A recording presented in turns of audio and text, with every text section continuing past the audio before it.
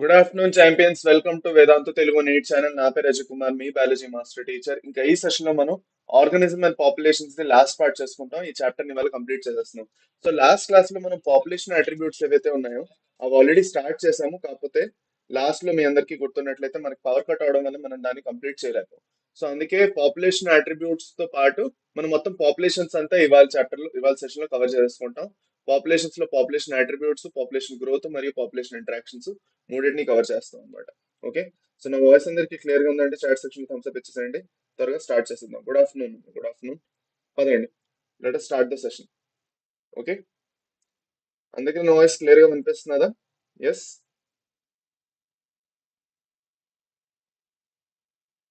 Good afternoon. Good afternoon. పదండి, start చేద్దాం. Let us start the session. Okay. So last class లో మనం population attributes discuss చేసుకోవడం మొదలెట్టేసాము already, if you all remember. Okay. దీంట్లో ఏంటంటే మనం బర్త్ రేట్ ఇంకా డెత్ రేట్ గురించి మాట్లాడుకుంటున్నాం, ఇఫ్ యూ ఆల్ రిమెంబర్. మీ అందరికీ గుర్తున్నట్లయితే. Okay. We are talking about birth rate and death rate. గుర్తున్నదా మీ అందరికి? లాస్ట్ లో మనకి కొంచెం పవర్ కట్ అవడం వల్ల ప్రాబ్లం అయింది. ఓకే. పదండి. ఓకే. సో బర్త్ రేట్ ఇంకా డెత్ రేట్ గురించి మనం మాట్లాడుతున్నప్పుడు బర్త్ రేట్ ఇంకా డెత్ రేట్స్ ని మనం ఎలా డిఫైన్ చేస్తాం, ఇంకా వాటిని ఎలా క్యాలిక్యులేట్ చేస్తాం అన్నది కూడా డిస్కస్ చేసుకున్నాం అనమాట. So with respect to that నేను మీకు లెటస్ సే మనకి నేను మీకు బర్త్ రేట్ చెప్పాను కదా. సో అన్నిటికన్నా పాపులేషన్ అట్రిబ్యూట్స్ లో అన్నిటికన్నా ఫస్ట్ బర్త్ రేట్ అన్నమాట. Population attributes. So population attributes లో మనం ఏం చేస్తామంటే ఆర్గానిజం ది పాపులేషన్స్ గురించి డిస్కస్ చేసుకుంటాం. ఏ అట్రిబ్యూట్స్ వలన మనకి పాపులేషన్ ఎక్కువ అవుతున్నది, తక్కువ అవుతున్నది, పాపులేషన్ లో గ్రోత్ వస్తున్నది, డిక్లైన్ వస్తున్నది. ఓకే. ఇవన్నీ పాయింట్స్ ఇక్కడ మనం డిస్కస్ చేసుకుంటాం ఈ టాపిక్. ఓకే. 1 minute.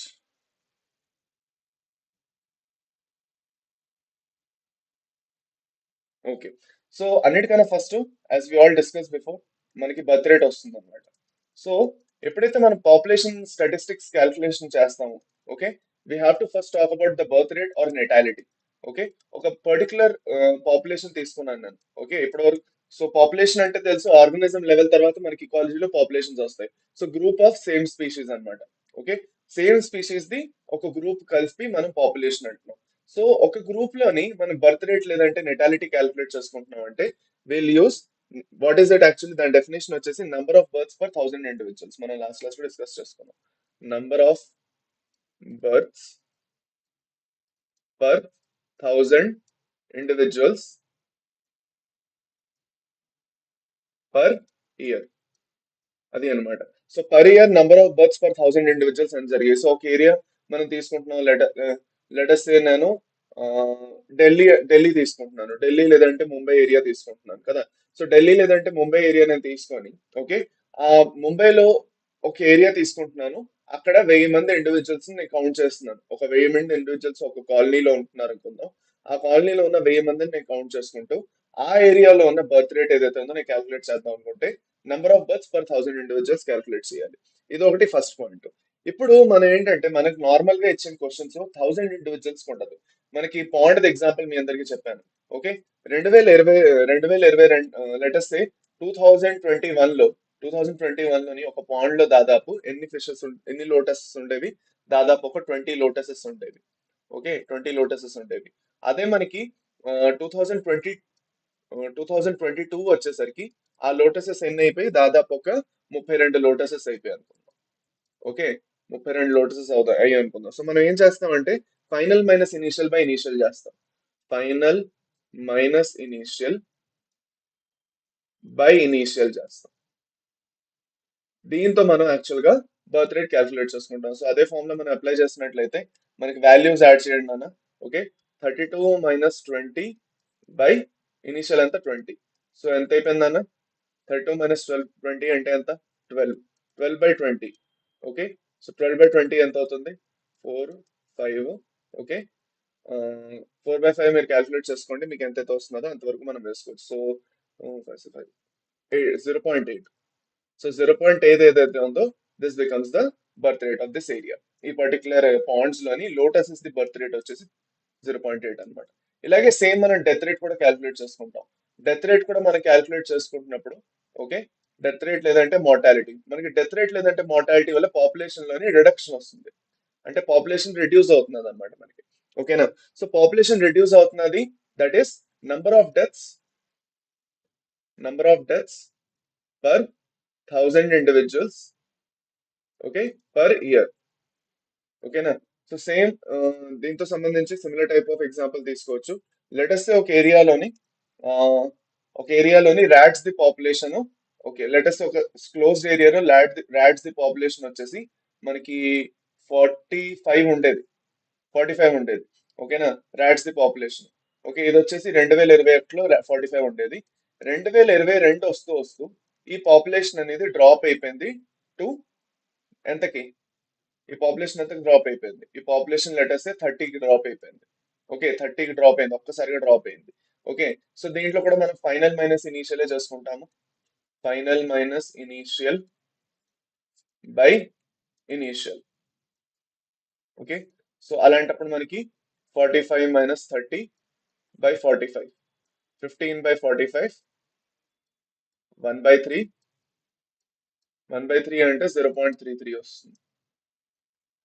ఓకే, ఇది వచ్చేసి దాదాపు మనకి డెత్ రేట్ ఆ ఏరియా. సో ఇలాగ మనం డెత్ రేట్ ఇంకా బర్త్ రేట్స్ అనేవి క్యాల్కులేట్ చేసుకుంటాం. ఓకే, ఇప్పుడు థర్డ్ ఇంపార్టెంట్ పాయింట్ వచ్చేసి sex ratio. Sex ratio sex ratio అంటే బేసిక్ గా మేల్స్ ఇంకా ఫీమేల్స్ మధ్యన ఏదైతే రేషియో ఉన్నదో, ఎంతమంది మేల్స్ ఉన్నారు ఎంతమంది ఫీమేల్స్ ఉన్నారు. So number of males, sorry, ఇది వచ్చేసి మనం ఎలా క్యాల్కులేట్, డౌట్ అంటున్నారు అమృత, డౌట్ అడగండి నన్ను. Number of females per 1000 males, number of females per 1000 males. ఇది వచ్చేసి మనకి ఏమవుతుంది? Number of females per 1000 males ఏమవుతుంది? It will be the sex ratio in this population. Okay, ఇది అన్నమాట. సో మనం నార్మల్ గా కూడా ఇప్పుడు మన ఇండియాలో మన సెక్స్ రేషియోస్ క్యాల్కులేట్ చేసుకున్నప్పుడు చూస్తాము. ఓకే, సౌత్ ఇండియన్ స్టేట్స్ లోకి వచ్చేసి కొంచెం పర్వాలేదు. నార్త్ ఇండియన్ స్టేట్స్ లో ఎస్పెషల్ గా హర్యానాలో చూసుకున్నట్లయితే చాలా ఫీమేల్ ఫిటిసైడ్స్ అక్కడ జరిగే పాస్ట్ లోని. దానివల్ల ఏమైందంటే అక్కడ సెక్స్ రేషియో చాలా ఎక్కువగా డ్రాప్ అయిపోయింది అనమాట. ఓకే, లేదు అంటే అమ్మాయి పుడుతున్నది అని తెలియగానే యాక్చువల్ గా అదే మీకు తెలుసు కదా, ఫీమేల్ ఫెటిసైడ్ అది అన్నమాట. సో మనకి మేల్ ఇంకా ఫీమేల్ మధ్యన సెక్స్ రేషియో అనేది మెయింటైన్ చేసి ఉంచడం చాలా ఇంపార్టెంట్ అయిపోతుంది. మనకి నేచర్ అనేది ర్యాండమ్ మేటింగ్ అయిన తర్వాత మేల్ ఇంకా ఫీమేల్ యాక్చువల్ గా ర్యాండమ్ గా సెలెక్ట్ అవుతారు. Okay, it is complete randomness that actually ensures the equal population of males and females in total population లో మనం చూసుకున్నట్లయితే. ఓకే, అర్థమైందా? సో మన టోటల్ పాపులేషన్ లో చూసుకున్నట్లయితే మేల్స్ ఇంకా ఫీమేల్స్ ఎవరైతే ఉన్నారో, ఓకే, వాళ్ళ పాపులేషన్ ఎప్పుడు కంపారిటివ్ గా ఈక్వల్ గా ఉండాలి. అక్కడ అన్ఈక్వల్ గా ఎప్పుడైతే పాపులేషన్ అవుతుందో అప్పుడు చాలా ప్రాబ్లమ్స్ వస్తాయి అనమాట. అది దాని తర్వాత let us go for the fourth one. Fourth population attribute. Fourth population attribute వచ్చేసి ఏజ్ పిరామిడ్స్. సో మనకి నార్మల్ గా ఆ, ఆలోచించుకున్నట్లయితే మీరు ఎకో సిస్టమ్ లో పిరమిడ్స్ చదువుతారు, కానీ ఆ pyramids of biomass, pyramids of energy, okay, అవన్నీ పిరమిడ్ ఆఫ్ నంబర్ అవి చదువుతారు. ఇవి వచ్చేసి ఏజ్ పిరమిడ్స్. ఏజ్ పిరమిడ్స్ ఏం చేస్తాయంటే మనకి వేరే వేరే ఒక పర్టికులర్ కంట్రీ తీసుకుందాం, లెటస్ ఇండియా తీసుకుందాం. ఇండియా, చైనా, లేదంటే రష్యా, ఇలాంటి వేరే వేరే కంట్రీస్ కి వేరే వేరే ఏజ్ పిరమిడ్స్ ఫామ్ చేస్తారు. ఈ ఏజ్ పిరమిడ్ లో ఏం చేస్తారంటే it is basically graphical representation of the individuals of various age groups. వేరే వేరే ఏజ్ గ్రూప్స్ లో ఉన్న ఇండివిజువల్స్ ది గ్రాఫికల్ రిప్రజెంటేషన్ అన్నమాట. సో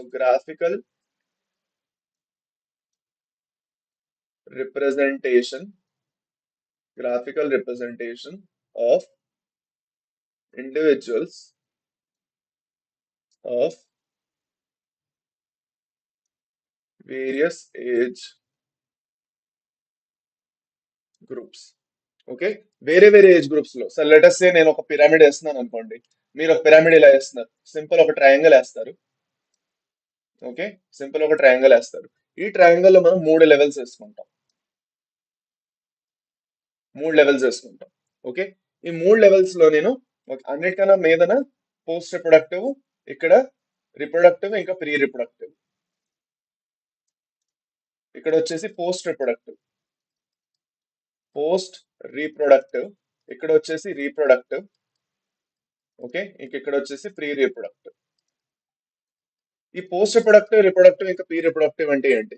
పోస్ట్ రిప్రొడక్టివ్ అంటే బేసిక్ గా మనకి ఏదైతే యాక్చువల్ గా జీరియాట్రిక్ పాపులేషన్ ఉన్నారు. సో పోస్ట్ రిప్రొడక్టివ్ ఎప్పుడైతే మనం అంటున్నామో we are actually corresponding to the geriatric groups.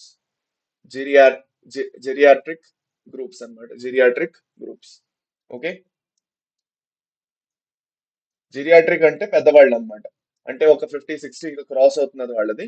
Okay, వాళ్ళని మనం జిరియాట్రిక్ గ్రూప్ అంటాం.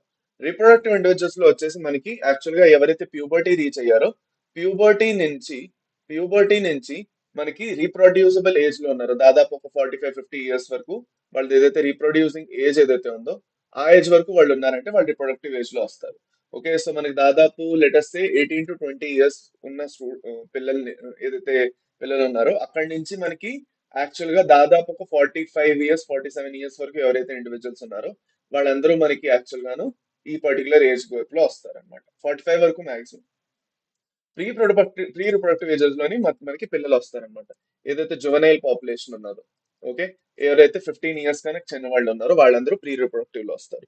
ఏదైనా కంట్రీలోని మనం గుర్తుపెట్టుకోవాల్సిన పాయింట్ ఏంటి అంటే, ఎప్పుడైతే మనం ఇది చూస్తున్నామో post productive reproductive pre reproductive లోని రీప్రొడక్టివ్ ఇండివిజువల్స్ ది పాపులేషన్ కంపారిటివ్ గా ఎక్కువ ఉండాలి. Okay, compare to post and pre reproductive. So ఎప్పుడు గుర్తుపెట్టుకోవాల్సిన పాయింట్ ఏంటంటే, మనకి number of pre reproductive individuals should be always higher than post and pre reproductive individuals. And especially మనకి పోస్ట్ రిప్రొడక్టివ్ ఇండివిజువల్స్ అందరికన్నా తక్కువ ఉండాలి కంపారిటివ్ గా.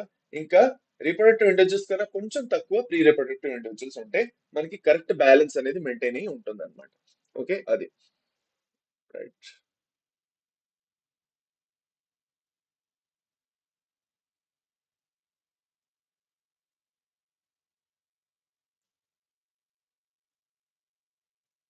1 minute ఆగండి అన్న.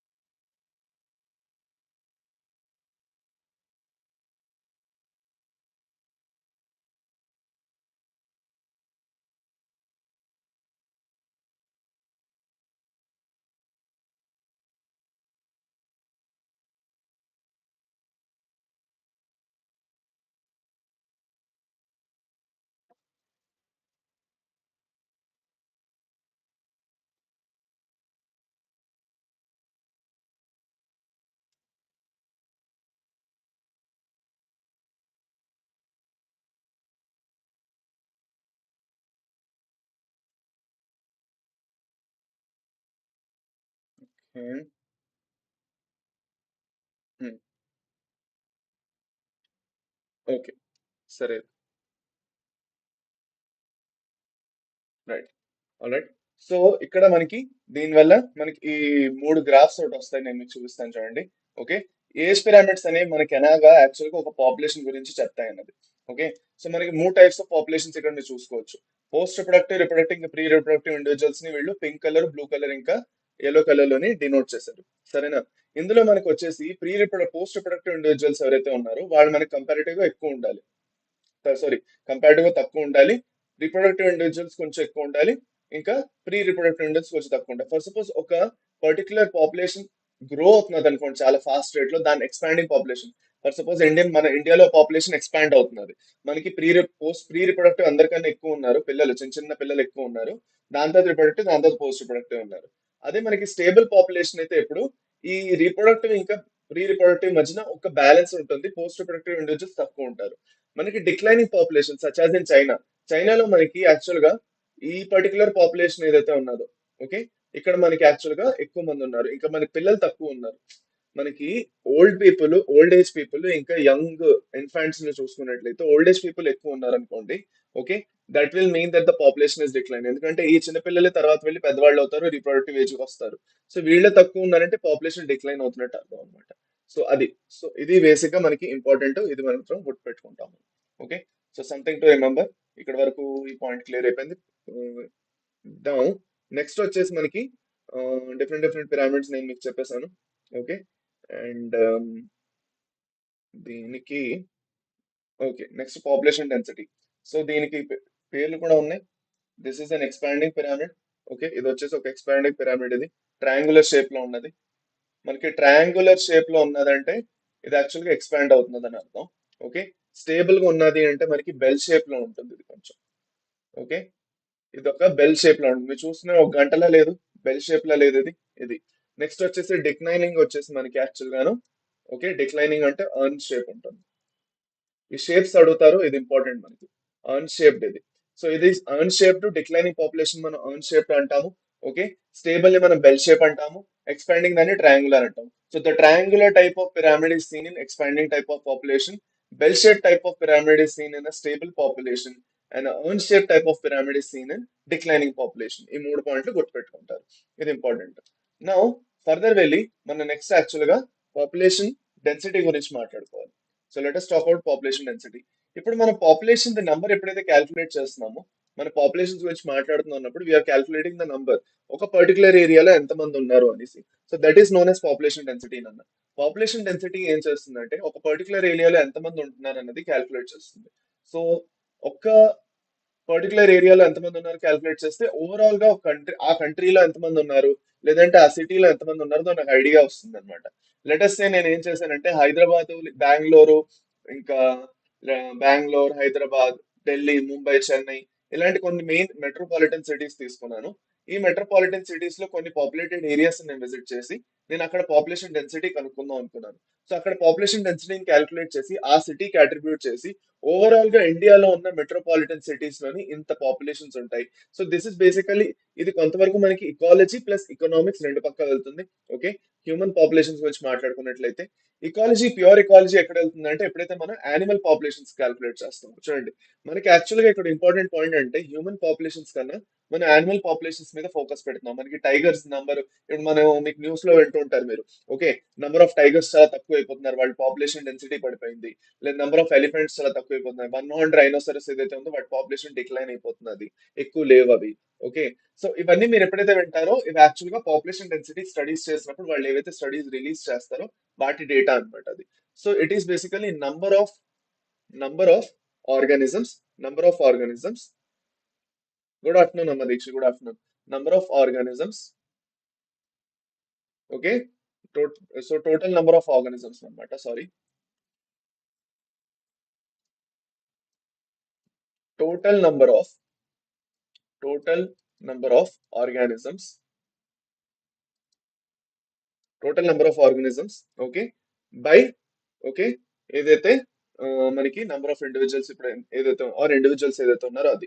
సో మనకి టోటల్ ఎన్ని నెంబర్ ఆఫ్ ఆర్గనిజమ్స్ ఉన్నాయి, లేదంటే ఎన్ని నెంబర్ ఆఫ్ ఇండివిజువల్స్ ఉన్నారు, okay, at a given point of time, at a given point of time మనం మాట్లాడుకుంటాం. So this is not by కాదు, ఇది ఆర్ అన్నమాట. ఇది this means are. Okay, are అని అర్థం. సో బై అని వేసుకోకండి, రాంగ్ అయిపోతుంది.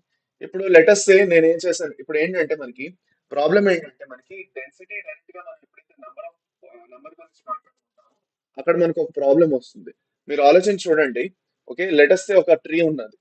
ఓకే, ఒక ట్రీ మనకి యాక్చువల్ గా చూసుకున్నట్లయితే ఒక పెద్ద ట్రీ మీద ఒకే ఒక ట్రీ ఉన్నది.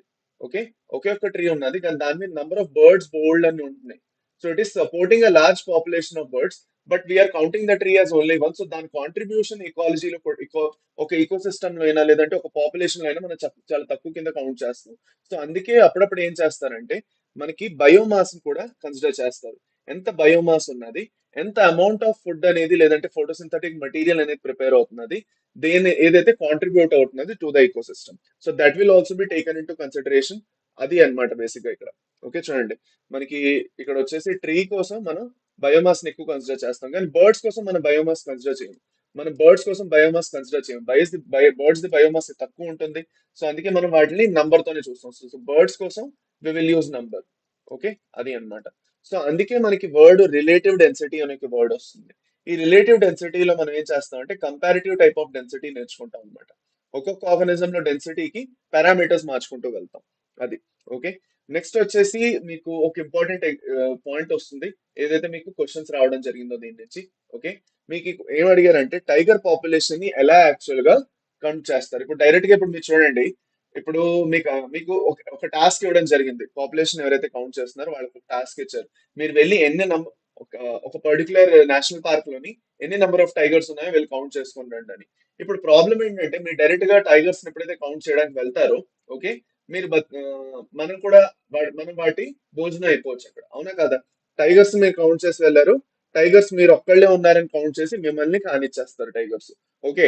సో అందుకే ఏం చేస్తారంటే ఈ డేంజర్ ని మనం యాంటిసిపేట్ చేసి ఏం చేస్తారంటే టైగర్ పాపులేషన్ ఏదైతే ఉందో, టైగర్స్ ది పాపులేషన్ ఏదైతే ఉందో అది కౌంట్ చేయడానికి ఒక పని చేస్తారు. ఈధర్ వాటిది ఫీకల్ పెల్లెట్స్ ఏవైతే ఉన్నాయో, ఫీకల్ పెల్లెట్స్ ఏవైతే ఉన్నాయో, డ్రై ఫీకల్ పెల్లెట్స్ అనేవి రిలీజ్ చేస్తాయి tigers. Okay, in the faecal matter ఏదైతే ఉందో అదేనా, లేదు అంటే వాటిది పగ్ మార్క్స్ ఏవైతే ఉన్నాయో, వాటి కాళ్ళు ఏవైతే ఉంటాయో పగ్స్ అంటారు వాటిని.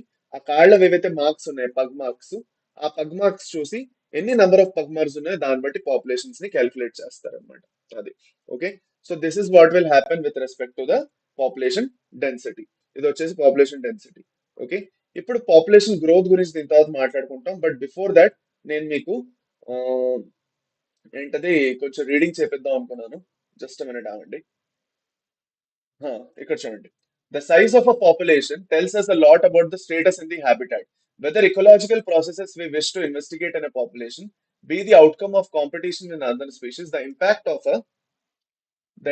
a predator or effect of pesticide application, we always evaluate them in terms of any change in the population size. మన పాపులేషన్ సైజ్ లో సంబంధించి ఏమైనా చేంజెస్ వచ్చాయా లేదా అని చెక్ చేసుకుంటుంటాం అనమాట. ఏదైనా కాంపిటీషన్ జరగడం వల్ల, లేదంటే పెస్టిసైడ్స్ స్ప్రే చేయడం వల్ల ఏదైనా ప్లాంట్ ది లేదంటే యానిమల్ స్పీషీస్ ఏమైనా పాపులేషన్ తగ్గిందా, దాన్ని బట్టి మనకి ఏం తెలుస్తుందంటే ఆ కాంపిటీషన్ తగ్గించడానికి మనం ఏం చేయాలి, వాటి పాపులేషన్ గ్రోత్ అవడానికి.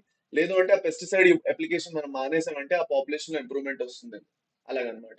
So the size in nature could be as low as less than 10, say, Bering cranes in Bharatpur wetlands, or go into millions, Chlamydomonas in a pond. So, the population size, the population size, more technically population density, need not necessarily be measured in numbers only. At numbers measure చేయాలని అక్కర్లేదు.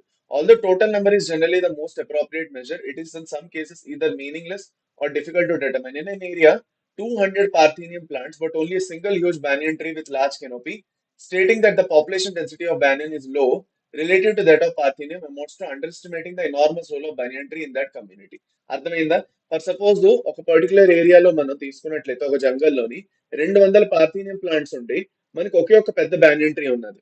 ఇప్పుడు నేను అంటాను banyan tree ఒకటే ఉన్నది, parthenium plants రెండు ఉన్నాయి. So banyan tree the contribution మనం తగ్గించేసినట్టు అవుతుంది అనమాట. Because the space it is occupying, the contribution it is giving in to the ecosystem, మనం దాన్ని కన్సిడర్ చేయము. అందుకే మనం అప్పుడు ఏం చేస్తామంటే పర్సెంట్ కవర్ తీసుకుంటాం. ఎంత పర్సెంట్ అది ఫారెస్ట్ లో కవర్ చేస్తున్నది, లేదంటే ఎంత బయోమాస్ ఉన్నది, ఆ మెజర్ ఏదైతే ఉందో సైజ్ కి బెటర్, పాపులేషన్ సైజ్ కి ఒక బెటర్ మెజర్ అయిపోతుంది. Total number is again not easily adaptable measure. Okay. ఎందుకంటే కంటిన్యూస్ గా మనకి ఎంత కౌంట్ చేసినా కూడా మనకి చేంజ్ అవుతూ ఉంటుంది వెదర్ కండిషన్స్ వల్ల అన్ని, అండ్ ఇట్ ఈస్ ఎగ్జాస్టింగ్ అనమాట. పదండి నెక్స్ట్. ఇప్పుడు certain ecological investigations no need to know absolute population densities, relative densities serve the purpose equally well. For instance ఇది మీకు అడుగుతారు, నన్ను క్వశ్చన్ అడుగుతారు, ఇది కాదు వినండి. The number of fish caught per trap is good enough measure for its total population density in the lake. ఒక lake లో ఎన్ని నెంబర్ ఆఫ్ ఫిషెస్ ఉన్నాయి కౌంట్ చేయమంటే మనకి కౌంట్ చేయడం కష్టం అవుతుంది. సో ప్రతిసారి మనం ట్రాప్ చేయడానికి ప్రతిరోజు నేను వెళ్తున్నాను ట్రాప్ చేస్తున్నాను. నేను ఒక ఏరియా ఆఫ్ లేక్ ని తీసుకున్నాను, అదే ఏరియాలో వెళ్ళి నేను యాక్చువల్గా చేపలు పట్టుకున్నాను. సో ఆ ఏరియాలో అంత ఒక నేను వెళ్ళిన లెటర్స్ మనకి ఇంత పెద్ద ఏరియా ఉన్నది లేక్. ఓకే. ఇంత పెద్ద లేక్ ఉంది, నేను ఈ ఏరియాలో వెళ్ళి చేపలు పట్టినప్పుడు నాకు 100 చేపలు వచ్చాయి. సో కంపారిటివ్ గా మొత్తం చూసుకున్నట్లయితే మనకి ఆ పర్టికులర్ లేక్ లో 300 నుంచి 350 చేపల వరకు ఉండొచ్చు అనేసి మనం ఎస్టిమేట్ చేసుకోవచ్చు అనమాట. అలాగా. Okay.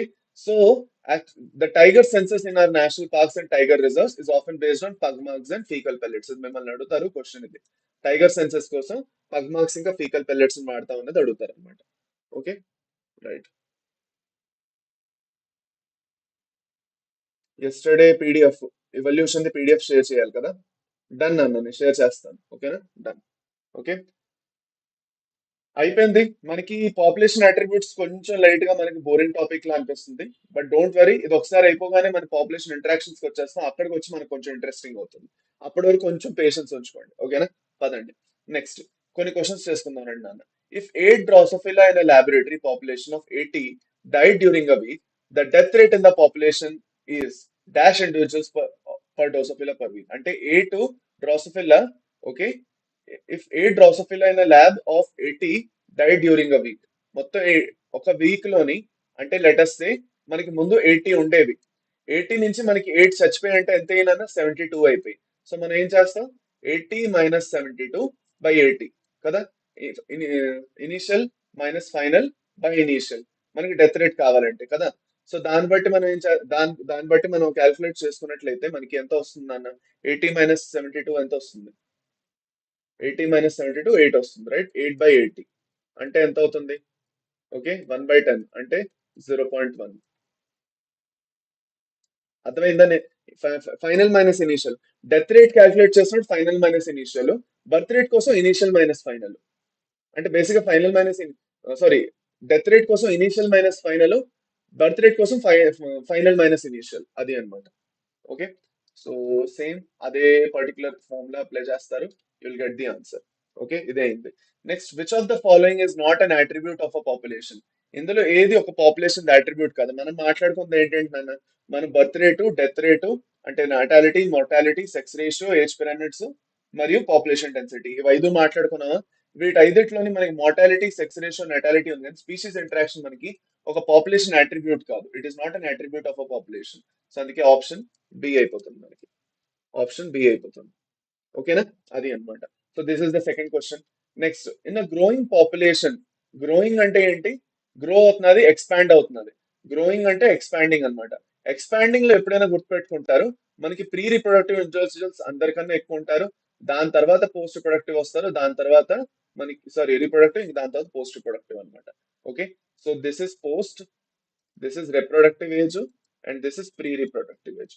Okay, so reproductive and pre-reproductive individuals are equal in number. Reproductive individuals are less than post. Pre-reproductive individuals are more than reproductive. Pre-reproductive less. So pre-reproductive individuals are more than the reproductive individuals. Option C. అర్థమైందా? సరేనా? అది అన్నమాట. So calculate చేసుకోవచ్చు. Next, niche అంటే ఏమిటి? What do we mean by niche? Niche అంటే ఏమిటి? మనం లాస్ట్ క్లాస్ లో చదువుకున్నాం. నీష్ అంటే ఒక పర్టికులర్ ఆర్గానిజం ది ఫంక్షనల్ రోల్ అన్నమాట. ఆ పర్టికులర్ ఆర్గానిజం ఆ పర్టికులర్ ఇకోసిస్టమ్ లో, లేదంటే ఆ పర్టికులర్ పాపులేషన్ లో ఏ రోల్ ప్లే చేస్తున్నది. ఓకే, సో లెటస్ సే ఒక ఇంట్లోనే నీష్ అనుకుందాం. ఒక ఇంట్లోని నలుగురు మెంబర్స్ ఉన్నారు, అమ్మ నాన్న, ఒక ఇద్దరు కొడుకులు ఉన్నారు అనుకోండి. సో ఫాదర్ ది రోల్ వచ్చేసి, ఫాదర్ వెళ్ళి జాబ్ చేస్తున్నారు, వస్తున్నారు.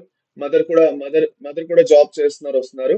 కాకపోతే ఫాదర్ యాక్చువల్ గాను బయట నుంచి ఏమైనా సామాన్లు తేవాలన్నా తేవడం అదిను అవన్నీ చేస్తున్నారు. మదర్ వెళ్ళి అంటే ఆఫీస్కి వెళ్ళి వస్తున్నారు, లేదంటే వర్క్ వెళ్ళి వచ్చి ఇంట్లో కుకింగ్ లో దాంట్లోని హెల్ప్ చేస్తున్నారు. ఇద్దరు పిల్లలు ఉన్నారు.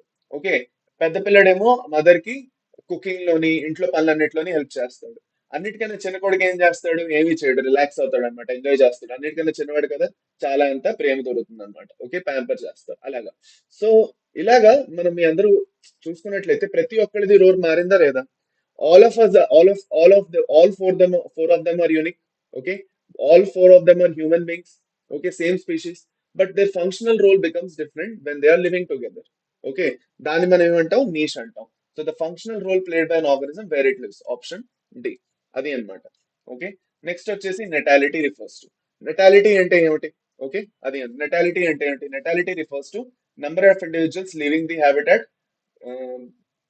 Birth rate, okay, death rate, number of individuals enter in the habitat. So natality అంటే బర్త్ రేట్, సింపుల్. దీంట్లో పెద్దగా మనం డిస్కస్ చేయాల్సిన అవసరం కూడా లేదు. ఓకేనా? పదండి next. A country with a high rate of population growth took measure to reduce it. Okay, ఒక కంట్రీలోని పాపులేషన్ గ్రోత్ చాలా ఫాస్ట్ గా అవుతున్నది, ఎక్స్పాండ్ పిచ్చి పిచ్చిగా అవుతున్నది అనమాట. ఇండియానే తీసుకుందాం. The figure below shows 8 sex pyramids of populations A and B 20 years apart. Select the correct interpretation about them. Okay, ఇప్పుడు ఇప్పుడు నా వెనకాతలు మీకు వచ్చింది కాబట్టి మనం మాయమైపోదామా? 2 minutes మాయమైపోవాలా? మాయం. ఇప్పుడు మీకు కనిపిస్తున్నాయా పిరమిడ్స్ అందరికి? పిరమిడ్ అందరికి కనిపిస్తున్నది కదా? ఇప్పుడు చెప్పండి అన్న.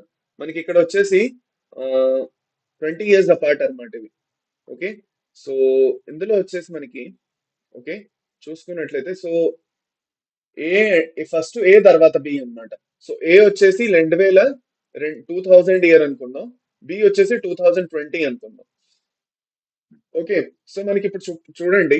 ఓకే, ఆ, మనకి ఏదైతే పాపులేషన్ ఉన్నదో, పాపులేషన్ లో చూడండి, A is the earlier pyramid and no change has occurred in the growth rate. A is more recent, show slight reduction in growth rate. Okay, B is earlier pyramid and show stabilised growth rate, and B is more recent. మనం ఇక్కడ guess చేయాలి ఏది ఎర్లియో.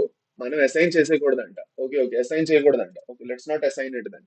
So మన okay, మనం మనం assign చేయకూడదు కాబట్టి వీళ్ళేమో మనల్ని గెస్ట్ చేయమని చెప్తున్నారు. సో మనం గెస్ట్ చేయాలన్నమాట ఇక్కడ.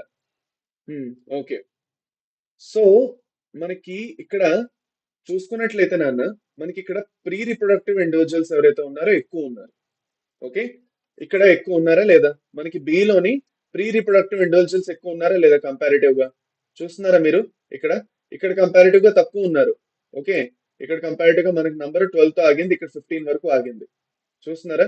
సో మనకి పాపులేషన్ తగ్గించడానికి మెజర్స్ తీసుకున్నారు కాబట్టి ఇది 2000 అయితే, తగ్గించినప్పటికల్లా 2020 అయినప్పటికల్లా పాపులేషన్స్ కొంచెం తగ్గాయి అన్నమాట. దాన్ని బట్టి మనం చూసుకున్నట్లయితే ఇక్కడ పాపులేషన్ పూర్తిగా ఇటుపక్క వరకు పూర్తిగా ఉన్నాయి. రైట్, ఇది కరెక్టే. సో దాన్ని బట్టి B is more recent and showing that the population is very young. B is the earlier, A is more recent, A is the earlier pyramid. So A is more recent and shows slight reduction in the growth rate. అది అవుతుంది, option B అవుతుంది. Option B అర్థమైందా? అది అన్నమాట. So చాలా తక్కువ ఇలాంటి questions ఇవ్వడం, బట్ ఇస్తే మీరు కూడా రెడీగా ఉండాలి కదా, మీకు తెలిసి ఉండాలి ఎలా ఉంటాయి క్వశ్చన్స్, అందుకే నేను మీకు చేపిస్తున్నాను. Okay, next, geometric representation of a structure is a characteristic of. Geometric representation of a structure is a characteristic of. A structure okay characteristic లేదంటే అట్రిబ్యూట్ కూడా అనొచ్చు. మనం ఏదైతే చేసామో ఇది ఏ స్ట్రక్చర్ ఒక క్యాల్కులేషన్ చేసాం కదా ఇప్పుడు మనం, ఇది ఏంటి, ఇది ఏజ్ పిరామిడ్, దేనిది, ఇది population. It is an attribute of a population. It is the attribute of a population అనమాట అది. Okay, next, the given age pyramid represents a fast expanding population, slowly expanding population, stable population, declining population. So మనం ఇది ఏ shape లో ఉంది నాన్న? మీరు అందరూ చూసుకున్నట్లయితే it is in bell shape. ఇది యాక్చువల్ గా బెల్ షేప్ లో ఉంది. This population is in bell shape. Okay, this population is in bell shape. Okay, పదండి. సో బెల్ షేప్ పాపులేషన్ ఏదైతే ఉన్నదో ఇందులో మనకి ఎలాంటి టైప్ ఆఫ్ పాపులేషన్ ఇది, మనకి stable, expanding, declining? Bell shape వచ్చేసి మనకి ఏమవుతుంది, మనకి స్టేబుల్ పాపులేషన్ అవుతుంది, ఆప్షన్ 3. ఓకే, నెక్స్ట్, అది అన్నమాట. So let us talk a little bit about MVSAT నాన్న. ఇవాళ రేపు వచ్చేసి మీకు లాస్ట్ డేట్ ఎంవిసాట్ కి. So if you're really do preparing for NEET, మీ 11th లో ఉన్న 12th లో ఉన్న కూడా ఎంవిసాట్ ఇవ్వచ్చు. ఓకే, ఎంవిసాట్ ఇస్తే మీకు యాక్చువల్ గా మీరు దీంట్లో చాలా బాగా స్కోర్ చేశారు అంటే మీకు అప్ టు 100% స్కాలర్షిప్స్ దొరుకుతాయి వేదాంతుది ఆన్లైన్ ఇంకా ఆఫ్లైన్ కోర్సెస్ లో. ఓకే, ఇప్పుడు ఎంవిసాట్ ఏదైతే ఉందో 27th అక్టోబర్ వరకు ఎక్స్టెండ్ చేయబడింది ముందు. సో రేపటి వరకు మీకు టైం ఉన్నది. ఆన్లైన్ లో మీరు ఇద్దాం అనుకుంటున్నారంటే, ఆఫ్లైన్ లో ఇద్దాం అన్నా కూడా రేపు వేదాంతు ఆఫ్లైన్ సెంటర్స్ అన్నింటిలో నేను ఎంవిసాట్ టెస్ట్ అనేది కండక్ట్ చేయడం జరుగుతుంది. కింద డిస్క్రిప్షన్ లో లింక్ ఉంటుంది, మీరు చెక్ చేసుకోవచ్చు. ఇది ఒక 1 hour ఎగ్జామ్ ఉంటుంది అంతేనా. ఓకే, మీరు ఆన్లైన్ లో చేద్దాం అన్నా కూడా ఓకే, 1 hour ఎగ్జామ్ ఉంటుంది అంతే. గంట సేపులో మీరు 60 క్వశ్చన్స్ చేయాలి. 60 minutes 60 క్వశ్చన్స్ అనమాట. ఓకే, 15 ఫిజిక్స్, 15 కెమిస్ట్రీ, 30 బయాలజీ క్వశ్చన్లు. ఓకే, అన్ని క్వశ్చన్స్ కి కరెక్ట్ ఆన్సర్ అయితే +4, రాంగ్ అయితే -1. Total 240 marks question paper. 11 students అందరికి 11 సిలబస్, 12th అందరికి 12 సిలబస్ పూర్తిగా ఉంటుంది అనమాట. సో ఇఫ్ యూర్ ఇంట్రెస్టెడ్, కింద డిస్క్రిప్షన్ లింక్ ఉంది, క్లిక్ చేయండి. ఆన్లైన్ లో కావాలంటే మీరు టెస్ట్ ఎప్పుడైనా తీసుకోవచ్చు. ఓకే, పదండి, మనం మన టాపిక్ కి రిటర్న్ వచ్చేద్దాం. ఓకే, పదండి, రండి నన్ను. రైట్, సో ఇప్పుడు మనం నెక్స్ట్ ఏం చేస్తున్నాం అంటే ఇంకా పాపులేషన్ గ్రోత్ పక్కకి వెళ్దాం. So let us talk about population growth. ఒక పాపులేషన్ లోని గ్రోత్ రావాలన్నా, డిక్లైన్ రావాలన్నా ఓకే, ఏ ఈవెంట్స్ వల్ల జరుగుతుంది అది అన్నమాట మనం ఇప్పుడు డిస్కస్ చేసుకోబోయేది. సో 4 ఫ్యాక్టర్స్ ఉన్నాయి. There are basically 4 factors that will actually influence the population growth. There are actually 4 factors that will influence the population growth. Okay, the 4 factors are number 1, అన్నిటికన్నా ఫస్ట్. సో మనం population చూసుకున్నట్లయితే ఇలా ఉంది అనుకోండి. Okay, ఇలా ఉన్నది population density అంటే, population density ఇలా ఉన్నది అనుకోండి. ఓకే, పాపులేషన్ డెన్సిటీ మనకి ఇలా ఉన్నది. ఇది ఫర్ సపోజ్ మనకి పెరగాలి, పెరుగుతున్నది అంటే దేని వల్ల పెరుగుతున్నది, నెటాలిటీ వల్ల. నెటాలిటీ అంటే బర్త్ రేట్. ఆలోచించండి నాన్న, మనకి బర్త్ ఏదైనా పాపులేషన్ లోపల మనకి నెంబర్ ఆఫ్ బర్త్స్ ఎక్కువ ఏంటి ఏమవుతుంది, పాపులేషన్ పెరుగుతుంది అలాగా. ఓకే, అదే నేను ఫర్ సపోజ్ బయట నుంచి కొంతమంది వచ్చారు. ఓకే, ఆ, మనకి లెటెస్ట్ నేను అంటాను విశాఖపట్నం. సో విశాఖపట్నంలోని ఏం జరిగింది, పర్ 1000 ఇండివిజువల్స్ 50 మంది పుట్టారు. సో దానివల్ల పాపులేషన్ పెరిగింది. అది కాకుండా పర్ 1000 ఇండివిజువల్స్ మనకు కొంతమంది వస్తున్నారు కూడా బయట సిటీస్ నుంచి. సో ఇమిగ్రేషన్ కూడా జరుగుతున్నది. ఇమిగ్రేషన్ జరగడం వల్ల కూడా మనకి యాక్చువల్ గా పాపులేషన్ లో యాక్చువల్ గా గ్రోత్ అనేది వస్తుంది. ఏ ఫ్యాక్టర్స్ వల్ల యాక్చువల్ గా పాపులేషన్ లో డిక్లైన్ వస్తుంది? మనకి ఎవరైనా యాక్చువల్ గాను చనిపోయారంటే పాపులేషన్ లో, దానివల్ల పాపులేషన్ లో డిక్లైన్ వస్తుంది. సో మనకి మోర్టాలిటీ ఏదైతే ఉందో అది మోర్టాలిటీ ఒక పక్క నుంచి, ఇంకో పక్క నుంచి మనకి మైనస్ ప్లస్ సింబల్స్ పాపులేషన్ పెరుగుతున్నాయి తగ్గిస్తున్నాయి అన్నది. ఇది వచ్చేసి ఎమిగ్రేషన్. ఎమిగ్రేషన్ అంటే వదిలేసి వెళ్ళిపోవడం అనమాట సిటీ. సో ఈ నాలుగు ఏవైతే ఉన్నాయో పాయింట్స్ ఒక పర్టికులర్ ఏరియాలోని, ఓకే, ఒక పర్టికులర్ ఏరియాలోని మనకి యాక్చువల్గా పాపులేషన్ ఎక్కువ అవుతున్నదా తక్కువ అవుతున్నదా అనేది డిసైడ్ చేస్తాయి అన్నమాట. అది. సో దీని తర్వాత మనం మాట్లాడుకోవాల్సింది growth models. Okay, we have to talk about the growth models. కదండి, పాపులేషన్ గ్రోత్ అనేది ఎలా అవుతున్నది ఏంటనేది దానికోసం మనం కొన్ని గ్రోత్ మోడల్స్ డిస్కస్ చేసుకుంటాం. Growth models. Growth models. Okay. So మనకి పాపులేషన్ గ్రోత్ చదవడానికి మనం యాక్చువల్ గాను, ఓకే, పాపులేషన్ గ్రోత్ చదవడానికి మనం యాక్చువల్ గా చూసుకున్నట్లయితే మనకి రెండు టైప్స్ ఆఫ్ గ్రోత్ మోడల్స్ చదువుతాం. ఒకటి ఎక్స్పోనెన్షియల్ లేదంటే జామెట్రిక్ గ్రోత్ కర్వ్, రెండోది మనకి అరిథమెటిక్ గ్రోత్ కర్వ్. ఇది మనం యాక్చువల్ గా మీ అందరికి గుర్తున్నట్లయితే మనకి ఎక్స్పోనెన్షియల్ తర్వాత ఇది 1 మినిట్, ఒకటి లాజిస్టిక్ వస్తుంది, ఏదైతే లాజికల్ గా ఉంటుందో దాన్ని అరిథమెటిక్ అని కూడా అంటాము. మాట్లాడుకుంటాం దాన్ని. పదండి, లెట్ us స్టార్ట్ నాన్న. అన్నిటికన్నా first exponential growth curve. Exponential లేదు అంటే దీన్ని జియోమెట్రిక్ అని కూడా అంటాం. Geometric growth growth curve. Okay. Okay, చూడండి, మనకి ఎక్స్పోనెన్షియల్ లేదంటే జామెట్రిక్ గ్రోత్ కర్వ్ ఏదైతే ఉందో ఓన్లీ మనం స్టడీస్ కోసం వాడతాం, కానీ ఇది రియలిస్టిక్ కాదు. ఓకే, దీనికి రీజన్ కూడా చెప్తాను. మనకి ఎక్స్పోనెన్షియల్ గ్రోత్ మోడల్స్ ఏవైతే ఉన్నాయో యాక్చువల్ గాను ఒక పర్టికులర్ మనం సిమ్యులేట్ మాత్రం చేయొచ్చు, కానీ ఇన్ రియాలిటీ ఇలాంటివి ఎగ్జిస్ట్ చేయవు. So it is not realistic. It is not realistic. ఇది రియలిస్టిక్ కాదు. It is not realistic. So దీంతో సంబంధించి ఒక ఇంపార్టెంట్ పాయింట్ మనం మాట్లాడుకుందాం. చూడండి, మనం లెటర్స్ నేను ఏం చేశానంటే ఒక బ్యాక్టీరియా నేను తీసుకున్నాను. ఓకే. సో నేను ఏం చేశాను, ఓకే, లెటర్స్ సాత్విక. సాత్విక్ సాత్విక ఏమో ఒక రోజు అనుకున్నారు. ఓకే. సాత్విక ఏమైంది, సారీ ఏమో బాధపడకండి, నేను I'm not making fun of anyone, just normal గా ఒక రెఫరెన్స్ అన్నమాట. సో నేను ఏం చేశానంటే సాత్విక ఒక రోజు ఏం చేశారంటే సాత్వికకి షవర్మ అంటే చాలా ఇష్టం అన్నమాట. ఓకే.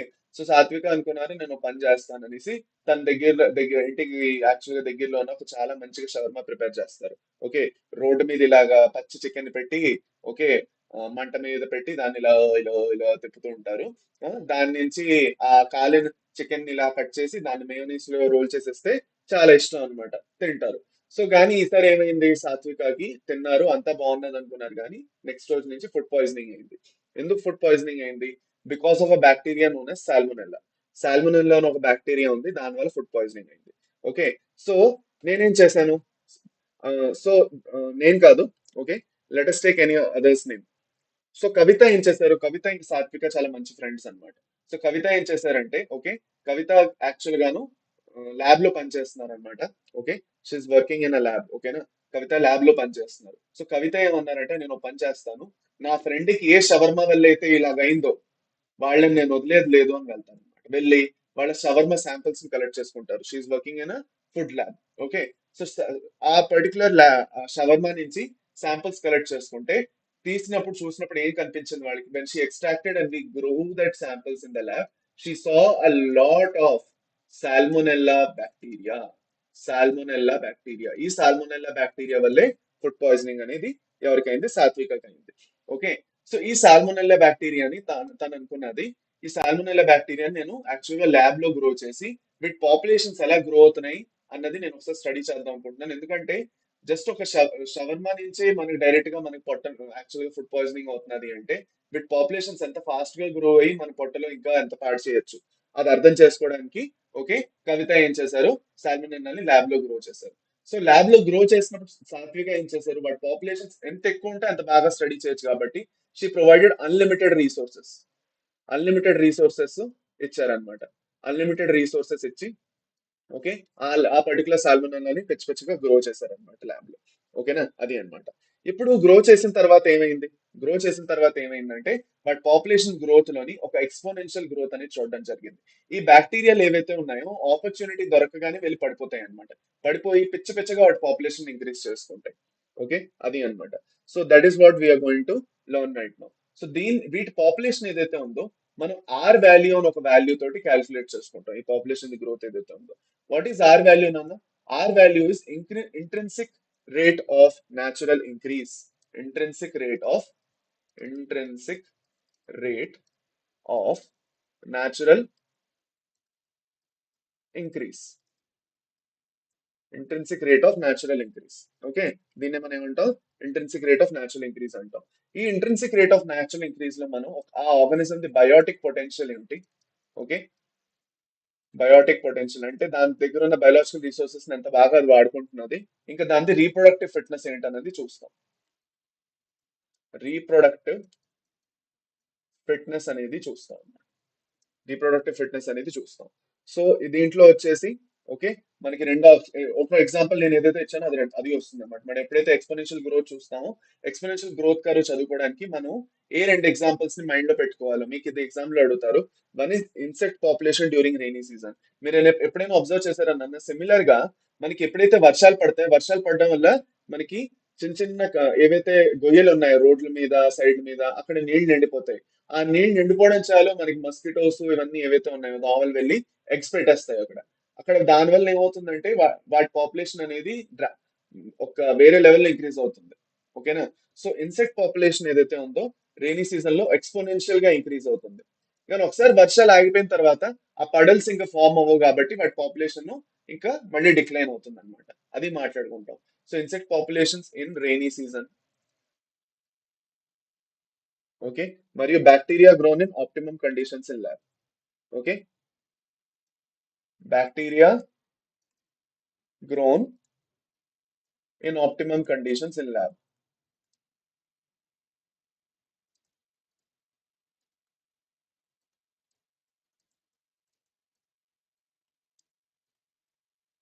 అన్నమాట. ఇవి రెండు మనకి ఎగ్జాంపుల్స్ కింద వస్తాయి.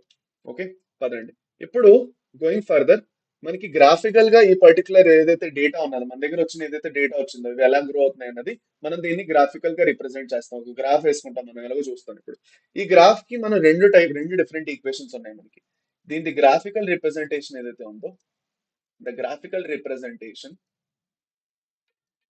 The graphical representation okay will have two types of equations. ఈ రెండు టైప్స్ ఆఫ్ ఈక్వేషన్స్ మీకు ఎగ్జామ్ లో అడుగుతారు. ఈ రెండు టైప్స్ ఆఫ్ ఈక్వేషన్స్ మీకు ఎగ్జామ్ లో అడుగుతారు.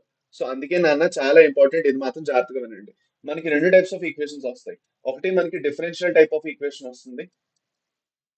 సో ఇక్కడ మనకు వచ్చేసి కొంచెం మ్యాథ్స్ వచ్చేస్తుంది అన్న, అందుకే మనకి కన్ఫ్యూజన్ అవుతుంది. మనకి డిఫరెన్షియల్ ఇంటిగ్రల్ ఈక్వేషన్స్ అవి వస్తాయి కాబట్టి.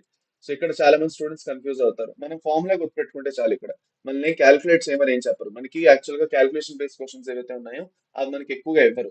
సో మీరు అది టెన్షన్ పడాల్సిన అవసరం ఏమీ లేదు. ఓకే, డిఫరెన్షియల్ ఈక్వేషన్ మనకి ఏదైతే ఉందో అది వచ్చేసి dn by dt is equal to b minus d is equal to b minus d n. Okay, ఇది వచ్చేసి దీంట్లో ఎన్ ఏదైతే ఉందో మనం యాక్చువల్గా గ్రోత్ మీడియం అది ఇచ్చి దాని గ్రో అవ్వక ముందు పాపులేషన్ అన్నమాట. So N is the initial population.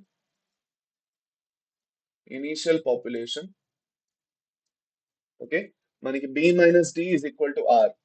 B minus D is equal to B అంటే బర్త్ రేటు, డి అంటే death rate, natality mortality. Okay, అంటే మనకి ఎన్ని నెంబర్ ఆఫ్ బర్త్స్ అవుతున్నాయో minus number of deaths. Okay, so natality మనకి let us సే 1 ఉన్నది, mortality మనకి 0.5 ఉన్నది. అంటే intrinsic rate of natural increase అంటే పాపులేషన్ ఇంక్రీజ్ ఎలా అవుతున్నది? 10 మంది పుడుతున్నారంటే 5 మంది చనిపోతున్నారు. సో దాని లెక్క బట్టి మనం చూసుకున్నట్లయితే మనకి 5 మందిది పర్ క్యాపిటా మనకి యాక్చువల్గా ఏమవుతున్నది? ఇంక్రీజ్ అనేది జరుగుతున్నది పాపులేషన్, ఆ లెక్క అన్నమాట. Okay, so b minus D is equal to r. So అందుకే ఈ పర్టికులర్ వాల్యూని మనం ఇక్కడ కన్సిడర్ చేస్తూ dn/dt is equal to dn/dt is equal to rn అని రాసుకుంటాం. ఓకే, సో మనకి ఈ ఈక్వేషన్ అయినా ఇవ్వచ్చు, లేదంటే ఈ ఈక్వేషన్ ఇవ్వచ్చు, differential equation. Now there is another equation known as the integral equation. Integral equation లో మనం వాడతాం n టీ అంటే population at time t. Okay, మనకి ఎన్ నాట్ ఈఆర్టీ. ఓకే, ఇందులో మనకి యాక్చువల్ గాను ఓకే ఎన్టీ ఏదైతే ఉందో ఇది ఫైనల్ పాపులేషన్ అన్నమాట. Final population, final population at time t, at time t. అంటే మనం 1 మంత్ తీసుకున్నాం అంటే 1 మంత్ అనేది మనకి ఫైన్, మనకి ఎన్టీ అవుతుంది అనమాట. ఎన్ నాట్ వచ్చేసి మన అంటే మనకి లెటెస్ట్ నేను అక్టోబర్ 20, ఇవాళ ఎంత, అక్టోబర్ 26. నేను అక్టోబర్ 26కి యాక్చువల్ గా బ్యాక్టీరియాని గ్రో చేయడం మొదలెట్టి నేను ఏం చేశానంటే నవంబర్ 6 తారీఖు వరకు ఆగాను. సో 10 days ని గ్రో చేశాను అనుకుందాం, లేటెస్ట్ 9 to 10 days గ్రో చేశాను.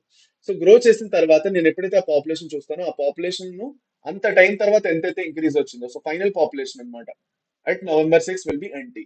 ఎన్ నాట్ ఇప్పుడున్న పాపులేషన్, ఇప్పుడు నేను స్టార్ట్ చేసినప్పుడు ఎప్పుడైతే నేను గ్రోత్ యాక్చువల్ గా ల్యాబ్ లో స్టార్ట్ చేస్తున్నాను. Okay, so n naught is the initial population, n naught is the initial population.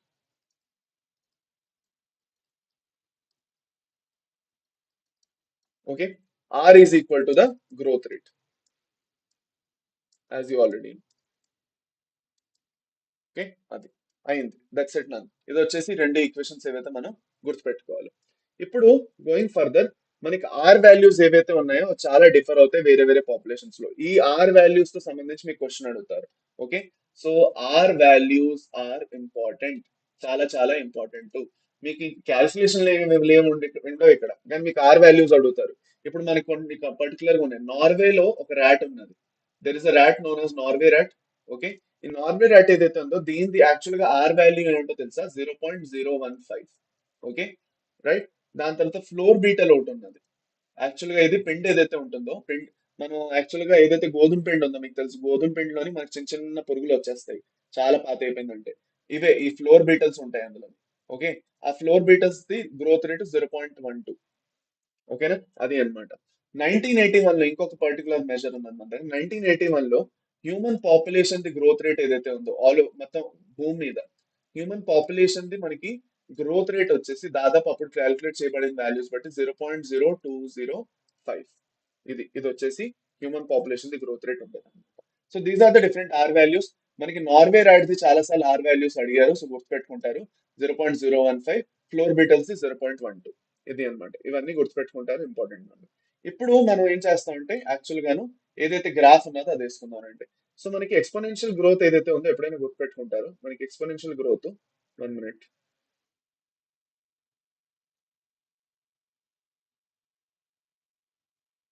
Okay, ఏదైనా పాపులేషన్ కి మనం అన్లిమిటెడ్ రిసోర్సెస్ ప్రొవైడ్ చేస్తున్నాం.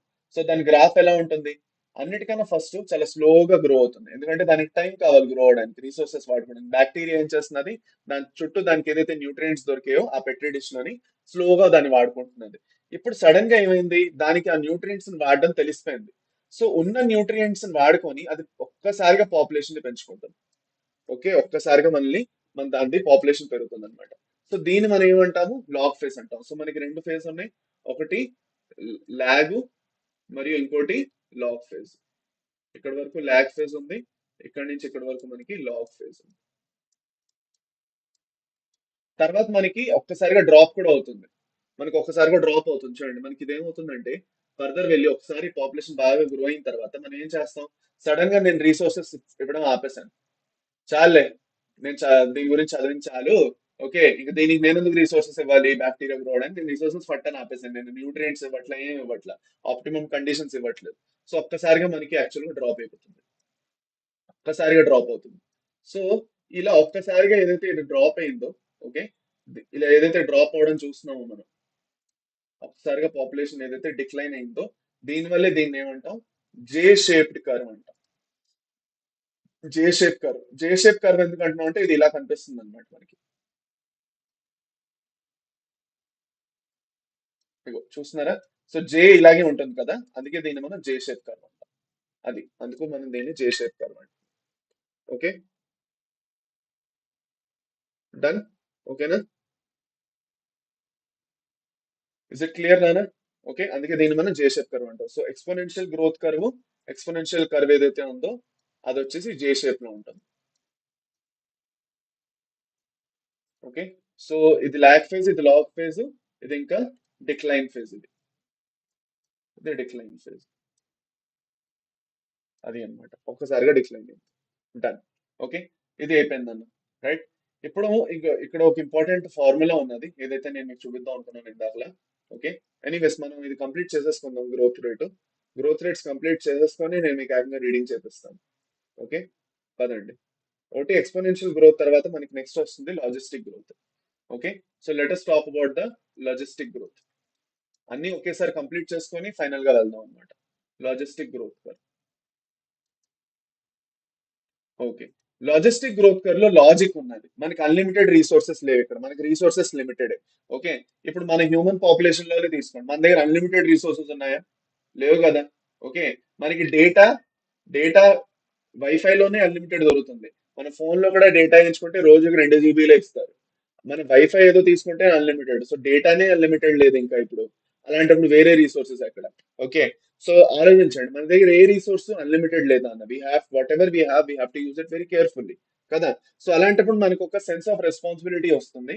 ఇంకా మన రిసోర్స్ జాగ్రత్తగా వాడుకుంటూ మనం ఒక సస్టైనబుల్ పాపులేషన్, లేదంటే ఒక సస్టైనబుల్ డెవలప్మెంట్ ని మనం యాక్చువల్ గా కోరుకుంటాం, అవునా కదా. ఇప్పుడు మన దగ్గర రెండు ఆప్షన్స్ ఉన్నాయి నాన్న. మనకి 100 రోజులతో సంబంధించిన రీసోర్సెస్ ఉన్నాయి. ఒక బ్యాక్టీరియా అయితే ఇలాగే ఆలోచిస్తుంది, దాని దగ్గర 100 రోజులతో సంబంధించిన రీసోర్సెస్ ఉన్నాయి. ఐదర్ ఒక 20 మంది పాపులేషన్ తోటి ఆ 100 రోజుల్లో ఉన్న రీసోర్సెస్ ని వాడుకోవచ్చు, లేదంటే పాపులేషన్ జైమని ఇంక్రీజెస్ చేసుకొని ఉన్న రీసోర్సెస్ అన్ని యూటిలైజ్ చేసి పడేయచ్చు. పాపులేషన్ ఒక 1000 మంది వెళ్ళిపోయింది, కానీ రీసోర్సెస్ 100 మందికే ఉంది కాబట్టి పాపులేషన్ గ్రో అయిపోయినా ఒక్కసారిగా పడుతుంది ఎక్స్పోనెన్షియల్ గ్రోత్ కర్వ్ లాగా. కానీ ఇక్కడ అలా కాదు మనకి. ఓకే. ఇక్కడ మనకి అలా కాదు, ఇక్కడ మనకి లిమిటెడ్ రీసోర్సెస్ ఉంటాయి. సో ఎక్కడైతే మనకి లిమిటెడ్ రీసోర్సెస్ ఉంటుందో there comes the carry capacity. Carrying capacity చాలా ఇంపార్టెంట్, గుర్తుపెట్టుకోండి. What is k or carrying capacity? Carrying capacity అంటే ఏంటి? క్యారింగ్ కెపాసిటీ అంటే మనం ఎకో సిస్టమ్ లో కూడా వస్తుంది మనకి ఇది. ఓకే. క్యారింగ్ కెపాసిటీ అంటే maximum number of individuals and ecosystem can manage. Okay. మనకి maximum number of individuals maximum number of individuals that an ecosystem can manage, that an ecosystem can manage. ఎంతైతే ఒక ecosystem manage చేయగలుగుతుందో ఆ లెక్క అన్నమాట. Okay. ఒక ecosystem ఏదైతే ఉందో ఎంతవరకు మేనేజ్ చేయగలుగుతున్నది. ఒక 100 మంది పాపులేషన్ ని మేనేజ్ చేయగలదు, 120 మంది ఉన్నారంటే ఆ ఏరియాలోని మేనేజ్ చేయగలదు ఈకోసిస్టమ్? చేయలేదు. సో ఎప్పుడైతే ఫర్ సపోజ్ మనకి నంబర్ ఆఫ్ పాపులేషన్ పెరుగుతున్నది అనుకోండి, అలాంటప్పుడు మనకి బోల్డ్ అని ఫ్యాక్టర్స్ వచ్చేస్తాయి. మనకి పాపులేషన్ ఇంటరాక్షన్ స్టార్ట్ అయిపోతాయి, కాంపిటీషన్. ఓకే.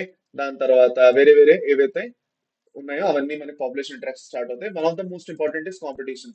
ఏవైతే ఫుడ్ ఇంకా మిగతా ఏబయాటిక్ రీసోర్సెస్ ఏవైతే ఉన్నాయో వాటి కోసం కాంపిటీషన్ స్టార్ట్ అయిపోతుంది. సో దానివల్ల ఆటోమేటిక్ గా పాపులేషన్ అనేది ఒక కంట్రోల్లో ఉంటుంది అనమాట. ఇక్కడ మనకి అన్లిమిటెడ్ గా పాపులేషన్ గ్రో అవ్వదు, అది అన్నమాట. ఓకే. పదండి. ఇప్పుడు మనకి చాలా ఇంపార్టెంట్. ఓకే. ఇది మనం గుర్తుపెట్టుకుంటాము. 1 మినిట్. కే వాల్యూతో సంబంధించి మనం ఒక ఇంపార్టెంట్ పాయింట్ చూడాలి. మనకి ఏదైతే కే వాల్యూ ఉన్నదో ఆ కే వాల్యూతో సంబంధించి మనకి ఇంపార్టెంట్ పాయింట్ చూడాలి. లెటస్ సే మనకి మూడు సిచ్యువేషన్స్ ఉన్నాయి. We have 3 situations. మనకి 3 సిచ్యువేషన్స్ ఉన్నాయి. ఇందులోని నేను ఎన్ అనే ఒక టర్మ్ వాడతాను. ఎన్ అంటే ఏమీ లేదు, పాపులేషన్ సైజ్ అన్నమాట. Population size. Okay. Population size నేను ఎన్ అంటున్నాను. ఇప్పుడు జాగ్రత్తగా వినండి. ఓకే. ఇక్కడ ఏం జరుగుతున్నదంటే ఫర్ సపోజ్ 3 సిచ్యువేషన్స్ ఉన్నాయి. ఎన్ కే కన్నా తక్కువ ఉన్నది. ఓకే. ఎన్ కే అంతే ఉన్నది, లేదంటే ఎన్ కే కన్నా ఎక్కువ ఉండడం. ఇప్పుడు మనకి క్యారీయింగ్ కెపాసిటీ అంటే బేసిక్ గా ఎంత నెంబర్ ఆఫ్ ఇండివిజువల్స్ ని ఆ పర్టికులర్ పాపులేషన్, ఆ పర్టికులర్ ఈకోసిస్టమ్ హ్యాండిల్ చేయగలదు. Okay. So for suppose number of individuals తక్కువ ఉన్నారు క్యారింగ్ కెపాసిటీ కన్నా, so it is well and good. మనకి అంటే మనకి 100 మందిని ఆ ఈకోసిస్టమ్ మేనేజ్ చేయగలదు, కానీ అక్కడ 70-80 మందే ఉంటున్నారు. సో మనకి ఎక్స్ట్రా 20 మంది కోసం ఉన్న రీసోర్సెస్ ఎక్స్ట్రాగా అవైలబుల్ గా ఉన్నాయి. సో ఉన్న వాళ్ళు హ్యాపీగా ఉంటున్నారు అక్కడ, అక్కడ ఎలాంటి ప్రాబ్లము లేదు. ఓకే. అది అన్నమాట. ఓకే. అర్థమైందా లేదా? కదా. So N is less than K అంటే it is a positive sign అన్నమాట. పాజిటివ్. ఓకే. అదే మనకి N is equal to K అంటే జీరో వాల్యూ ఉంటుంది, కే వాల్యూ. ఓకే. అదే మనకి మనకి ఎన్ ఎక్కువ ఉన్నదంటే కే కన్నా, లెటెస్ట్ మనకి 120-130 మంది ఉన్నారు. వంద మంది పాపులేషన్ మేనేజ్ చేసిన జాగాలో 120 130 మంది ఉన్నారంటే మనకి నెగటివ్ లోకి వెళ్ళిపోతుంది. ఎందుకంటే మనకి రీసోర్సెస్ తక్కువ, జనాలు ఎక్కువ అయిపోయారు అనమాట. అది ఓకే. పదండి. రైట్. సో ఇది మనకు వచ్చేసి ఎక్స్పోనెన్షియల్ ఏదైతే గ్రోత్ ఉన్నదో దాంతో సంబంధించిన ఇది అన్నమాట. ఇది వచ్చేసి యాక్చువల్ గా ఏదైతే రెండియర్స్ ఉన్నాయో రెండియర్స్ పాపులేషన్ తో సంబంధించింది అనమాట ఇది. ఓకే. 1910 లోని రెండియర్స్ పాపులేషన్ స్లోగా గ్రో అవడం స్టార్ట్ అయింది. By the year it was 1935 or 1940 ఒక్కసారిగా గ్రోత్ లో ఒక స్పర్ట్ వచ్చింది. స్పర్ట్ వచ్చి చాలా ఎక్కువ అయిపోయి, కానీ దాని తర్వాత రిసోర్సెస్ ఒక్కసారిగా డ్రాప్ అయిపోయి వాటి పాపులేషన్ ఎంత ఎక్కువైనా కూడా. సో దానివల్ల వాటి పాపులేషన్ ఫట్ అని ఒకసారి పడిపోయింది కూడా. అది అన్నమాట. ఓకే. పదండి.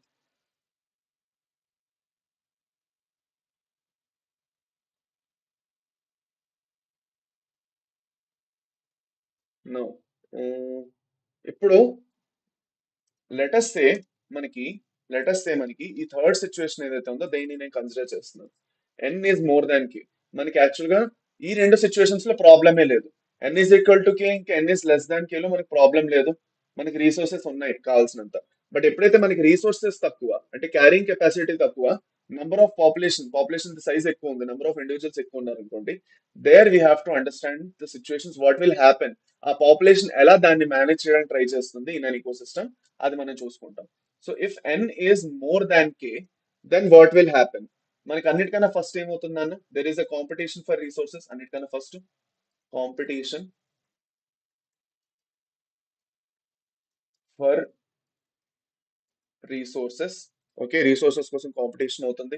రెండో పాయింట్ ఏం జరుగుతుంది మనకి, ప్రిడేషన్, పారాసైటిజము, ఇవన్నీ జరుగుతాయి. ప్రిడేషన్, పారాసైటిజం. ఓకే. ఇంకా పాపులేషన్ ఇంటరాక్షన్ స్టార్ట్ అయిపోతాయి వాటి మధ్యన. ఓకే. సో ఇవి వచ్చేసి బయోటిక్ ఫ్యాక్టర్స్. ఈ బయోటిక్ ఫ్యాక్టర్స్ ఏవైతే ఉన్నాయి, కాంపిటీషన్ ఇవన్నీ ఏవైతే ఉన్నాయి, ఇంకా ప్రెడేషన్, పారాసైటిజం, ఇంకా కాంపిటీషన్ ఏవైతే ఉన్నాయో వీటిని మనం బయోటిక్ ఫ్యాక్టర్స్ అంటాం. అంటే ఆర్గానిజమ్స్ మధ్యన ఇంటరాక్షన్స్ జరుగుతున్నాయి అనమాట. This is the interaction between living organisms. So అందుకే వీటిని బయోటిక్ ఫ్యాక్టర్స్ అంటాం. ఈ బయోటిక్ ఫ్యాక్టర్స్ ఏవైతే ఉన్నాయో they are trying to bring about control in the population control తేవడానికి ట్రై చేస్తుంది. లెటస్ సే కొన్ని ఏబయోటిక్ ఫ్యాక్టర్స్ కూడా కంట్రోల్ తీసుకుంటున్నాయి అనుకోండి. లెటస్ సే సడన్ గా ఏమైంది, ఎన్వైరన్మెంటల్ రెసిస్టెన్స్ అనేది స్టార్ట్ అయింది. ఓకే. మనకి ఎన్విరాన్మెంటల్ రెసిస్టెన్స్ వచ్చింది.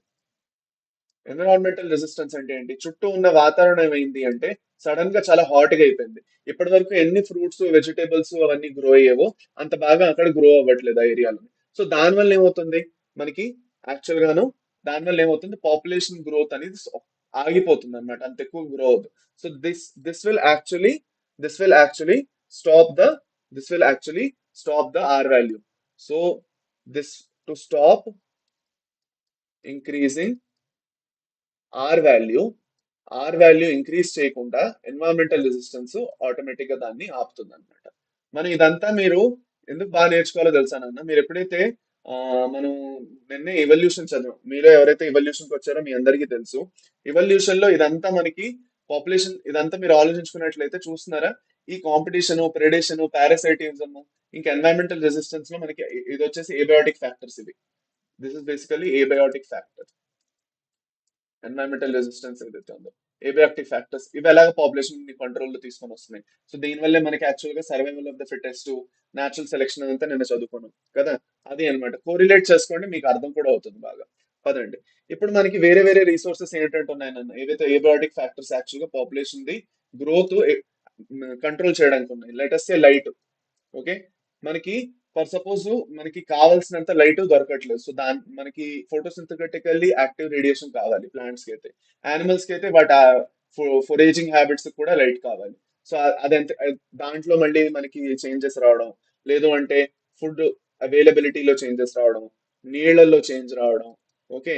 టెంపరేచర్ ఎంత ఉన్నది, వాటర్ అవైలబిలిటీ ఎలా ఉంది, ఇవన్నీ కూడా మనకి బోల్డ్ అంత వరకు యాక్చువల్గా ఒక ఎన్వైరన్మెంటల్ రెసిస్టెన్స్ క్రియేట్ చేస్తాయి. దేని వల్ల అయితే మనకి ఆర్ వాల్యూ ఇంకా ఎక్కకుండా ఆగిపోతుంది. ఆర్ వాల్యూ ఎప్పుడైనా ఇంక్రీజ్ అవుతున్నది అంటే పాపులేషన్ లో గ్రోత్ వస్తున్నది అని అర్థం. ఎప్పుడైనా గుర్తుపెట్టుకోండి, మన ఆర్ వాల్యూ ఇంక్రీజ్ అవుతున్నది అంటే that means the population is growing. R value తగ్గుతున్నది అంటే పాపులేషన్ ఇస్ డిక్లైనింగ్. అది అన్నమాట. ఓకే. రైట్. సో ఇదే అయింది. ఇప్పుడు మనకి ఇక్కడ కూడా మనకి రెండు గ్రాఫికల్ ఈక్వేషన్స్ వస్తాయి. దీని గ్రాఫికల్ రిప్రజెంటేషన్ ఎప్పుడైతే మనం చేయడానికి వెళ్తామో, గ్రాఫికల్ రిప్రజెంటేషన్ ఎప్పుడైతే మనం చేయడానికి వెళ్తామో ఈ గ్రాఫికల్ రిప్రజెంటేషన్ వచ్చేసి మనకి రెండు ఈక్వేషన్స్ వస్తాయి నాన్న. There are two equations. Okay, there are basically two important equations మనకి లాజిస్టిక్ గ్రోత్ లో కూడా వస్తాయి. Okay, one is the differential equation ఇందాక చేసుకున్నట్టు, ఇంకోటి వచ్చేసి ఇంటిగ్రల్ ఈక్వేషన్. ఓకే, అది అన్నమాట మనకి డిఫరెన్షియల్. ఎప్పుడైనా గుర్తుపెట్టుకోండి అన్న, ఒక పర్టికులర్ ఫార్ములా చాలా పెద్దగా ఉన్నది అనుకోండి, మనకి రెండు ఫార్ములాలు ఇప్పుడు చెప్పుకుంటాం. ఒక ఫార్ములా మనకి పెద్దగా కనిపిస్తున్నది అంటే అది లాజిస్టిక్ కర్వ్ది, కొంచెం చిన్నగా కనిపిస్తున్నది అంటే అది ఎక్స్పోనెన్షియల్ కర్వ్ది. చెప్తాను చూడండి, ఇది ఈజీగా ఉంటుంది ఇంకా మీకు గుర్తుపెట్టుకోవడానికి ఎగ్జామ్ లో వచ్చినప్పుడు. ఓకేనా, so let us say dn by dt is equal to rn. Okay, ఇందులో మనకి carrying capacity minus population size by population size, ఇది అన్నమాట ఫార్ములా. సో మనం ఏం చేసుకుంటాం, ఇది కామన్ గా తీసుకుంటాం, ఎన్ కామన్ గా తీసుకుంటాము. ఓకే, ఎన్ కామన్ గా తీసుకున్నట్లయితే మనకి ఏమవుతుంది, okay, dn/dt is equal to, okay, rn 1 minus k/n. అర్థమైందా?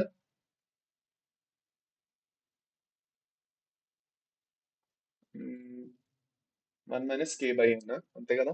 1 మినిట్ థింక్, అంతే ఉండాలి. సో ఇది బేసిక్ గా ఈ ఫార్ములా నేను rn is equal to k minus n by k అనమాట. ఓ k minus n by k కదా, ఓ అది అది తప్పు చేశాను. Okay okay, k minus n by k, ఇది చిన్న మిస్టేక్ ఇక్కడ. Now then that will mean మనకి k కామన్ గా తీసుకున్నట్లయితే 1 మైనస్ n బై k అయిపోతుంది. ఓకే, అది అన్నమాట. ఈ ఫార్ములా ఏదైతే ఉందో ఇది మనకి ఇంపార్టెంట్ అన్నమాట. బట్ లెటస్ సే మనకి మీ మీ బుక్ లో ఇచ్చిన ఫార్ములా ఇదేనా, సో మీరు ఇదైనా గుర్తుపెట్టుకోవచ్చు, పూర్తిగా మీ ఇష్టం. సో ఈ ఫార్ములా మనకి చూడండి, ఇది వచ్చేసి differential equation the formula with respect to logistic curve. Logistic curve the formula పెద్దగా ఉందా లేదా, ఇక్కడ ఈ గ్రాఫ్ లోనే నేను మీకు చూపించేస్తాను. మీ బుక్ లో ఇచ్చిన గ్రాఫ్, ఈ గ్రాఫ్ లో చూడండి మనకి ఇది వచ్చేసి exponential growth, exponential the formula ఇది. ఇది వచ్చేసి logistic curve the formula, logistic the formula ఇది. సో దాన్ని బట్టి మనం చూసుకుంటే మనకి ఏ ఫార్ములా పెద్దగా ఉంది, కొంచెం లాజిస్టిక్ ది పెద్దగా ఉంది. లాజిస్టిక్ కర్వ్ లో మనకి క్యారింగ్ కెపాసిటీ వస్తుంది, మనకి ఎక్స్పోనెన్షియల్ లో క్యారింగ్ కెపాసిటీతో పని లేదు, ఎందుకంటే అన్లిమిటెడ్ రిసోర్సెస్ ఉన్నాయి. కానీ మనకి లాజిస్టిక్ లో క్యారింగ్ కెపాసిటీ వస్తుంది. సో క్యారింగ్ కెపాసిటీ రావడం వలన మనం లాజిస్టిక్ లోని కే వాల్యూ చూస్తాం. మనకి ఆ కే వాల్యూ ఇంక మనకి ఎక్స్పోనెన్షియల్ లో ఉండదు అది అన్నమాట. రైట్, అది కాకుండా ఎక్స్పోనెన్షియల్ లో n t is equal to N naught e r t ఉంటుంది.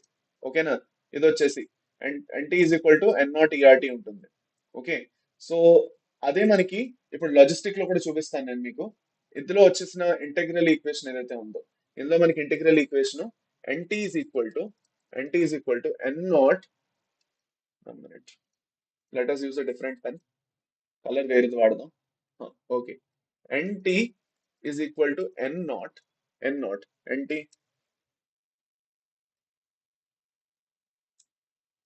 గుడ్ ఆఫ్టర్నూన్ అమ్మా, గుడ్ ఆఫ్టర్నూన్. కొంచెం కొంచెం సేపు ఆగండి, అయిపోయింది. ఈ పర్టికులర్ పాపులేషన్ గ్రోత్ అయిపోతే కొంచెం కన్ఫ్యూజన్ తగ్గిపోతుంది, డోంట్ వరీ. అంటే మీకు ఈ ఫార్ములాస్ డైరెక్ట్ గా అడుగుతారు నాన్న, అందుకే నేను మీకు చెప్తున్నాను. ఓకేనా, అయిపోయింది. మ్యాథ్స్ క్లాస్ లో అనిపిస్తున్నది అంటే రాహుల్కి పాపం. అర్థం చేసుకోగలను నాన్న, అర్థం చేసుకోగలను, ఐ కెన్ అండర్స్టాండ్. ఓకే, నాకు పెద్ద ఇప్పుడు ఏంటది చాలా ఇష్టం అని ఏమీ లేదు. ఓకేనా, అది అన్నమాట. So r k minus n by k into t అన్నమాట. ఇది ఏదైతే ఉన్నదో ఇది వచ్చేసి మనకి ఫార్ములా, పెద్ద ఫార్ములా. మీరు చూస్తున్నారా ఎంత పెద్ద ఫార్ములాను, ఇంటిగ్రల్ ఫార్ములా దీనిది. సో ఎంత పెద్ద ఫార్ములా వస్తున్నది అంటే లాజిస్టిక్ ది. సో లాజిస్టిక్ లో మనకి కే వాల్యూ ఉంటుంది, అన్నిటికన్నా ఇంపార్టెంట్.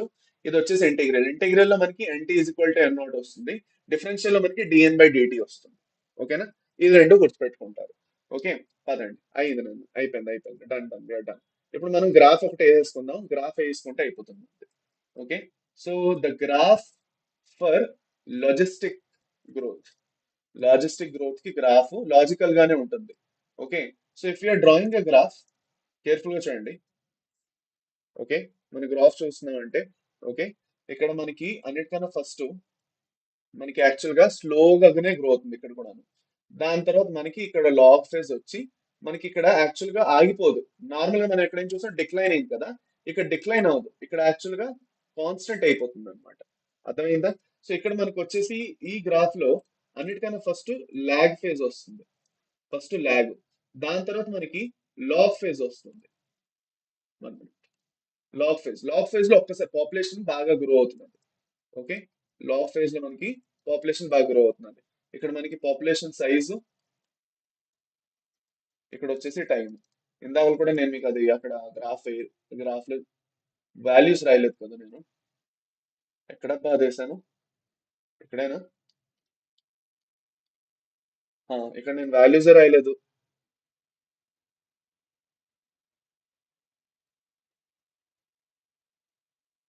పాపులేషన్ సైజు, ఇది వచ్చేసి time.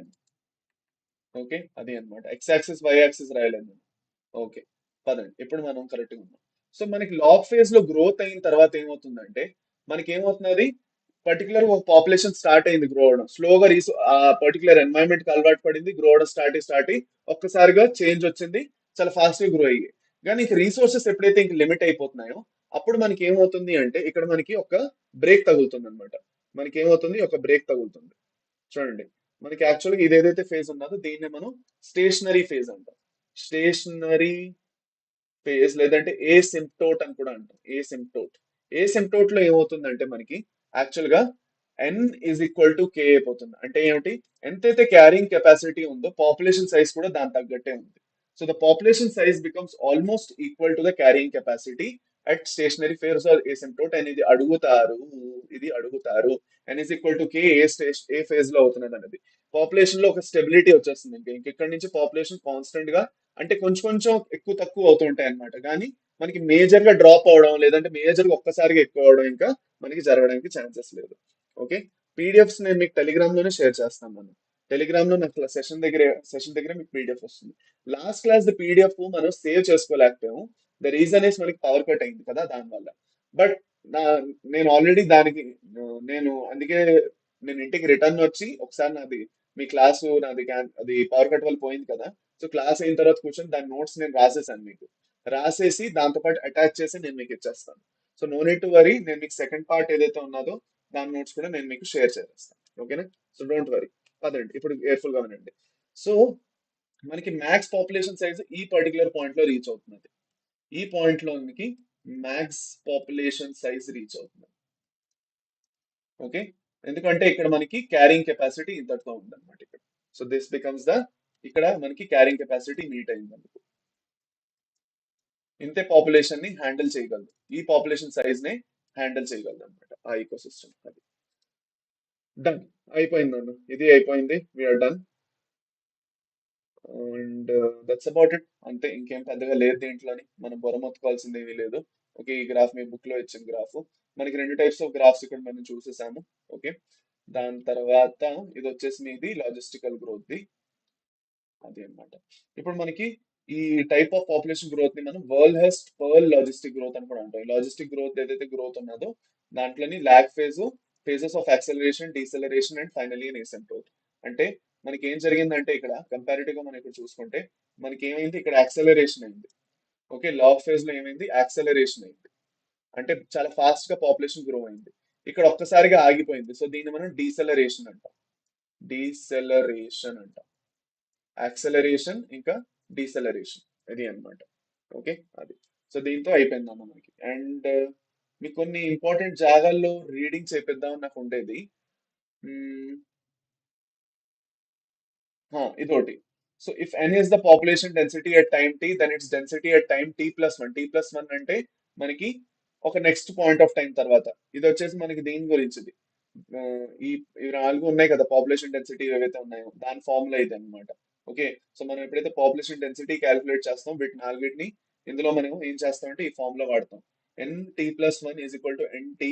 Okay, which means nt అంటే ఏమిటి మనకి ఇక్కడ, nt అంటే మనకి పాపులేషన్ ఎప్పటి నుంచి అయితే మనం స్టార్ట్ చేసాం. లెటర్స్ నేను పా- విశాఖపట్నంలో ఉన్న పాపులేషన్ అన్నాను, రైట్? సో విశాఖపట్నంలో ఉన్న పాపులేషన్ ని నేను క్యాలిక్యులేట్ చేయడం మొదలెట్టాను ఇవాళ అక్టోబర్ 26కి. అక్టోబర్ 26కి మొదలెట్టి నేను ఏం చేశానంటే ఇవాళ ఎంతమంది యాక్చువల్ గా పుట్టారు, అట్ టుడే అక్టోబర్ 26కి ఎంతమంది పుట్టారు, ఎంతమంది కొత్తగా సిటీకి వచ్చారు, ఎంతమంది మోర్టాలిటీ జరిగింది, ఎంతమంది ఎమిగ్రేషన్ జరిగింది, ఇవాళ నోట్ చేసుకున్నాను. That will be the number of the total. దీనివల్ల నాకు టోటల్ నెంబర్ ఆఫ్ పాపులేషన్ తెలుస్తుంది, కౌంట్ చేసి పెట్టేసాను. టోటల్ గా లెటర్స్ సే విశాఖపట్నంలో నేను ఒక ఏరియా తీసుకున్నాను. ఓకే, ఆర్కే బీచ్ దగ్గర ఉన్న ఏరియా ఏదైతే ఉన్నదో ఆ ఏరియా తీసుకున్నాను. ఆ ఏరియా తీసుకొని నేను అక్కడ చూస్తే ఒక 500 మంది ఉన్నారు అక్కడ. ఇప్పుడు నేను ఒక ఏడాది తర్వాత సేమ్ అక్టోబర్ 26, 2025కి నేను మళ్ళీ వెళ్ళి పాపులేషన్ క్యాలిక్యులేట్ చేశాను.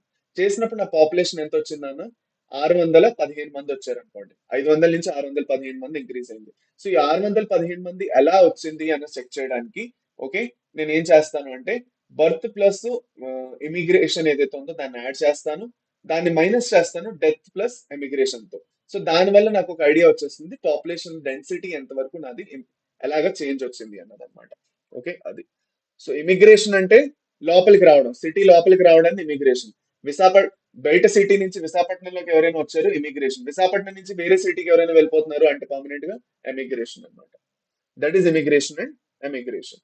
ఓకే, పదండి, ఇది ఇంపార్టెంట్ మనకి. సో ఈ ఫార్ములా గుర్తుపెట్టుకుంటారు. అండ్ T+1 అంటే, T+1 అంటే ఏం లేదు, నేను ఏదైతే ఫైనల్ టైం పెట్టుకుంటున్నాను ఒక ఏడాది తర్వాత అంటున్నాను కదా, సో 12 నెలలు నా T+1 టైం అన్నమాట. సో ఇది T అండ్ B+1 T-, ఈ ఫార్ములా ఇంపార్టెంట్. ఓకే, అయింది, దిస్ ఇస్ డన్. నెక్స్ట్ వచ్చేసి మనకి నార్వే ర్యాట్ ఏదైతే ఉందో దాని r value 0.015, flour beetle 0.12, the r value is 0.0205. Okay, ఇవన్నీ ఇంపార్టెంట్ మనకి. దాని తర్వాత ఇక్కడ ఇదంతా అయిన తర్వాత the r is called the intrinsic rate of natural increase and it is very important parameter chosen for assessing impacts of any biotic or abiotic factor on population growth. ఇదొకటి. దీని తర్వాత 1 minute. Okay. K value. In nature, a given habitat has enough resources to support a maximum possible number beyond which no further growth is possible. Let us call this limit as nature's carrying capacity for the species in the habitat. ఇది అన్నమాట. Okay, so మనకి actual గా fittest ఇండివిజువలే ఉంటారు అనేది మనం చదువుకున్నాం నిన్న, దాంతో రిలేటెడ్ ఇది. And Hmm. So, a population growing in a habitat with limited resources show initially a lag, followed by phases of acceleration and deceleration, finally an asymptote when the population density reaches the carrying capacity. ఇది దీన్ని మనం వర్లెస్ for logical growth అని చదువుకున్నాము. Since resources for growth for most animal populations are finite and becoming sooner or later, the logistic growth model is considered a more realistic one. Okay, అది అన్నమాట. Gather మనకి మీకు ఒక task ఇచ్చారు ఇక్కడ, అది అన్నమాట ఇక్కడ. అండ్ ఇంకొక దగ్గర ఒక చిన్న పాయింట్ ఉండేది నాన్న, లెట్ మీ సి. డార్విన్ ఏదో అన్నారు అనేసి ఒక పాయింట్ వస్తుంది, and that is important. I think ఇది తర్వాత వస్తుందో ముందు వస్తుందో తెలియదు. Migration, population growth, I think ఎక్కడో మనకి ఆ పాయింట్ మిస్ అయ్యింది. ఆ పాయింట్ కూడా నేను మీకు ఒకసారి చేపిద్దాం అనుకున్నాను. వెల్, ఓకే, నందలెస్, పదండి మనం ముందుకెళ్ళిపోదాం, ఎందుకంటే I'm not able to find that point.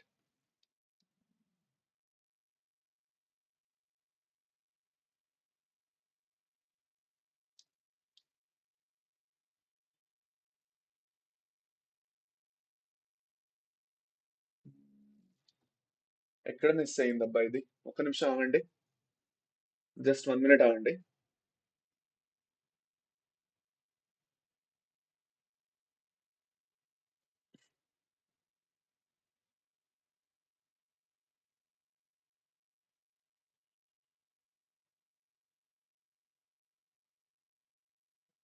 ఎందుకంటే మీకు ఆ పాయింట్ మీద ఒకసారి ప్రీవియస్ ఇయర్ క్వశ్చన్ వచ్చింది, సో అందుకే ఆ పాయింట్ మనం మిస్ అవ్వకూడదు అనేసి నేను అది తీసి పెట్టాను, but I'm not able to find it.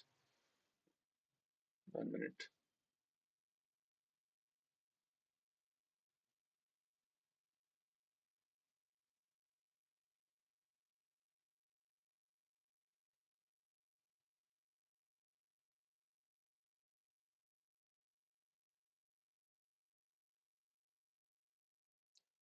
ఇక్కడ, ఓహో, ఈ పాయింట్ నేను యాడ్ చేయలేదు అనుకుంటాను, ఈ పారాగ్రాఫ్ మన సెషన్ పీడిఎఫ్ లో, అంటే దీంట్లో నేను ఆ పాయింట్ యాడ్ చేయలేదు, వెళ్ళి గ్రాఫ్ తర్వాతే వస్తుంది అది. 1 minute నాన్న.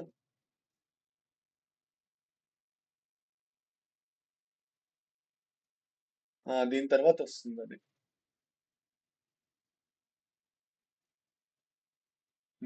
యాక్చువల్గా ఐ డెంట్ యాడ్ ఇట్. ఆగండి 1 minute ఆగండి, నేను అది యాడ్ చేస్తాను. ఆగండి, let me add that. Important అన్నది అందుకు. లేదంటే నేను మీకు ఇప్పుడే చూపించాను, ఇలాగే చూపించేస్తాను ఈ point. Okay, let me show you that point. ఇక్కడ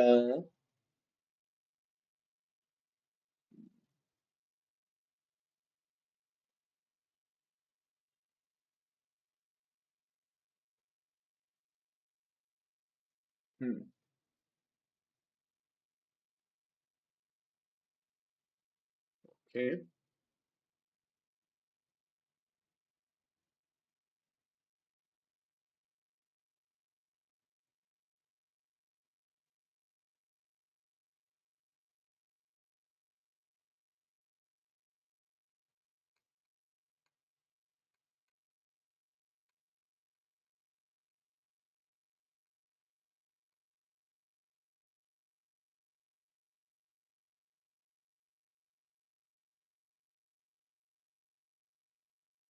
ఓకే. ఓకే, పదండి.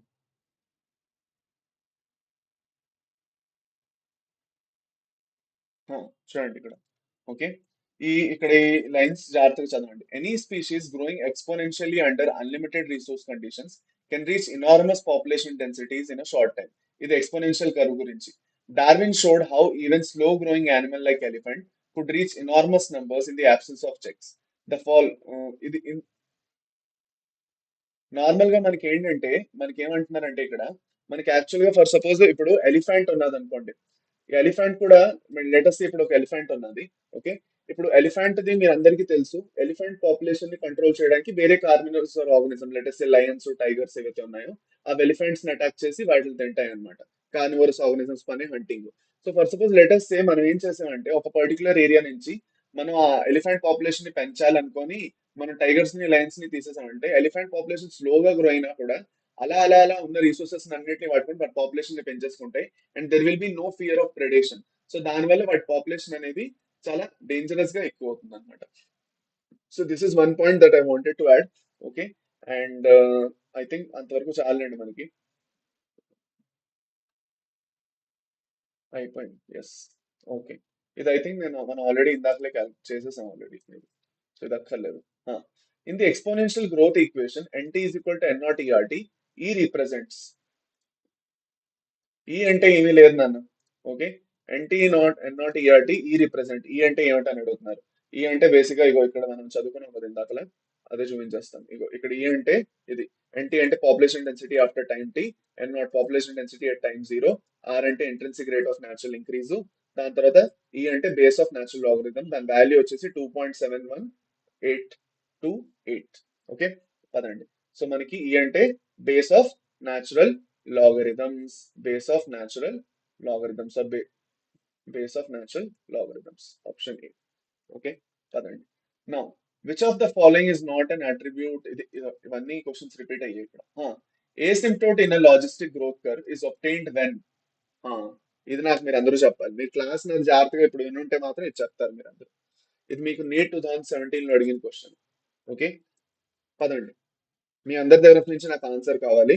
సో అందరూ ఆన్సర్ ఇవ్వండి. ఇంతట్లో నేను కొంచెం నీళ్ళు తాగేసి వస్తాను. ఈ క్వశ్చన్ అందరూ ఆన్సర్ చేయండి.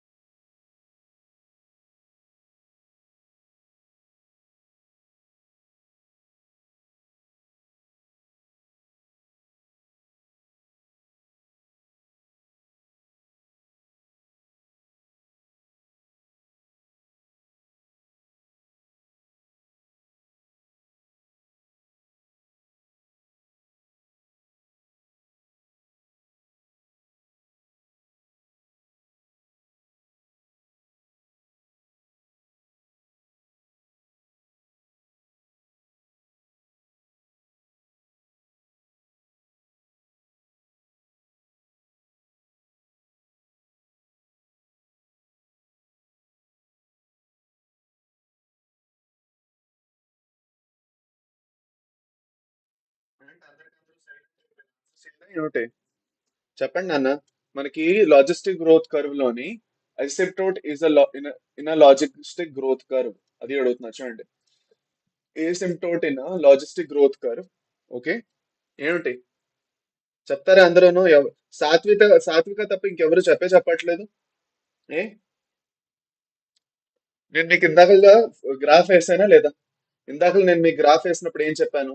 మనకి ఏసిమ్టోట్ ఏదైతే ఉన్నదో అది ఎప్పుడు రీచ్ అవుతుంది? ఎప్పుడైతే పాపులేషన్ ఒక బ్యాలెన్స్ లోకి వచ్చేస్తున్నది అనమాట. అంటే ఏంటి? ఎంతైతే క్యారింగ్ కెపాసిటీ ఉందో అంతే మనకి నంబర్ ఆఫ్ పాపులేషన్ కూడా ఉంది. Let me show you that graph which I Drew. Okay, మనం ఏదైతే గ్రాఫ్ వేసుకున్నామో అది చూపిస్తాను చూడండి.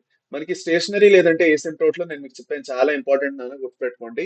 And the value of N is equal to value of K. మనకి క్యారింగ్ కెపాసిటీ ఎంతైతే ఉందో పాపులేషన్ కూడా అంతవరకే ఉండిపోతుంది, ఇంకా ఎక్కువ అవ్వదు అనమాట ఇంకా.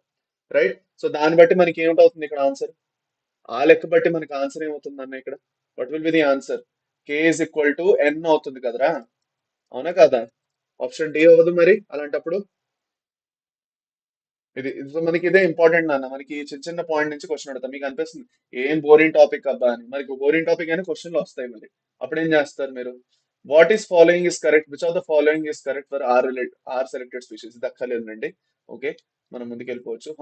When does the growth rate of a population following the logistic model equal zero?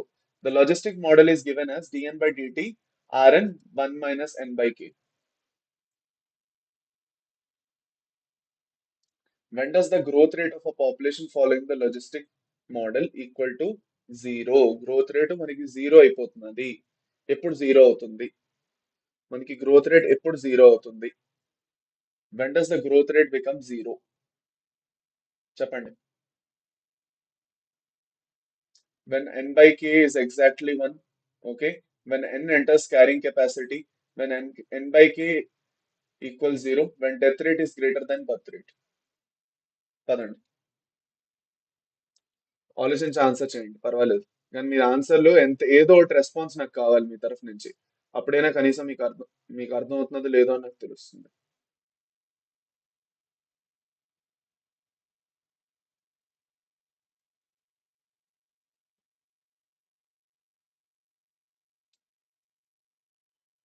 ఏంటి నాన్న? సరే, మనం ఏం చేస్తామంటే ఇక్కడ అప్లై చేసి చూద్దాం వన్ బై వన్. ఓకేనా? చూడండి. మన when N by K is exactly one అంటున్నారు అంటే ఏంటి? DN by dt, dN by dt is equal to rN. Okay, ఇంకా 1 బై ఎన్ బై కే కదా. సో ఎన్ బై కే కి మనం వాల్యూ ఏం వేయాలి? 1. Okay, when N by K is exactly 1, సో ఆ వాల్యూ వేయండి ఒకసారి. 1 - 1 ఎంత అవుతుంది అన్న? 1 - 1 ఎంత అవుతుంది? జీరో అవుతుంది, రైట్? సో దాన్ని బట్టి చూసుకుంటే మనకి RN is multiplied by zero. దేన్నైనా మనం జీరోతో మల్టిప్లై చేసామంటే మనకి ఏం వస్తుంది? జీరో. అంతే, అయిపోయింది. ఆప్షన్ ఏ అయిపోతుంది. ఇది కొంచెం మీరు సాల్వ్ చేయాలన్నమాట పెట్టి.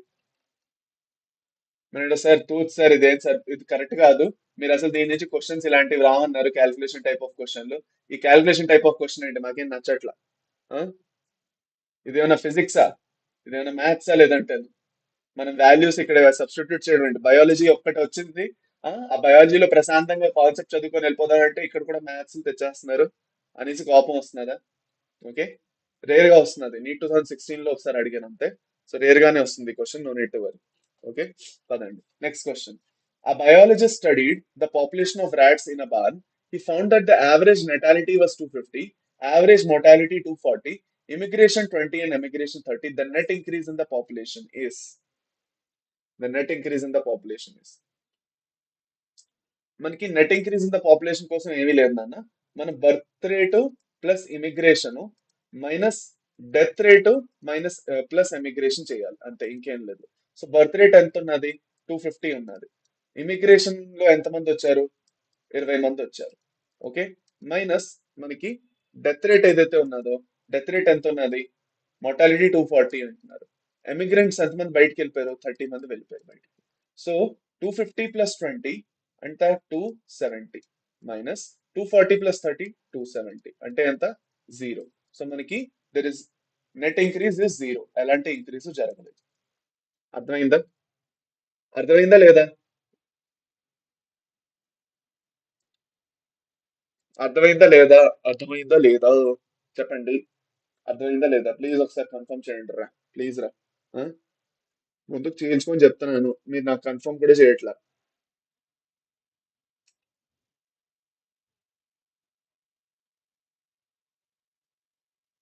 Done. Okay. Next question. The population of an insect species shows an explosive increase in numbers during rainy season, followed by disappearance at the end of the season. What does this show? The population of its predators increases enormously, S-shaped or sigmoid growth. ఓకే. So మనకి logistic growth actual గా sigmoid. మనం J shaped growth అన్నాం కదా, S shaped growth అన్నమాట. Sigmoid లేదా S shape లో ఉంటుంది. సో లాజిస్టిక్ గ్రోత్ మనకి సిగ్మాయిడ్ కర్వ్. ఓకేనా? పదండి. Next, the food plants mature and die at the end. Its population growth curve is J type. పదండి. మనకి ఎక్స్ప్లోజివ్ ఇంక్రీజ్ అయింది అనుకోండి, అంటే ఏంటి, మనకి ఎక్స్ప్లోజివ్ ఇంక్రీజ్ అంటే ఎక్స్పోనెన్షియల్ అన్నమాట. ఎక్స్పోనెన్షియల్ కర్వ్ ఏదైతే ఉందో మనకి ఏ కర్వ్ ఎలా ఉంటుందన్న, మనకి జే షేప్ లో ఉంటుంది, అవునా కదా? ఓకే. జే షేప్ కర్వ్ అది కదా. అదే మనకి లాజిస్టిక్ అనుకోండి, లాజిస్టిక్ మనకి ఎలా ఉంటుంది, ఎస్ షేప్ ఉంటుంది, సిగ్మాయిడ్ అంటాం దీన్ని. ఇలా ఉంటుంది అనమాట కదా. సో అందుకే మనం దీన్ని ఎస్ షేప్ అంటాం. అర్థమైందా లేదా? అది. సో దీన్ని బట్టి మనకి ఆన్సర్ ఏమవుతుంది, it's population growth curve is of J type. J type. Okay. పదండి. Next, the formula for exponential growth of population is. Exponential growth కోసం ఫార్ములా ఏమిటి అని అడుగుతున్నారు.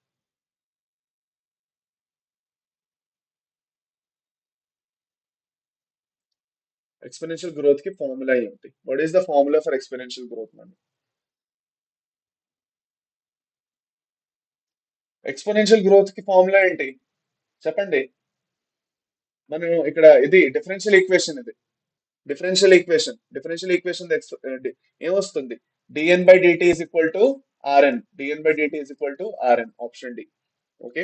పదండి. Next, the maximum growth rate occurs in. The maximum growth rate occurs in. Maximum growth rate మనకి ఎక్కడ వస్తున్నది, అన్నిటికన్నా ఎక్కువ ఏ ఫేజ్ లో మనకి ఎక్కువ గ్రోత్ ఉంది. ఓకే. సో లెటస్ సే మనకి ఇలా అవుతున్నది అనుకోండి, గ్రోత్ ఇలా అవుతున్నది అనుకోండి, మనకి ఇక్కడ ల్యాగ్ ఉంటుంది, ఇక్కడ వచ్చేసి మనకి లాగ్ ఫేజ్ ఉంటుంది.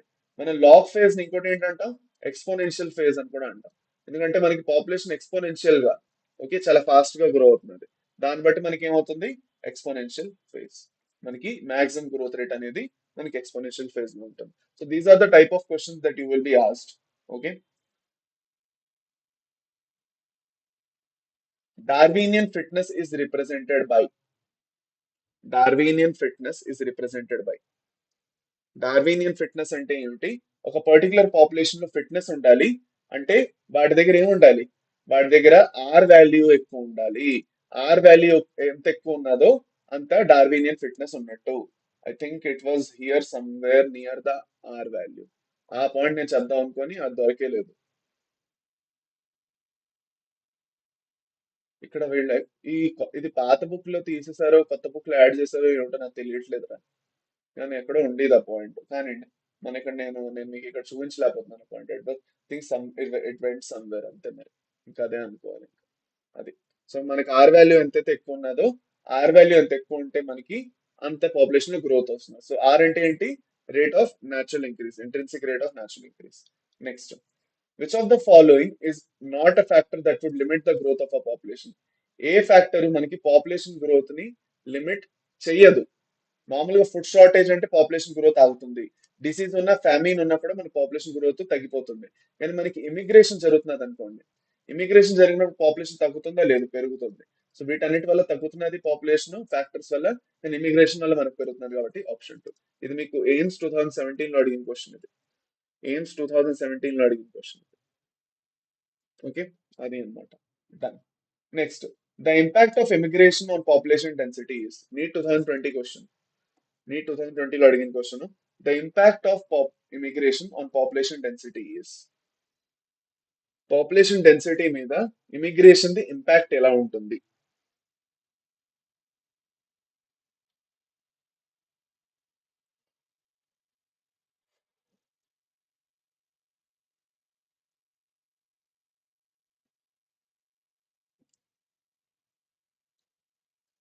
ఏముంటుంది, ఎలా ఉంటుంది? పాజిటివ్ ఉంటుంది కదా.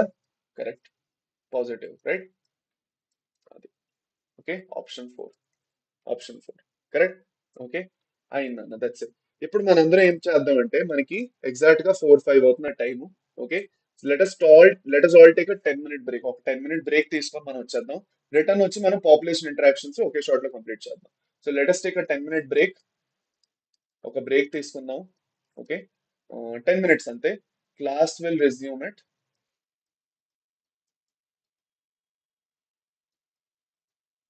మనకి క్లాసు 4:15కి మళ్ళీ రెజ్యూమ్ చేద్దాం. 4:15 PM కి మనం క్లాస్ రెజ్యూమ్ చేద్దాం. ఒక 10 minutes బ్రేక్ తీసుకొని అందరూ వచ్చేసేయండి. 10 minutes బ్రేక్ తర్వాత రెజ్యూమ్ చేసేసి మనం నెక్స్ట్ పాపులేషన్ ఇంటరాక్షన్స్ చేసుకోబోతున్నాం. నాన్న నేను చెప్తున్నాను, బ్రేక్ తర్వాత మీరు వచ్చారంటే మాత్రం పాపులేషన్ ఇంటరాక్షన్స్ బాగా నేర్చుకుంటారు. ఇంకా దాని మీద బోల్డ్ అని క్వశ్చన్స్ ఉన్నాయి మనం చేయబోతున్నాం. మనకి ఈ చాప్టర్ నుంచి 3 నుంచి 4 క్వశ్చన్లు వస్తున్నాయంటే ఆ 3 క్వశ్చన్లు పాపులేషన్ ఇంటరాక్షన్స్ నుంచి వస్తాయి. 2 నుంచి 3 క్వశ్చన్లు పాపులేషన్ ఇంటరాక్షన్స్ నుంచి వస్తాయి. అంత చిన్న టాపిక్ నుంచి బోల్డ్ క్వశ్చన్లు అన్నమాట. So don't miss it. Okay, పదండి అందరూ ఒక 10 minutes బ్రేక్ తీసుకొని రిటర్న్ వచ్చేయండి. పదండి.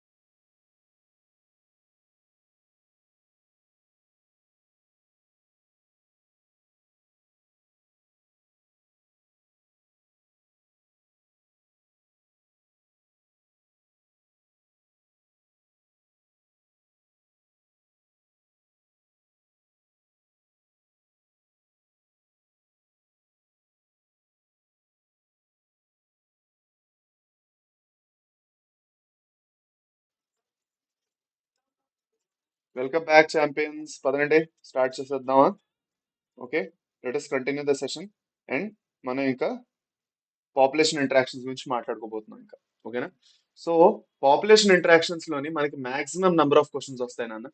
అన్నిటికన్నా హైయెస్ట్ నెంబర్ ఆఫ్ క్వశ్చన్స్ మనకి ఎక్కడి నుంచి వస్తాయంటే అది పాపులేషన్ ఇంటరాక్షన్స్ నుంచి ఈ చాప్టర్ లో. అందుకే ఈ చాప్టర్ లో మనకి ఈ టాపిక్ చాలా ఇంపార్టెంట్ అయిపోతుంది.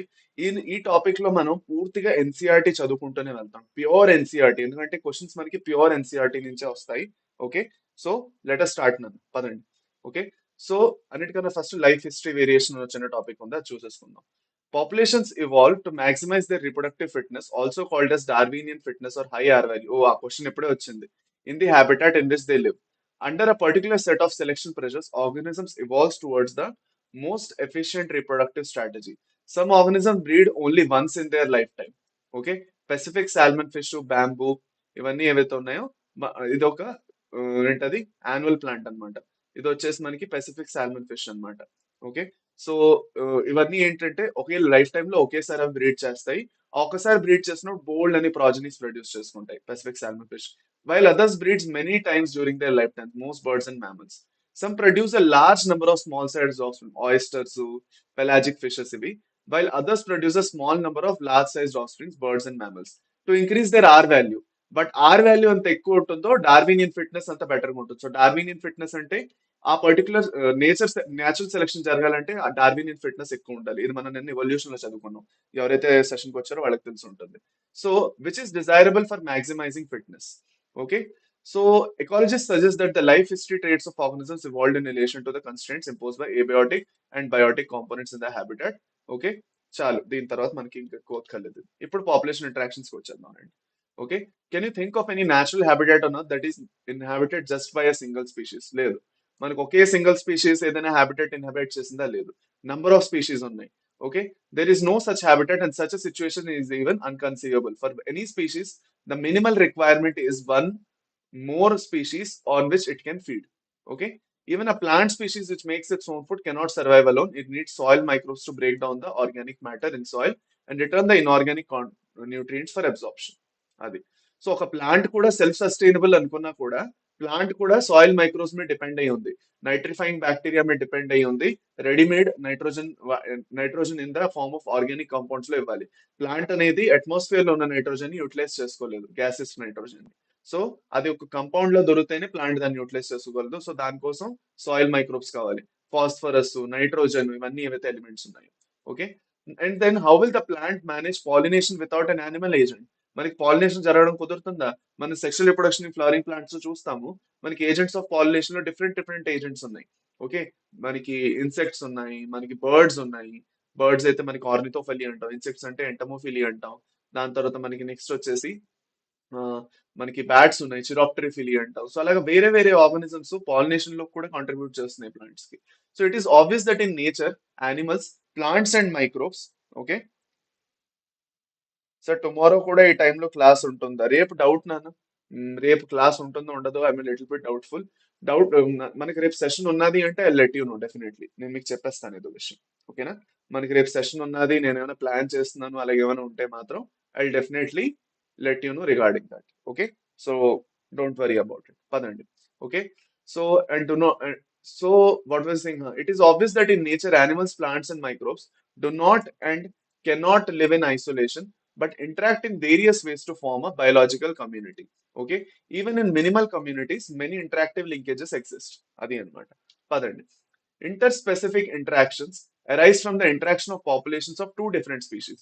రెండు వేరే వేరే స్పీషీస్ మధ్యన ఇంటరాక్షన్ ని మనం interspecific interaction between two different species అంటే, మనకు ఒక ప్లాంట్ ఇంకొక యానిమల్ మధ్యన, లేదంటే రెండు వేరే వేరే యానిమల్ స్పీషీస్ మధ్యన ఏదైతే ఇంటరాక్షన్స్ వస్తాయో, they could be beneficial, detrimental or neutral. Okay, మనకి బెనిఫిషియల్ అయితే మనం ఒక పాజిటివ్ సైన్ ఇస్తాము. ఆ, మనకి నెగిటివ్ అయింది అనుకోండి, దాని అది మన మంచిది కాదనుకోండి, ఆ పర్టికులర్ ఇంటరాక్షన్ చాలా హార్మ్ఫుల్ అవుతున్నది అంటే దాన్ని మనం మైనస్ సైన్ ఇస్తాము.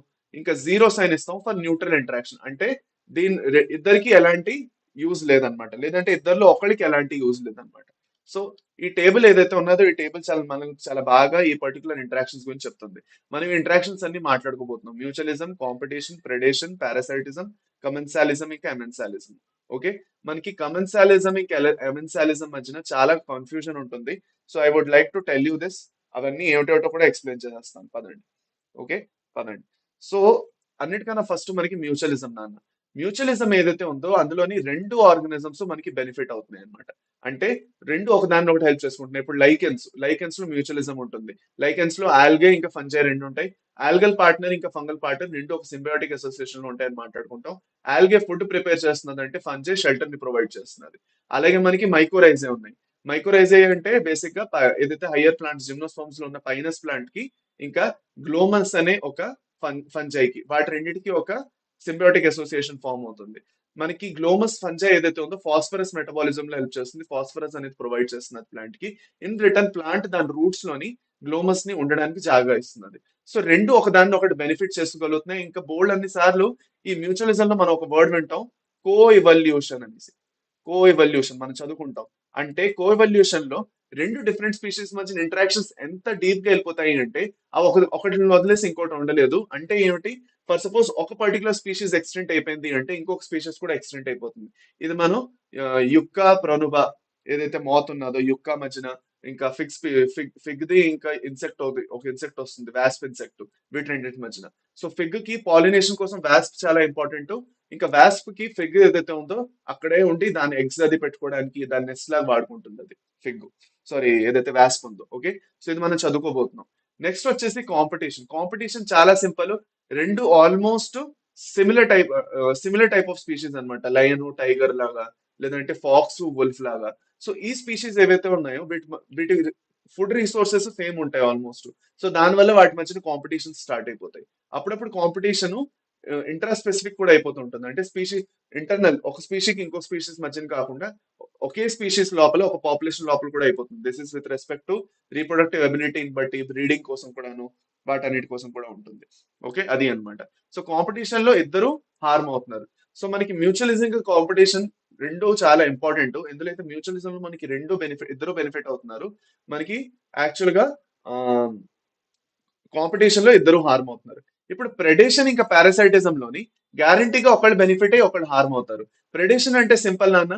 బేసిక్ గా ఒక పెద్ద ఆర్గానిజం ఒక చిన్న ఆర్గానిజం ని తినడం, ఒక పెద్ద ఫిష్ ఒక చిన్న ఫిష్ ని తింటున్నది, లేదంటే ఒక పెద్ద బర్డ్ ఇంకొక చిన్న ఆర్గానిజం ని చిన్న ఫిష్ ని తింటున్నది. సారీ పెద్ద బర్డ్ వచ్చేసి చిన్న యానిమల్ ని ఒకటి తింటున్నది. ఓకే, అవన్నీ మనకి ప్రెడేషన్ కింద వస్తాయి. పెద్ద ఒక బర్డ్ చిన్న ఇన్సెక్ట్ తింటున్నది, రైట్. సో ఇది బేసిక్ గా మనకి ప్రెడేషన్ అంటే. పారాసైటిజం అంటే మనకి తెలుసు, పారాసైట్స్ చిన్న చిన్న మైక్రో ఆర్గానిజమ్స్ ఏవైతే ఉన్నాయో, లేదంటే ఆర్గానిజమ్స్ ఏవైతే ఉన్నాయో ఇంకొక పర్టికులర్ ఆర్గానిజం దగ్గర నుంచి న్యూట్రిషన్ అంతా లాగేసి వాటి మీదే పూర్తిగా బతికేస్తున్నాయి అనమాట. ఓకే, దాన్ని మనం పారాసైటిజం అంటాం. సో పారాసైట్ అనేది బెనిఫిట్ అవుతుంది, ఎలాగైతే ప్రెడేషన్ లో ప్రెడేటర్ బెనిఫిట్ అవుతున్నారు. ఓకే, సో ప్రెడేషన్ లో ప్రెడేటర్ బెనిఫిట్ అవుతున్నారు. ఇంకా పారాసైటిజం లో పారాసైట్ బెనిఫిట్ అవుతున్నారు. ఓకే, ఎవరైతే ప్రెడేట్ అవుతున్నారో the prey is getting harm, or ఇక్కడ హోస్ట్ ఏదైతే ఉన్నదో దేంట్లో అయితే పారాసైట్ గ్రో అవుతున్నదో వాళ్ళు హార్మ్ అవుతున్నారు అనమాట. ఓకే, అది అన్నమాట.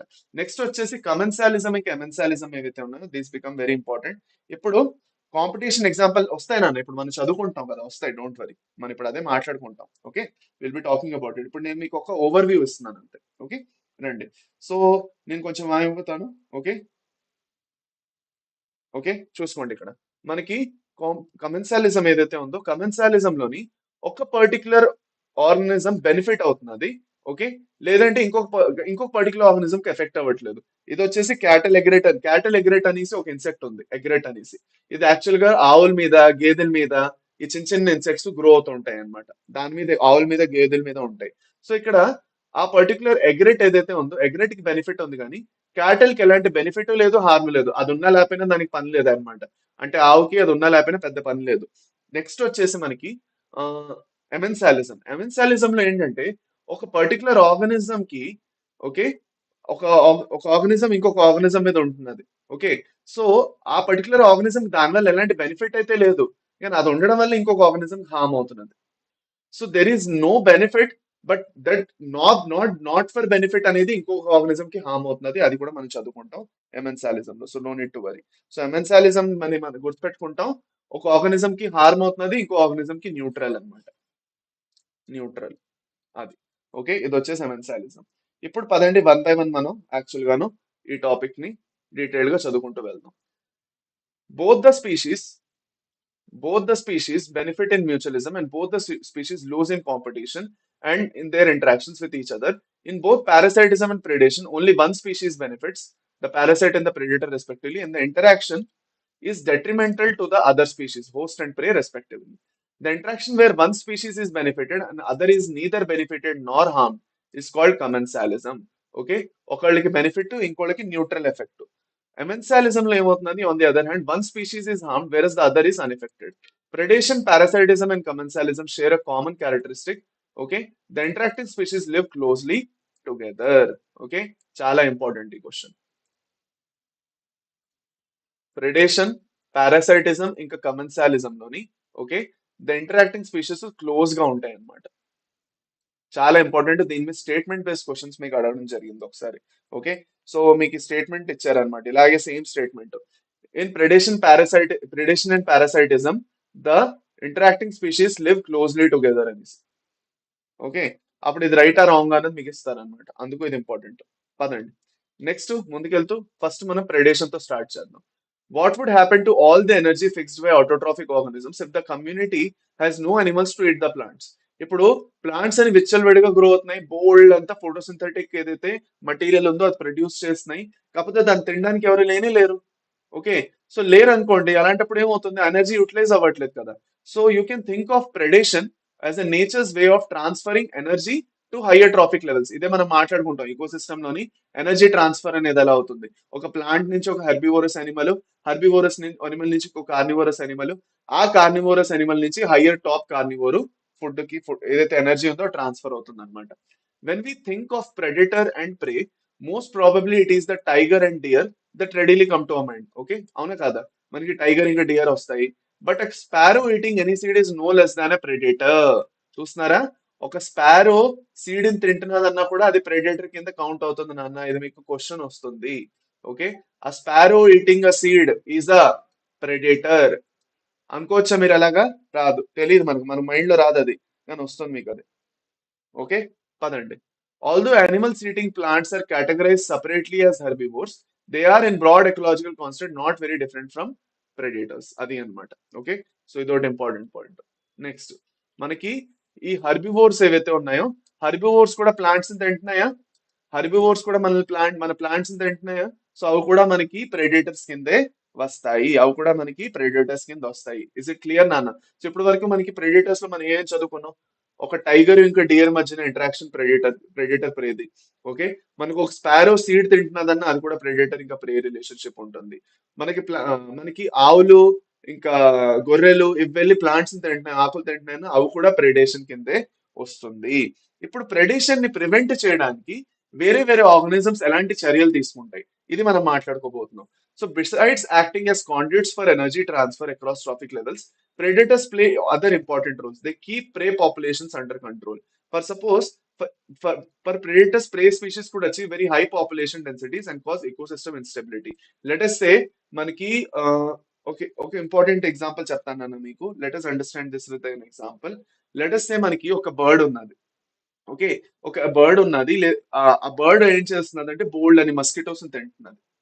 ఆ బర్డ్ ఏదైతే ఉన్నదో జాగ్రత్తగా వినండి అన్న, ఆ పర్టికులర్ పక్షి ఏం చేస్తున్నది, మస్కిటోస్ తింటున్నది.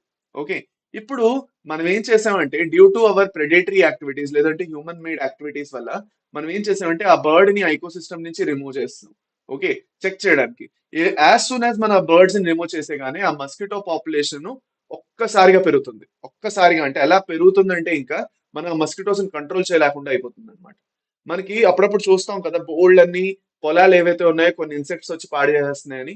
అలా ఎందుకు జరుగుతున్నదంటే వాటి ప్రెడేటర్స్ అనేవి ఫుడ్ చైన్ లో ఏవైతే ప్రెడేటర్స్ ఉన్నాయో వాటివి అవి యాక్చువల్ గా ఎక్స్టెంట్ అయిపోయి లేదంటే ఎండేంజర్డ్ అయిపోయి వాటి పాపులేషన్స్ పడిపోయి వాటి ప్రెడేటర్ పాపులేషన్ పడిపోవడం వలన మనకి ఇన్సెక్ట్ పాపులేషన్ ఏదైతే దాని ప్రే ఉన్నదో దాని పాపులేషన్స్ ఒక్కసారిగా ఎక్కువైపోతాయి.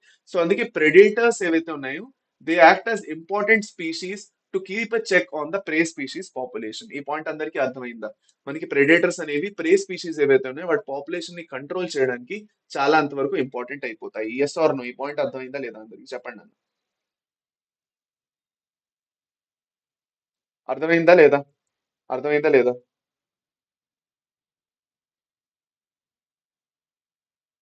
ఎస్. క్లియర్? ఈ పాయింట్ క్లియరా? అర్థమైందా నాన్న? ఇది నేను చెప్పింది అర్థమైందా అందరికి? ఓకేనా? డన్? సరేనా? ముందుకెళ్దామా? పదండి. ఓకే, నా going further. When certain exotic species are introduced, okay, when certain exotic species are introduced into a geographical area, బయట నుంచి కొన్ని ఎగ్జాటిక్ స్పీషీస్ ని మనం ఒక ఫర్ సపోజ్ లెటర్స్ సే మనకి ఏం చేశారో చెప్తాను చూడండి. They become invasive and start spreading fast because the invaded land does not have it's natural predators. జాగ్రత్తగా వినండి.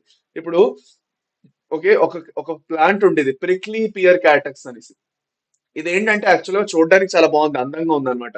ఆర్నమెంటల్ ప్లాంట్ లో ఉన్నదన్నమాట ఈ ప్రిక్లీ పియర్ క్యాక్టస్ ఏదైతే ఉందో, ఒక టైప్ ఆఫ్ క్యాక్టస్ ప్లాంట్ అన్నమాట. ఓకే, ఇది చూడడానికి బాగున్నది. ఓకే, ఇలా పియర్ షేప్ లో ఉంటుంది, చూసే ఉంటారు మీరు ఎప్పుడైనా దాన్ని. ఓకే, ఇలా పియర్ షేప్ లో ఉండి దానికి ఇలా ఇలా ఇలా ముళ్ళు ఉంటాయి అన్నమాట. ఓకే, ఇలా వస్తుంది ఇంకోటి, చూస్తారా? దీన్నే మనం ప్రిక్లీ పియర్ క్యాక్టస్ అంటాం అనమాట. ఓకే, ఇది యాక్చువల్ గా చూడడానికి అందంగా ఉంటుంది అనేసి దీన్ని ఏం చేశారంటే దీన్ని ఆస్ట్రేలియాలోకి ఇంట్రడ్యూస్ చేయడం జరిగింది. విషయం ఏంటంటే ఆస్ట్రేలియాలో ఈ పర్టికులర్ ప్రిక్లీ పియర్ క్యాక్టస్ కి ఎలాంటి ప్రెడేటర్ లేదు.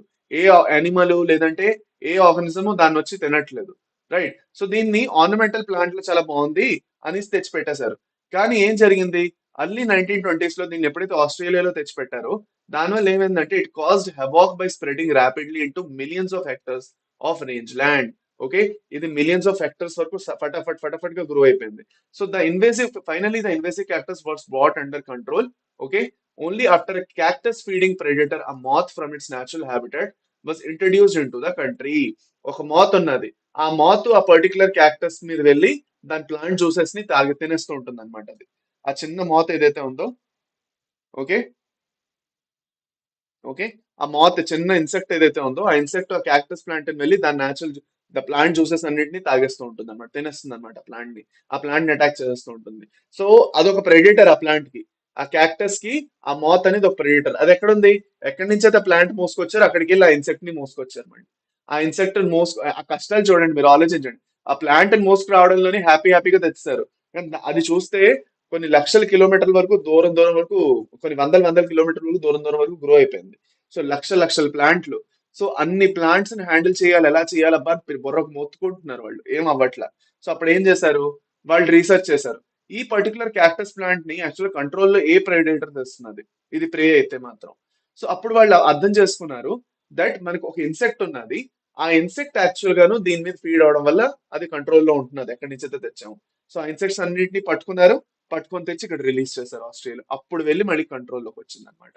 బయోలాజికల్ కంట్రోల్ అంటాం దీన్నే మనం ఏమంటాము, బయోలాజికల్ కంట్రోల్. అంటే ఒక ఆర్గానిజం ని ఇంకొక ఆర్గానిజం ని వాడుతూ మనం బయోలాజికల్లీ కంట్రోల్ చేస్తున్నాం. మనం ఎలాంటి ఇన్సెక్టిసైడ్స్, పెస్టిసైడ్స్, లేదంటే కట్ చేసేయడం చెట్లని, అలాంటివి ఏమి చేయట్లా. ఓకే, స్పీషీస్ మధ్య ఇంటరాక్షన్స్ చేపించి పాపులేషన్స్ కంట్రోల్లో తెస్తున్నాం.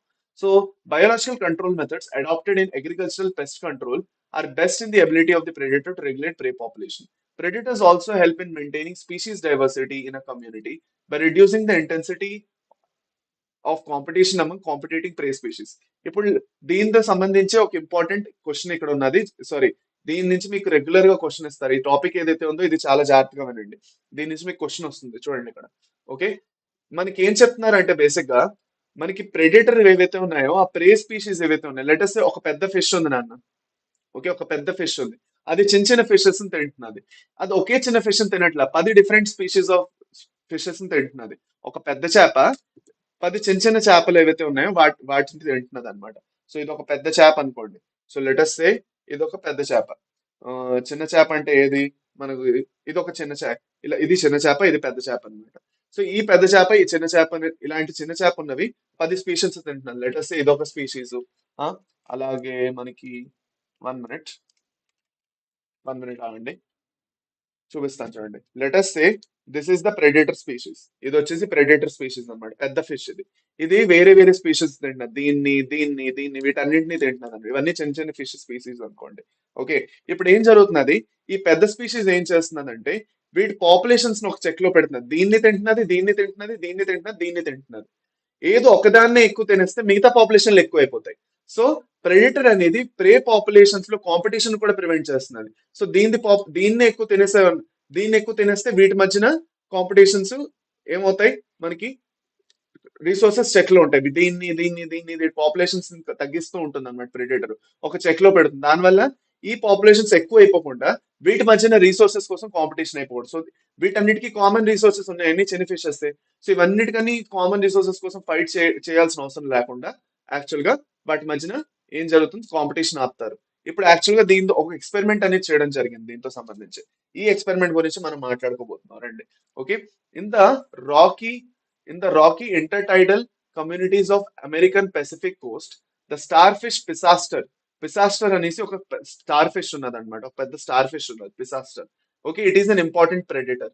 ఓకే, అమెరికన్ పెసిఫిక్ కోస్ట్ లోని. Okay, in a field experiment when all the star fish were removed from the enclosed intertidal area. ఒక ఇంటర్టైడల్ ఏరియా నుంచి ఉన్న స్టార్ ఫిషెస్ అన్నిటిని రిమూవ్ చేసేసారు. సో ఆ స్టార్ ఫిష్ అక్కడ ఉంటేనే అక్కడ ప్రే పాపులేషన్స్ ఏవైతే చిన్న చిన్న ఫిషెస్ ఉన్నాయో, లేదంటే చిన్న చిన్న ఇన్వర్టిబ్రేట్స్ ఏవైతే ఉన్నాయో, 10 స్పీషీస్ ఆఫ్ ఇన్వర్టిబ్రేట్స్ ఏవైతే ఉన్నాయో become extent with in year because of the inter specific competition. Okay, 10 species of invertebrates చక్కగా ఉన్నాయి, బతుకుతున్నాయి. ఎందుకు? ఈ స్టార్ ఫిష్ డిసాస్టర్ వెళ్ళి వాటన్నిటిని తినేస్తూ వాటిని ప్రెడిక్ట్ చేస్తూ వాటి పాపులేషన్ లో కంట్రోల్లో పెట్టింది. అది ఒక్కసారిగా రిమూవ్ చేసే కానీ డిసాస్టర్ ని వీటి మధ్యలో పోట్లాడుకొని చచ్చింది. ఇంకా అది లేదు కాబట్టి మనం మన పాపులేషన్ ని పెంచుకుందాం. ఇప్పుడు ఎలాగంటే ఒక మీరు ఆలోచించుకొని చూడండి. ఒక రాజు ఉన్నాడు. రాజు ఉండడం వల్ల ఏం జరిగింది? ఒక పవర్ఫుల్ రాజు ఉండడం వల్ల ఏం జరిగింది? కింగ్డమ్ లో చాలా యాంటీ ఎలిమెంట్స్ ఉన్నాయి. ఓకే, ఒక్కొక్కళ్ళు అంటారు నేను నా ఓన్ రాజ్యం పెట్టేసుకుంటాను, ఒకడు అంటాడు. ఇంకోటి అంటాడు నేను నా రాజ్యం పెట్టేసుకుంటాడు. రాజు అంటాడు నోరు మూసుకుని కూర్చో అంటాడు వాళ్ళని. ఓకే, నీ నోరు మూసుకుని కూర్చో, ఒక్కడదే రాజ్యం నడుస్తుంది అంటాడు. ఇప్పుడు ఎప్పుడైతే రాజు సడన్ గా చనిపోయాడో, ఏదో రోగం వచ్చి డిసీజ్ వచ్చి రాజు చనిపోయాడు. రాజు చనిపోవడం వల్ల ఎవరైతే చిన్న చిన్న లీడర్స్ అందరూ ఉన్నారో వాళ్ళందరూ అంటారు మాది ఓన్ మాది ఓన్ ఏరియా మేము స్టార్ట్ చేస్తాం, మాది ఓన్ స్టార్ట్ చేస్తాం అని అందరికీ నేను రాజు అవుతాను అని చెప్పి వాళ్ళందరి మధ్యన పోట్లాడుకొని సస్తారనమాట అందరూ. సో దీనివల్ల ఏమైంది? ఏదైతే పీస్ఫుల్ గా ఒక కమ్యూనిటీ ఉండేదో, కాంపిటీషన్స్ తక్కువ ఉండి కంపారిటివ్ గా పీస్ఫుల్ గా ఏదైతే ఉండేదో, ఆ ఎవరైతే ప్రెడేటర్ ఉన్నారో వాళ్ళని తీసేయడం వల్ల ఏమవుతుందంటే అవన్నీ ఎక్స్టెంట్ అయిపోయాయి అనమాట. This is a very good example for the control of the example for controlling the prey population and preventing competition between the prey species. అది అన్నమాట. ఓకే, డన్, ఇది అయింది. If the predator is too efficient, okay, if the predator is too efficient and over exploits its prey, then the prey become extincts and following it the predator will also become extinct అనమాట. Okay, so predator నాకు దొరికింది కదా అని ప్రేని వెళ్ళి continuous గా అలా exploit చేస్తుంది అనుకోండి, అప్పుడు ప్రే కూడా ఇంకా మిగలదు అనమాట. The pray will also become extent. So అందుకే మనకు అంటారు ప్రెడిటర్స్ ఏవైతే ఉన్నాయో ప్రూడెంట్ గా ఉంటాయంట నేచర్ లో. మళ్ళా కాదు, మనం ఇష్టం వచ్చినట్టు మన దగ్గర ఉన్న రిసోర్స్ వాడుకుంటాం కదా, అలా ఉండవు అనమాట. మిగతా యానిమల్స్ లో ఒక సెన్స్ ఆఫ్ హ్యూమర్ ఉంటుంది. ఓకే, వాటికి ఒక సెన్స్ ఆఫ్ అండర్స్టాండింగ్ ఉంటుంది. మనం ఎక్కువ కూడా ఓవర్ ఎక్స్ప్లోయిటేషన్ చేస్తామంటే మనకి ఏమీ ఉండదు ఇంకా తినడానికి అనేసి. సో అందుకే అవి ఏం చేస్తాయి అంటే యాక్చువల్ గాను ప్రూడెంట్ గా ఉంటాయి. ప్రూడెంట్ అంటే ఏమిటి? దే ఆర్ బీ కేర్ఫుల్ అనమాట. ఓకే, ఎంత అవసరం అంతే హంటింగ్ చేస్తాయి. The predator will only hunt how much is required and nothing more than that, so that the prey species can keep growing and they will have a continuous supply of food. Adi anamata. So prey species have evolved various defenses, okay, to lessen the impact of predation. ఇప్పుడు ప్రే species ఉట్టుకుంటే కూర్చుంటాయా?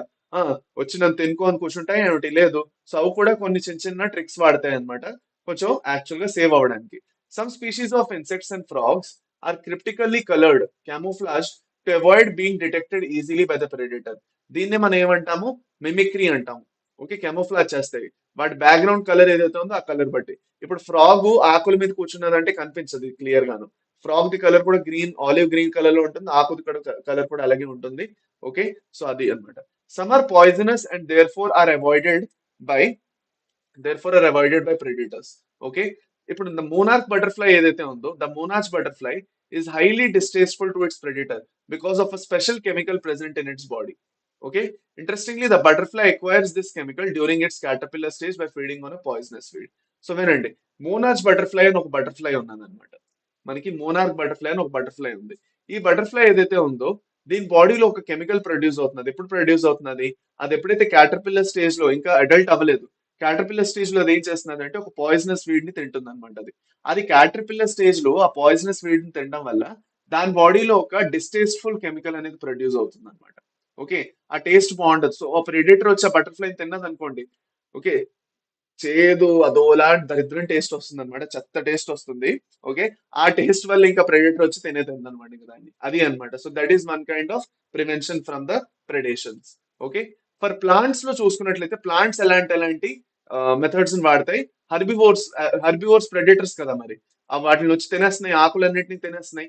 Okay, so nearly 25% of all insects are known to be phytophagous, అంటే they are feeding on the plant and other parts of the plants. The problem is particularly severe for plants because unlike animals, they cannot run away from their predators. అవునా కాదా?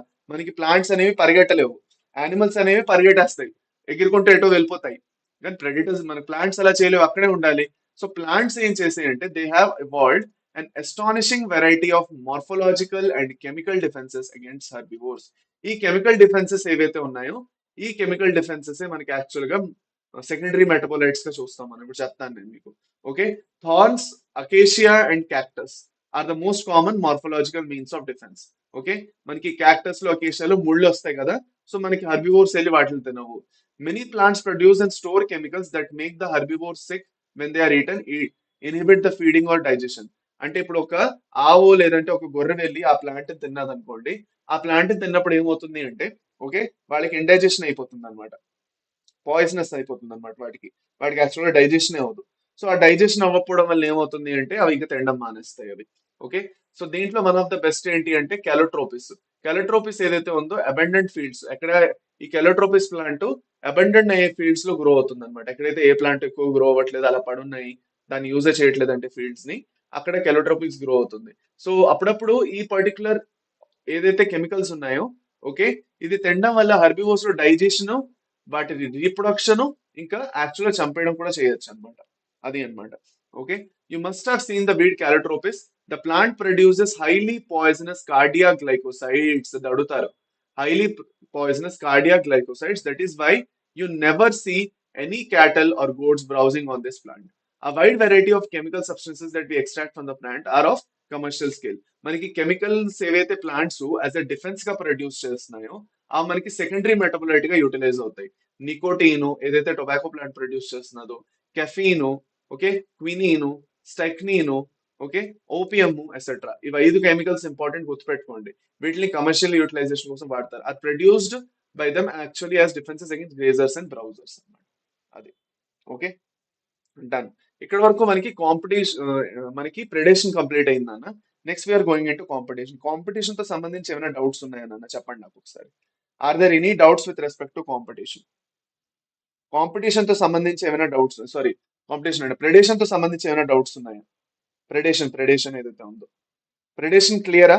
Predation లో ఏవేవైతే points మనం discuss చేసుకున్నాం అన్ని clear కదా అందరికి? Predation లో మనం డిస్కస్ చేసుకున్న పాయింట్స్ అందరికీ క్లియరే కదా అని అడుగుతున్నాను నన్ను. అందరూ ఒకసారి నాకు కన్ఫర్మ్ చేసేయండి. Should we go further with competition? కాంపిటీషన్కి వెళ్ళిపోదామా ఇంకా? సో ఒక పాపులేషన్ ఇంటరాక్షన్ మనకి అయిపోయింది, ప్రిడేషన్. నెక్స్ట్ మనం కాంపిటీషన్కి వెళ్తాం. So is it clear for everyone? Please confirm నాన్న. Any doubts? క్లియర్? డన్. ముందుకు వెళ్ళిపోదామా? పదండి. కాంపిటీషన్ లో ఏమవుతున్నదంటే రెండు స్పీషీస్ ఒకే టైప్ ఆఫ్ రిసోర్సెస్ కోసం స్ట్రగుల్ చేస్తున్నాయి అనమాట, కాంపీట్ చేస్తున్నాయి అనమాట. Okay, so when Darwin spoke of struggle for existence and survival of the fittest in nature, he was convinced that interspecific competition is a potent force in organic evolution. Interspecific competition ఏదైతే ఇది ఎక్కడి నుంచి, ఇది నిన్న మనకి evolution లో వచ్చింది question. ఎవరైతే నిన్న సెషన్ ఉన్నారో, మీరు ఎవరైనా నిన్న సెషన్ కి వచ్చారో ఎవల్యూషన్ లో, ఆ క్వశ్చన్ వచ్చింది నన్ను అక్కడ. సో ఇక్కడ నుంచి పికప్ అయింది ఆ క్వశ్చన్. ఆలోచించండి, మనకి ఎవల్యూషన్ లో ఆ క్వశ్చన్ నిన్న చేసుకున్నాం కానీ యాక్చువల్లీ ఈ క్వశ్చన్ ఇక్కడ నుంచి పికప్ అయింది అది. Okay, Darwin spoke of struggle for existence, he was convince that interspecific competition is a potent force in organic evolution. చాలా ఇంపార్టెంట్, ప్రీవియస్ ఇయర్ క్వశ్చన్ వచ్చింది దీని మీద. ఓకే, మనకి ప్రీవియస్ ఇయర్ క్వశ్చన్ వచ్చింది inter specific. Okay, Darwin spoke of struggle for existence and survival of the fittest. He was convinced that interspecific competition is a potent force in organic evolution. Organic evolution లోని ఒక potent force కింద మారుతుంది ఇది. It is generally believed that competition occurs when closely related species compete for the same resources that are limiting. But this is not entirely true. Okay, firstly, totally unrelated species could also compete for the same resource. Okay, for instance, in some shallow South American lakes, visiting flamingos and resident fishes compete for common food the zoo plankton in the lake. ఏదైతే zoo planktons ఉన్నాయో, okay, microscopic zoo planktons ఏవైతే ఉన్నాయో, zoo planktons వచ్చేసి మనకి ఏంటి basic గా microscopic organisms ఏవైతే హెట్రోట్రాఫిక్. Okay, ఈ జూ ప్లాంక్టాన్స్ ఏవైతే ఉన్నాయో ఇవి అక్కడున్న ఫిషెస్ కి, ఇంకా ఫ్లెమింగో అని ఒక బర్డ్ ఉంటుంది అనమాట, ఇలాగ పొడుగ్గా దాని పీక్ ఉంటుంది అనమాట. ఓకే, ఫ్లెమింగోస్ ఉంటాయి అనమాట. సో ఫ్లెమింగో బర్డ్ ఏదైతే ఉందో అదీను, ఇది ఎక్కడ సౌత్ అమెరికన్ లేక్స్ లోని, సౌత్ అమెరికాలో కొన్ని ఏవైతే చెరువులు ఉన్నాయో అక్కడ అనమాట. సో అక్కడ ఉన్న ఫిషెస్ కి కూడా ఆ జూ ప్లాంక్టోనే ఫుడ్, ఆ ఫ్లెమింగో కూడా జూ ప్లాంక్టోనే ఫుడ్. సో మనకి ఫిష్ కి మధ్యన అయితే రిలేటెడ్ స్పీషీస్ లో కాంపిటీషన్ అని అనుకోవచ్చు. కానీ ఎక్కడ ఫ్లెమింగో ఒక బర్డ్, ఎక్కడ ఫిష్ ఒక పైసెస్ అన్నమాట. సో అలాంటప్పుడు వాటి మధ్యన కూడా కాంపిటీషన్ జరగడానికి ఛాన్స్, టోటల్లీ అన్రిలేటెడ్ స్పీషీస్ మధ్యన కూడా కాంపిటీషన్ జరగచ్చు. Okay, secondly secondly resources need not be limiting for competition to occur. In interference okay, the feeding efficiency of one species might be reduced due to interfering and inhibitory presence of other species, even if resources are abundant. Okay, so therefore competition is best defined as a process in which the fitness of one species measured in the time of r is significantly lower in the presence of another species. అంటే ఏంటి, మనకి competition ఏమవుతుందంటే ఒక స్పీషీది are value తక్కువ, ఇంకొక species the are value ఎక్కువ అవ్వచ్చు అనమాట. ఏదైతే స్పీషీస్ ది ఆర్ వాల్యూ ఎక్కువ ఉందో that that species is more fit compare to the Darwinian fitness తో మనం చూసుకున్నట్లయితే న్యాచురలీ సెలెక్ట్ కూడా అవుతుంది అనమాట. So it is relatively easy to demonstrate in laboratory experiments at Gauss and other experimental ecologists. When resources are limited, the competitively superior species eventually eliminate the other species, but evidence for such competitive exclusion occurring in nature is always not conclusive. Gause ఏం చేశారంటే, Gause, okay, Gause ఒక theory ఇచ్చారు. 1 minute నాన్న.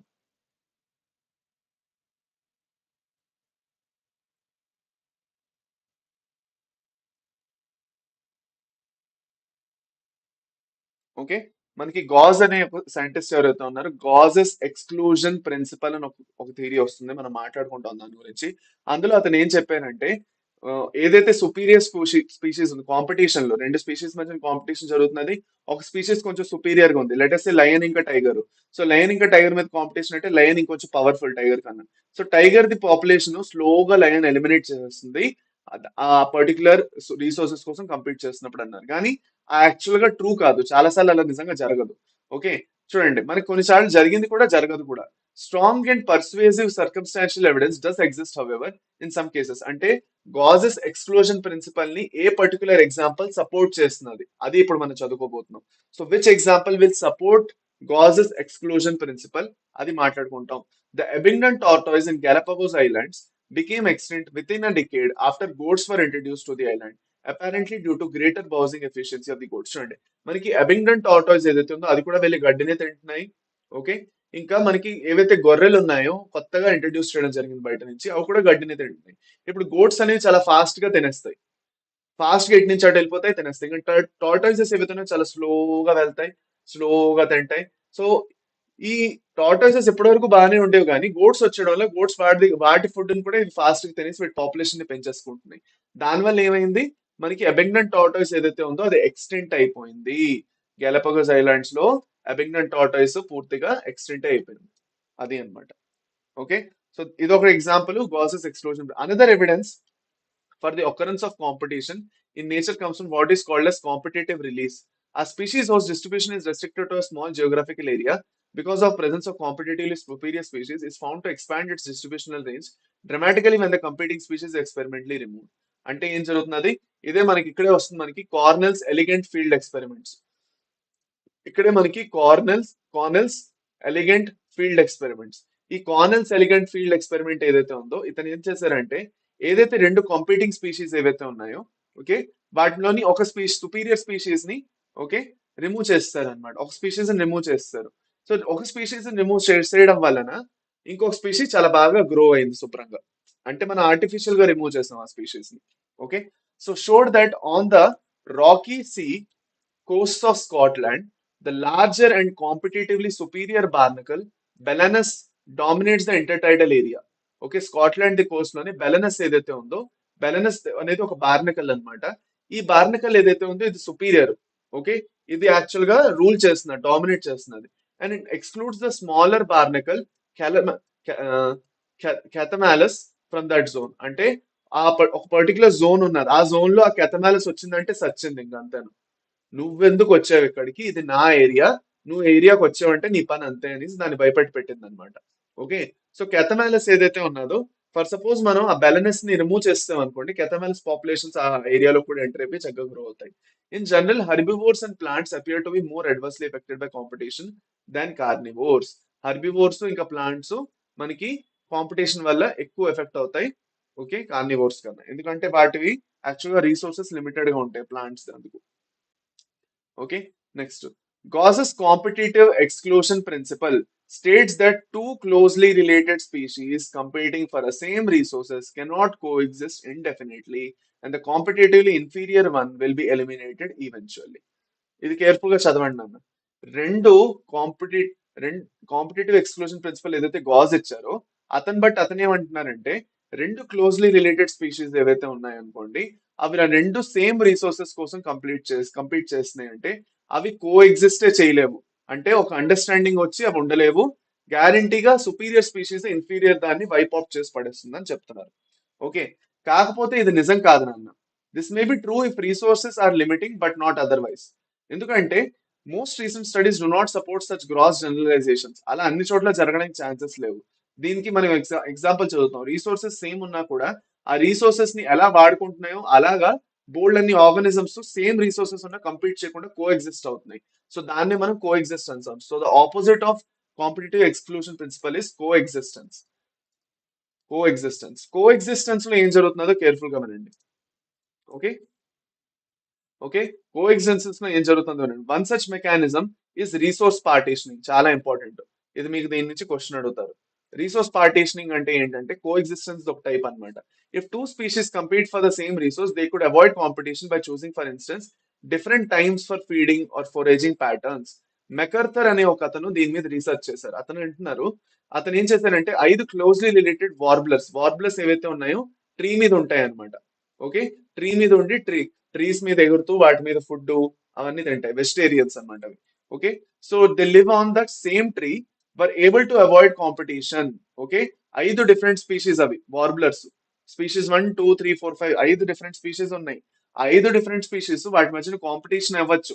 Same resource ఒకే tree మీద ఉంటున్నాయి, ఆ tree మీద ఉన్న రిసోర్సెస్ ని వాడుకుంటున్నాయి. కానీ అవేం చేసాయి, ఒక్కొక్క వాటిది బిహేవియరల్ ప్యాటర్న్ ఏదైతే ఉందో వాటి మార్చుకున్నాయి అనమాట. ఓకే. అవి ఏం చేస్తే behavioural differences in their foraging activities. Okay. ఒకటి మార్నింగ్ టైంలోని ఫుడ్ తింటుంది, ఇంకోటి ఆఫ్టర్నూన్, ఇంకోటి ఈవినింగ్, ఇంకోటి నైట్, లేదంటే వేరే వేరే ఫుడ్ తింటుంది. ఒకటి ఫ్రూట్స్ అంటే ఇంకోటి లీవ్స్ తింటున్నది, ఇంకోటి స్టెమ్ తింటున్నది, అలా అన్నమాట. అర్థం చేసుకోండి. నెక్స్ట్ పారాసైటిజం గురించి మాట్లాడుకుందాం. Let us talk about parasitism. Considering that parasitic mode of life ensures free lodging and meals, it is not surprising that parasitism has evolved so many taxonomic groups from plants to higher vertebrates. Okay. So ఆలోచించండి, మనకి parasite అంటే ఏంటి నాన్న? Parasite అంటే ఏంటి? ఇప్పుడు అందరూ hostels లో ఉండుంటారు. ఓకే. లేదంటే మీరు హాస్టల్లో ఉండకపోయినా మీ మీ ఎవరో ఒకటి ఫ్రెండ్ లేదంటే మీకు తెలిసినోడు ఒకడు ఉంటాడు గొట్టం. వాడు ఏంటంటే గ్యారంటీగా మీతో వచ్చి పదరా పదరా వెళ్ళి ఐస్ క్రీమ్ తిందాం, లేదంటే పదరా వెళ్ళి ఫుడ్ తిందాం అని మిమ్మల్ని తీసుకెళ్ళి, ఓకే, మీతో వచ్చి శుభ్రంగా మెక్కి మెక్కి తినేసి డబ్బులు ఇవ్వకుండా వెళ్ళిపోతాడు. ఓకే. లేదంటే మీకేమో ఒక తక్కువది తినిపించేస్తాడు. అంటే ఇప్పుడు ఫర్ సపోజ్ లెటర్స్ మీకేమో పానీపూరి ఒక 30-40 రూపాయలు పానీపూరి తినిపించి మీతో పాటు వచ్చి ఒక 200-300 రూపాయలది బిర్యానీ తింటాడు. నేను ఇచ్చాను కదా నువ్వు బిర్యానీకి అంటాడు అనమాట. నేను పానీపూరికి ఇచ్చాను కదా డబ్బులు, నువ్వు ఇప్పుడు బిర్యానీకి అంటాడు. సెన్స్ లేదు కదా. అదే పారాసైటిజం అంటే. పారాసైటిజం లో ఏంటంటే ఒక పర్టికులర్ ఆర్గానిజం ని పారాసైట్ పూర్తిగా న్యూట్రిషనల్లీ ఎక్స్ప్లాయిట్ చేసి పడేస్తుంది. అండ్ ఎంత ఎక్స్ప్లాయిట్ చేయొచ్చు అంటే, that is it can actually cause a very disease condition, దానివల్ల మనుషులు చనిపోవచ్చు కూడా. పదండి. Okay. So many parasites has evolve to be host specific. Okay. చాలా పారాసైట్స్ ఒక పర్టికులర్ హోస్ట్ ని పట్టుకున్నాయి అవి. Okay. They they can parasitize only a single species of host in such way that both host and parasite ten to co evolve. So host ఎలా అయితే evolve అయిపోతున్నారో దాన్ని బట్టి parasite కూడా ఇవాల్వ్ అయిపోతుంది. సో దాట్ మనకి ఆ హోస్ట్ ఫ్యూచర్ లో వెళ్ళి రిజెక్ట్ చేయకుండా, రెసిస్ట్ చేయకుండా, అలాగైనా ఏ సిచ్యువేషన్ అయినా ఆ పారాసైట్ ఆ పర్టికులర్ హోస్ట్ తో సంబంధించిన ఎవల్యూషన్ తో క్యాచప్ చేసుకుంటుంది. అంటే మళ్ళీ మన డిఫెన్స్ మెకానిజం బెటర్ అయిందా, అది దాని రెసిస్టెన్స్ ఇంకా బెటర్ చేసేసుకుంటుంది, ఇంకా బాగా అటాక్ చేస్తుంది అది, అలాగనమాట. Okay. So if the host evolves the special mechanisms for rejecting or resisting the parasite has to evolve mechanism to counteract and neutralize them in order to be successful with the same host species. Okay అది అన్నమాట so in accordance with their lifestyles parasites evolved special adaptations ఇది చాలా important ఇది మీకు questions అడుగుతారు parasites evolved special adaptations such as loss of unnecessary sense organs అక్కర్లేని sense organs ఏవైతే ఉన్నాయో అవి లేవు presence of adhesive organs like suckers to cling on to the host okay suckers లాంటివి ఉంటాయి అనమాట సక్కర్స్ ఇలా పట్టుకొని ఉంటాయి హోస్ట్ టిష్యూని ఇలా పట్టుకొని ఉండడానికి అనమాట ఇది హోస్ట్ టిష్యూ అంటే ఇలా పట్టుకొని ఇలా గట్టిగా ఉంటాయి అనమాట పట్టుకొని దానికోసం సక్కర్స్ డెవలప్ చేసుకుంటాయి లాస్ ఆఫ్ డైజెస్టివ్ సిస్టమ్ ఎందుకు కావాలి హోస్ట్ నుంచి రెడీమేడ్ గా ఫుడ్ దొరుకుతున్నది డైజెస్టెడ్ ఫుడ్ అది తినేస్తాం సో తీసుకోదు high reproductive capacity large number of progeny produce చేసుకోవడం అనమాట సో ఇవి మీకు గ్యారంటీగా క్వశ్చన్ కింద అడుగుతారు so I would recommend you loss of unnecessary sense organs presence of adhesive organs or suckers loss of digestive system and high reproductive capacity ఇవి నాలుగు చాలా ఇంపార్టెంట్ అర్థమైందా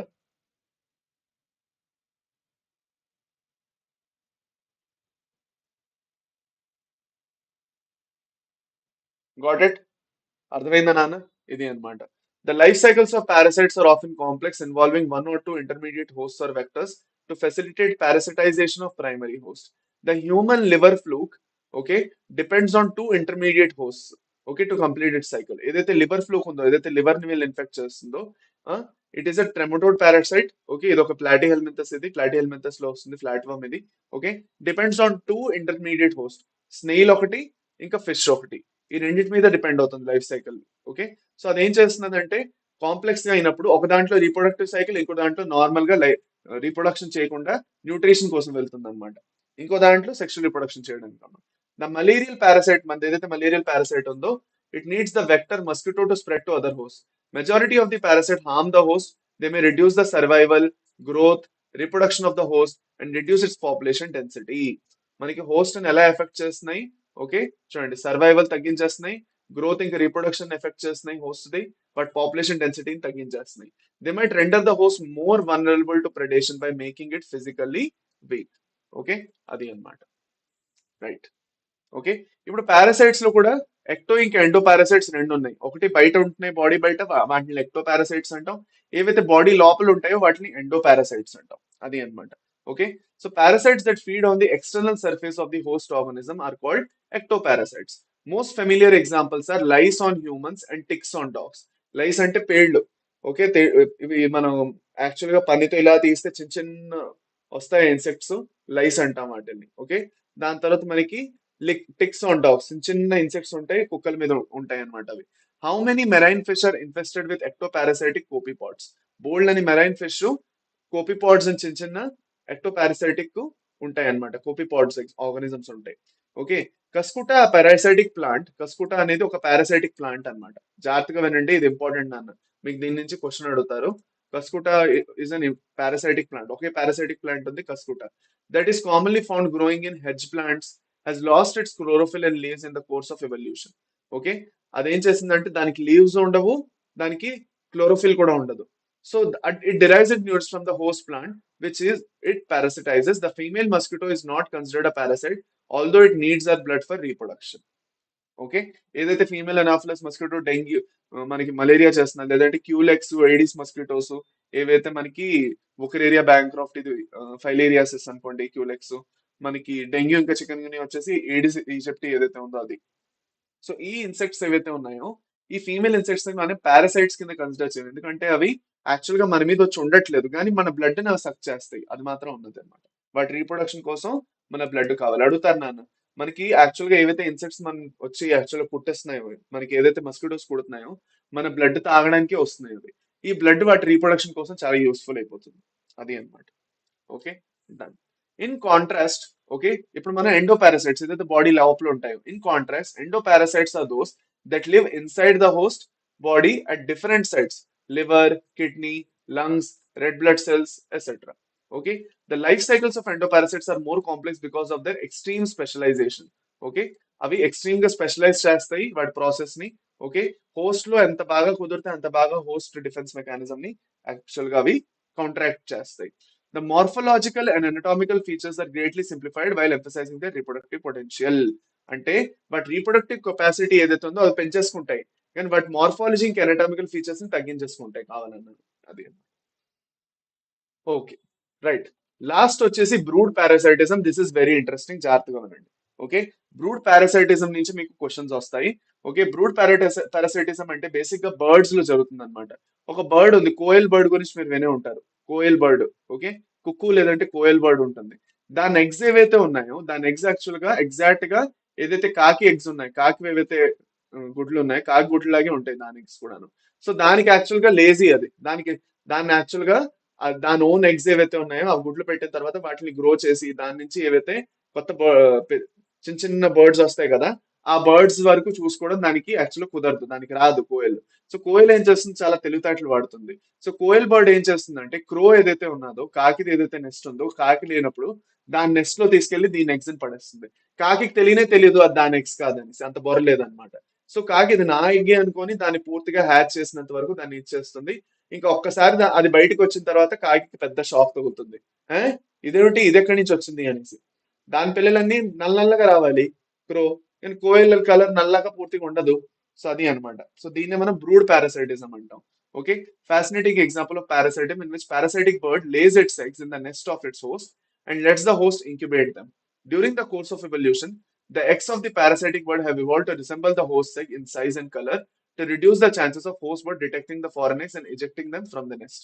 So దాని ఎగ్స్ కాకపోతే తోసేస్తుంది ఆ బర్డ్, ఇది నా ఎగ్స్ కాదు నేను దీన్ని గ్రో చేయను తోసేస్తుంది. So during the course of evolution koel bird the egg ఏదైతే ఉన్నదో అది క్రో ఎగ్ లాగా అలా అలా ఇవాల్వ్ అయింది అంటారు అనమాట, కనిపించడం, రిసెంబ్లెన్స్.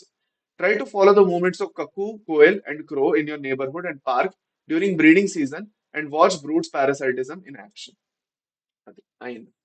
ఇక్కడ వరకు మనకి పారాసైటిజం కంప్లీట్ అయిందన్న. సో పారాసైటిజం లో మనకి one of the most important point లోని బ్రూడ్ పారాసైటిజం ఏదైతే చదువుకున్నామో, ఎలాగ పారాసైట్స్ వేరే వేరే మెథడ్స్ ని వాడుకొని యాక్చువల్ గా హోస్ట్ ని అటాక్ చేస్తున్నాయి, వాటి బాడీస్ లో ఎలాంటి చేంజెస్ తెచ్చుకుంటున్నాయి, అవన్నీ మనకి క్వశ్చన్స్ కింద వస్తాయి.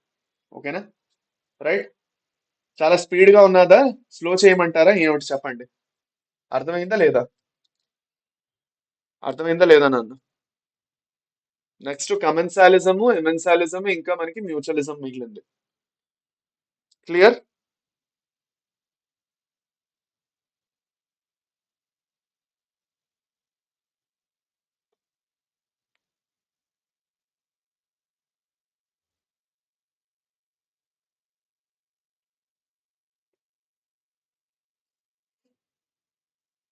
అయిందా, ఓకేనా.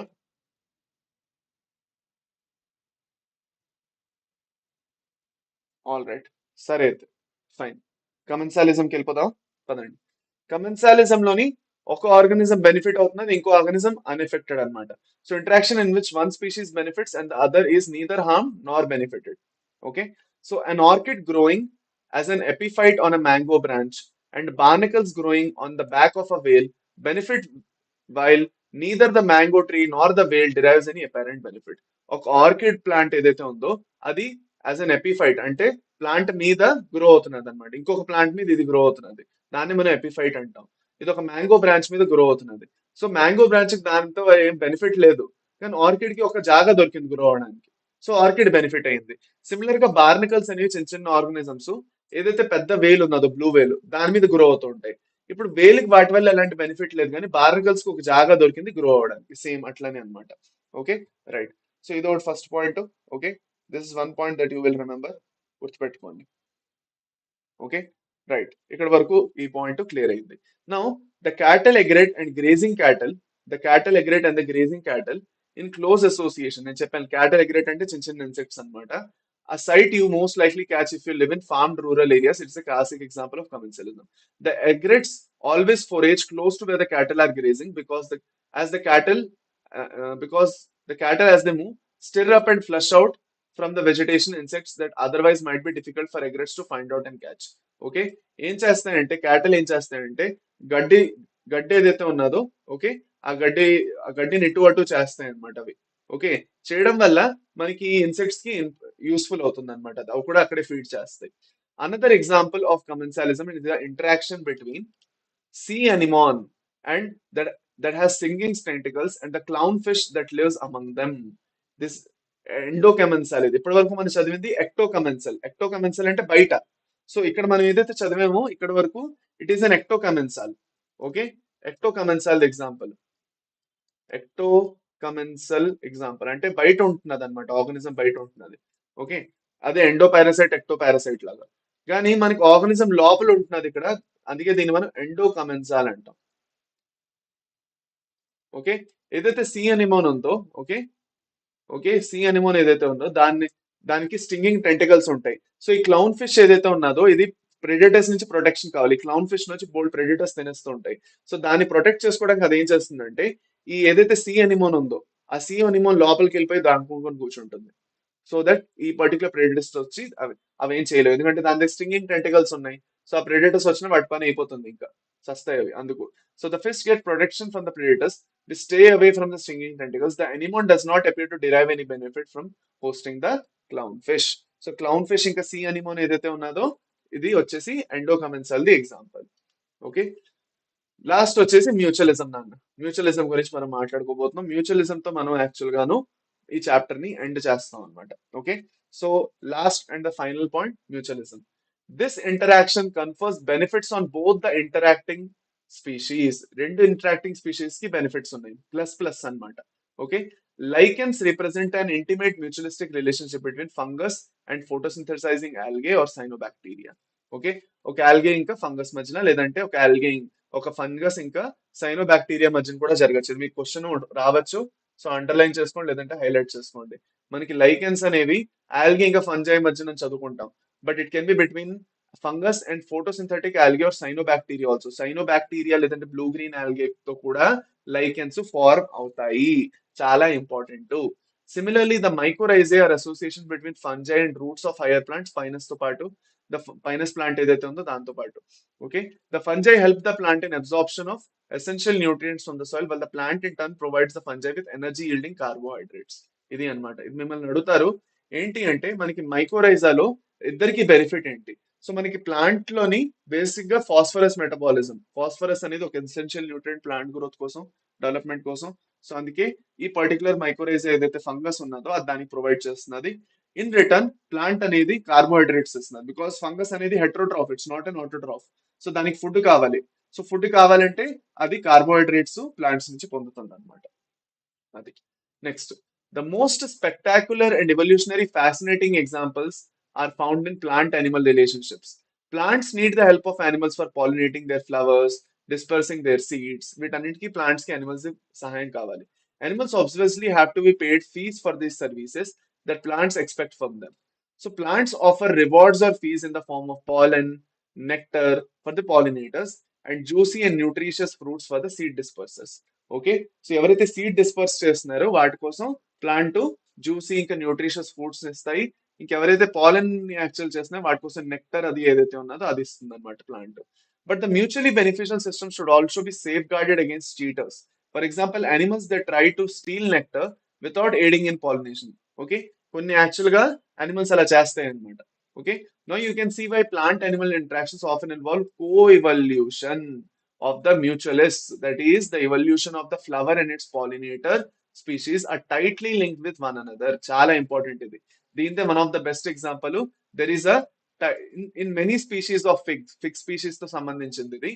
There is tight one-on-one relationship with the pollinator species of the wasp అన్నమాట. Okay, so fig and the wasp example అన్నమాట. ఇది ఏదైతే ఫిగ్ ప్లాంట్ ఉన్నదో చూడండి.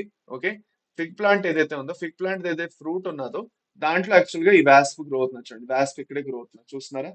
ఓకే, ఏదైతే నా వెనకాతల ఉన్నాయో ఇవన్నీ వాస్ప్స్ అన్నమాట, ఇన్సెక్ట్స్. ఈ ఫిగ్ ప్లాంట్ ది ఫ్రూట్ లోనే ఉన్నాయి ఇవన్నీ, చూస్తున్నారా. సో ఫిగ్ ప్లాంట్ ఏదైతే ఉందో దాన్ని అక్కడ గ్రో అవ్వడానికి జాగా ఇస్తుంది. ఇన్ రిటర్న్ ఫిగ్ ప్లాంట్ కి పాలినేషన్ చేసేస్తుంది అనమాట వాస్ప్, ఇన్సెక్ట్ ఏదైతే ఉందో అది. Okay, so it means that the given fig species can be pollinated only by it's partner. ఇంకో ఇంపార్టెంట్ పాయింట్, ఈ వాస్ప్ మాత్రమే యాక్చువల్ గా పాలినేషన్ చేయగలుగుతుంది. ఇంక దీనికి పాలినేషన్ చేయడం కుదరదు, ఎందుకంటే ఫిగ్ ఇంకొక దానికి యాక్చువల్ గా జాగా ఇవ్వదు, వాస్ప్ మాత్రం ఇస్తుంది. దానికి సెట్టింగ్ అయిపోయింది అనమాట కొన్ని వందల ఏళ్ల నుంచి. ఓకే, సో వాస్ప్ ఇంకా ఫిగ్ ఫిక్స్ అయిపోయారు, we're for each other, okay, ఇంకెవరు మనకి అక్కర్లేదు అనేసి. సో దీన్ని మనం కో ఎవల్యూషన్ అంటాం అనమాట. సో రెండు యాక్చువల్ గా ఈ స్పీషీస్ కో ఇవాల్వ్ అవుతాయి, కో ఎగ్జిస్ట్ అవుతాయి. సో దాని అర్థం ఏమిటి అంటే బేసిక్ గా కో ఎవల్యూషన్ లో ఏం జరుగుతుంది అంటే మీకు ఇక్కడ ఐ థింక్ నేను ఇందాక మీకు స్టార్టింగ్ లో రాయించాను కదా కో ఎవల్యూషన్ గురించి. కో ఎవల్యూషన్ గురించి చెప్పాను. ఇక్కడ ఒక స్పీషీస్ కూడా పోయిన కో ఎవల్యూషన్ లో ఒక స్పీషీస్ ఎక్స్టెంట్ అయింది. ఫస్ట్ సపోజ్ మనకి బ్యాస్ప్ ఎక్స్టెంట్ అయింది అనుకోండి, ఫిగ్ ప్లాంట్ గ్రో అవ్వలేదు, ఫిగ్ ప్లాంట్స్ కూడా ఎక్స్టెంట్ అయిపోతాయి. అలాగే ఫిగ్ ప్లాంట్స్ ఎక్స్టెంట్ అయిపోయింటే వ్యాస్ప్ కూడా ఆ స్పీషీస్ పర్టికులర్ స్పీషీస్ ఎక్స్టెంట్ అయిపోతాయి అనమాట. So they are so much dependent on each other, so much dependent on each other. Okay, పదండి. The female wasp uses the fruit not only as an oviposition. Oviposition అంటే egg laying కోసం వాడుతుంది, ఇది మీకు అడుగుతారు. So this is important. Female wasp ఏదైతే ఉందో actual గా ఆ పర్టికులర్ ఫ్రూట్ ని ఓవిపోజిషన్ లేదంటే ఎగ్ లేయింగ్ కోసం వాడుతుంది. But uses the developing seeds with in the fruit for nourishing it's larvae. దాని ఏదైతే లార్వల్ స్టేజ్ ఉందో అది యాక్చువల్ గా ఆ సీడ్స్ తినేసే పెద్ద అవుతాయి. The wasp pollinates the fig inflorescence while searching for suitable egg laying sites. Okay, so wasp ఏం చేస్తుందంటే ఇంకా కొన్ని చోట్ల ఎగ్స్ ఎక్కడ లే చేయొచ్చు అనే తనలో దీంట్లోని అది యాక్చువల్గా పాలినేషన్ కూడా చేసేస్తుంది. In return for favour of pollination the fig offers the was some of it's developing seeds as food for the developing wasp larvae. Okay, దాని ఏవైతే సీడ్స్ ఉన్నాయో ఆ ఫిగ్ దాని ఆ ఫిగ్ ఏం చేస్తుందంటే ఏమి చేయదు అనమాట, గ్రో అవనిస్తుంది అనమాట వాస్ప్ ని. ఆ ఏదైతే లార్వే ఉన్నాయో ఆ లార్వేకి సీడ్స్ యాజ్ అ ఫుడ్ కింద అయిపోవచ్చు అనేసి. అది అన్నమాట. ఇది వచ్చేసి మనకి ఇంకొక ఎగ్జాంపుల్ ఇప్పుడు నెక్స్ట్ వస్తుంది అనమాట. ఇంకోటి నెక్స్ట్, సో ఒకటి మనకి fig and the wasp. Orchids show bewildering diversity of floral patterns many of which have evolved to attract the right pollinator insect bees and bumble bees. So orchids ఏవైతే ఉన్నాయో బీస్ ఇంకా బంబల్ బీస్ వాటిని పాలినేట్ చేస్తాయి and ensured guaranteed pollination by it. Not all orchids offer rewards.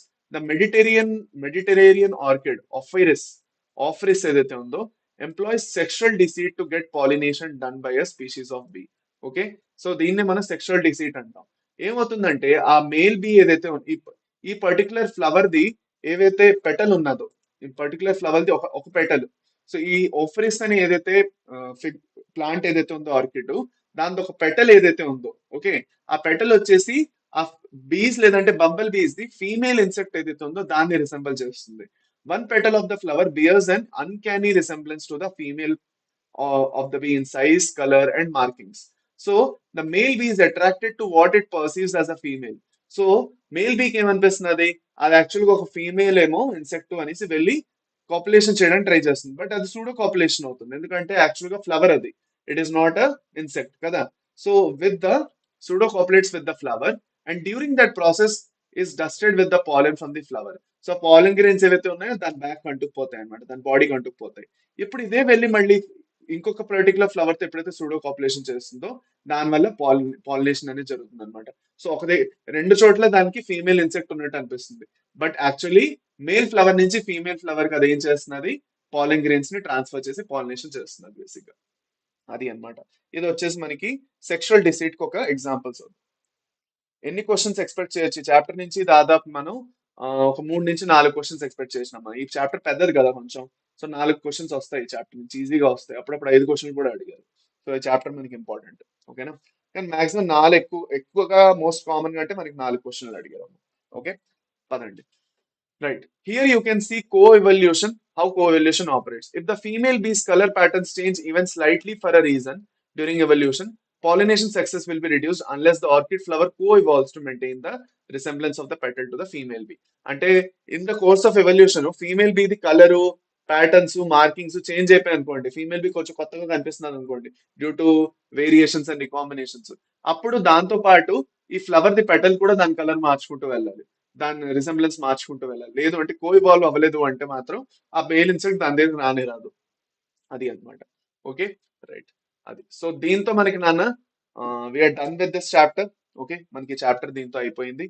Okay, and we have to do some questions in this. మనం కొన్ని questions solve చేసుకోవాలి ఇందులో.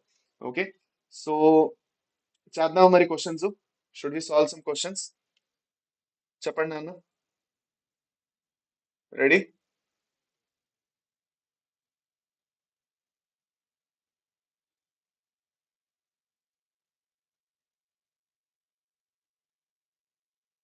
1 minute నాన్న, జస్ట్ 1 minute ఆగండి.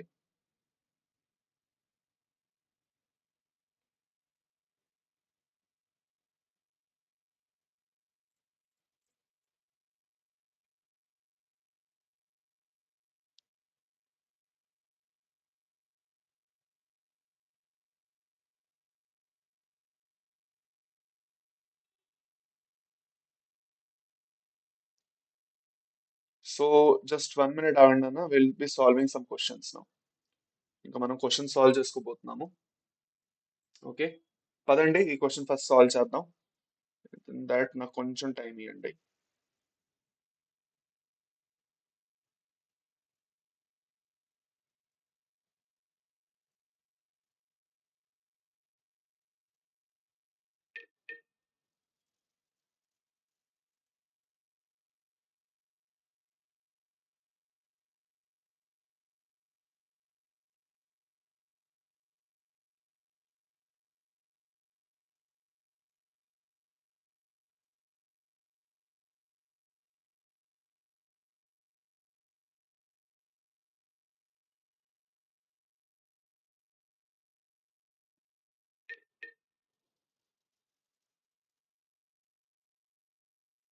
ఓకే,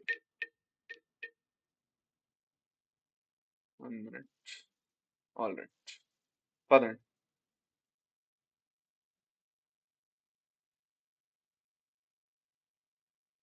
Hmm, పదండి అన్న. సో స్టార్ట్ చేద్దామా? క్వశ్చన్ మొదలెట్టారా లేదా? ఆన్సర్ చేయట్లేదు మీరెవరును. పదండి. ఇప్పుడు మనకి మ్యూచువలిజం లో ఏం జరుగుతుంది అన్న?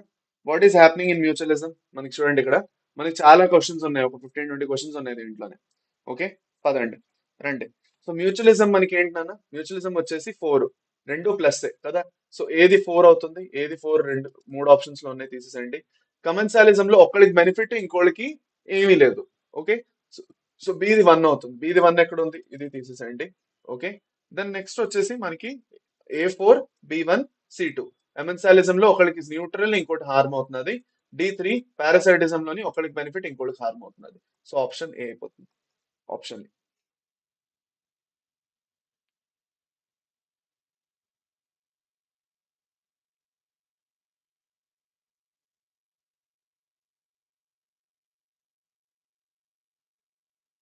Next, given below are two statements.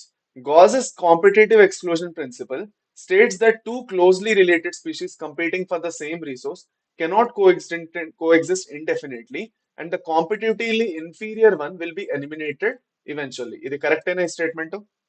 ఈ స్టేట్మెంట్ కరెక్టేనా, అవునా కాదా? Is this statement correct or not? మనకి గాజెస్ కాంపిటేటివ్ ఎక్స్క్లూజన్ ప్రిన్సిపల్ ఏం చెప్తుంది? It states that two closely related species competing for the same resources cannot coexist and అవి coexist చేయలేవు, ఇంకా superior one inferior one eliminate చేసి పడేస్తుంది అన్నారు. కరెక్టే. Statement two, in general carnivores are more adversely affected by competition than herbivores. Wrong, ఇది wrong. Herbivores are more affected than carnivores, మనం చదివాము. ఓకే, హర్బివోర్స్ ఏవైతే ఉన్నాయో కాంపిటీషన్ వల్ల ఎక్కువ ఎఫెక్ట్ అవుతాయి, ఎందుకంటే హర్బివోర్స్ అన్ని ప్లాంట్స్ మీద డిపెండ్ అవుతున్నాయి. కార్నివోర్స్ దగ్గర ఆప్షన్స్ ఉంటాయి, అవి వేరే ఒక ఫిష్ తక్కువ ఉన్నదంటే ఇంకొక ఫిష్ తినేస్తుంది, ఒక పెద్ద పెద్ద ఫిష్ అండి. ఓకే, ఒక బర్డ్ ఒక ఇన్సెక్ట్ దొరకట్లేదంటే ఇంకో ఇన్సెక్ట్ తినేస్తుంది. కానీ హర్బివోర్స్ ఒకే పర్టికులర్ ప్లాంట్ లేదంటే ఒకే గ్రూప్ ఆఫ్ ప్లాంట్స్ మీద డిపెండ్ అయి ఉంటాయి కదా.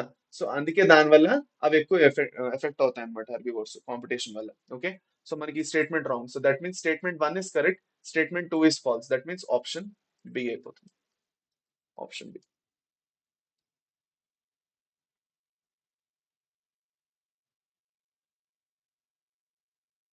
ఏమైందన్న, ఎవరు ఆన్సర్ చేయట్లేదు? ఎవరికి క్వశ్చన్ కనిపించట్లేదా ఏమిటో నాకు ఒకసారి కన్ఫర్మ్ చేయండి. అందరికి క్వశ్చన్ క్లియర్ గా కనిపిస్తున్నాయా లేదా? మరి ఎందుకు మీలో ఎవరు ఆన్సర్ చేయట్లేదు? ఇస్ ద క్వశ్చన్స్ మన లేదంటే క్వశ్చన్స్ తర్వాత ఎప్పుడైనా చేసుకుందామా? Should we not do the questions now? తర్వాత ఎప్పుడైనా చేసి పడేద్దాం ఆ క్వశ్చన్స్ ని? చెప్పండి, మీకు ఇంట్రెస్ట్ లేదు అంటే మనం ఇంకెప్పుడైనా తర్వాత చేసుకుందాం. చాలు సార్ మా వల్ల కావట్లేదు, ఇంకా మేము కూర్చోలేకపోతున్నాము, మనం క్వశ్చన్స్ తర్వాత చేసుకుందాం అంటే మీరు చెప్పండి. ఎందుకంటే ఎక్కువ లేవు, 15-20 క్వశ్చన్స్ ఉన్నాయి, ఇవి చేసేసుకుంటే మనకు చాప్టర్ అయిపోతుంది. సో పూర్తిగా మీ ఒపీనియన్. మీరు ఆన్సర్ చేస్తారంటే మనం ముందుకు వెళ్దాం, మీరు ఆన్సర్ చేయట్లేదు అంటే మనం ఆగిపోదాం. అదే అన్నమాట. సో ఏదైతే ఉందో నాకు క్లియర్ గా ఒకసారి కన్ఫర్మ్ చేస్తాండి అన్న విషయం.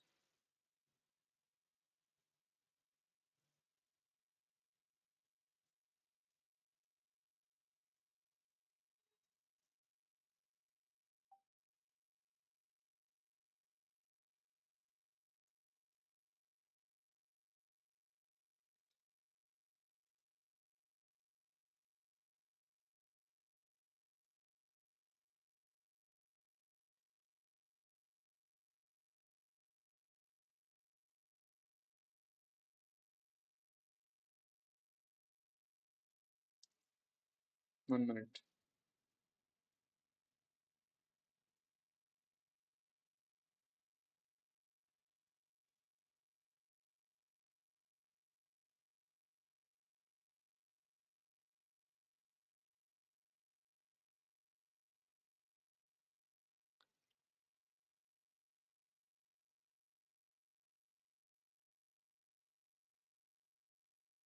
ఓకే, సరే అయితే ఫైన్. ఓకే, సో మనం నార్మల్గా మీ దగ్గర నుంచి ఆన్సర్స్ రావట్లేదు కాబట్టి మనం నార్మల్గా చేసుకుంటూ వెళ్ళిపోదాం. నెక్స్ట్ సెషన్ నుంచి మనం ఇంకా నేను మిమ్మల్ని ఏం అడగను. Okay, will be going further. As you are not answering anything, మనం కూడా ఇలాగే ముందుకు వెళ్ళిపోదాం. పదండి. ఓకే రండి. Which one of the following statements cannot be connected to predation? ఇందులో ఏ స్టేట్మెంట్ ని మనం ప్రెడేషన్ తో కనెక్ట్ చేయలేమని అంటున్నారు, అంటే ఏది ప్రెడేషన్ కాదు అంటున్నారు. It helps in maintaining species diversity in a community, ఇది కరెక్టే. మనకి ప్రే స్పీషీస్ లో డైవర్సిటీ మెయింటైన్ చేయడానికి ఉంటుంది. It might lead to extension of a species, కరెక్టే. మనకి ప్రెడేషన్ చాలా ఎక్కువ కూడా అయిపోయిందంటే ఎక్స్టెన్షన్ అవ్వచ్చు, ఓవర్ ఎక్స్ప్లాయిటేషన్ అని చదువుకున్నాం. Both the interacting species are negatively impacted, wrong. Okay, మనకి ప్రెడేటర్ అనేది పాజిటివ్ గా ఇంపాక్ట్ అవుతుంది, దానికి ఫుడ్ దొరుకుతుంది. It is necessitated by nature to maintain ecological balance, correct. So option C అయిపోతుంది. ఓకే, పదండి. While explaining interspecific interaction of population, plus sign is assigned for beneficial, minus for detrimental and 0 for neutral. Which of the following interactions can be assigned plus for one species and minus for another species involved in the interaction?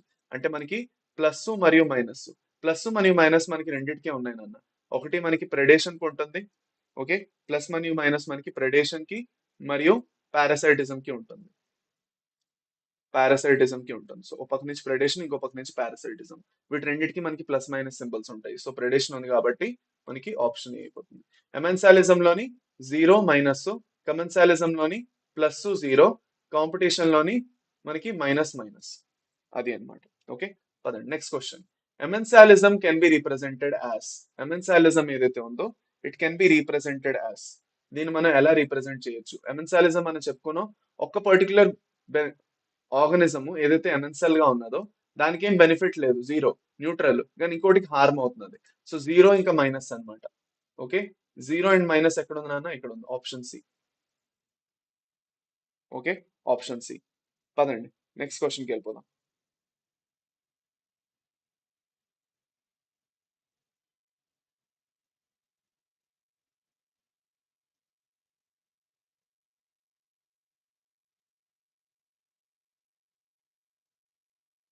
Okay, next వచ్చేసి మనకి in spite of interspecific competition in nature, which mechanism the competing species might have evolved for their survival.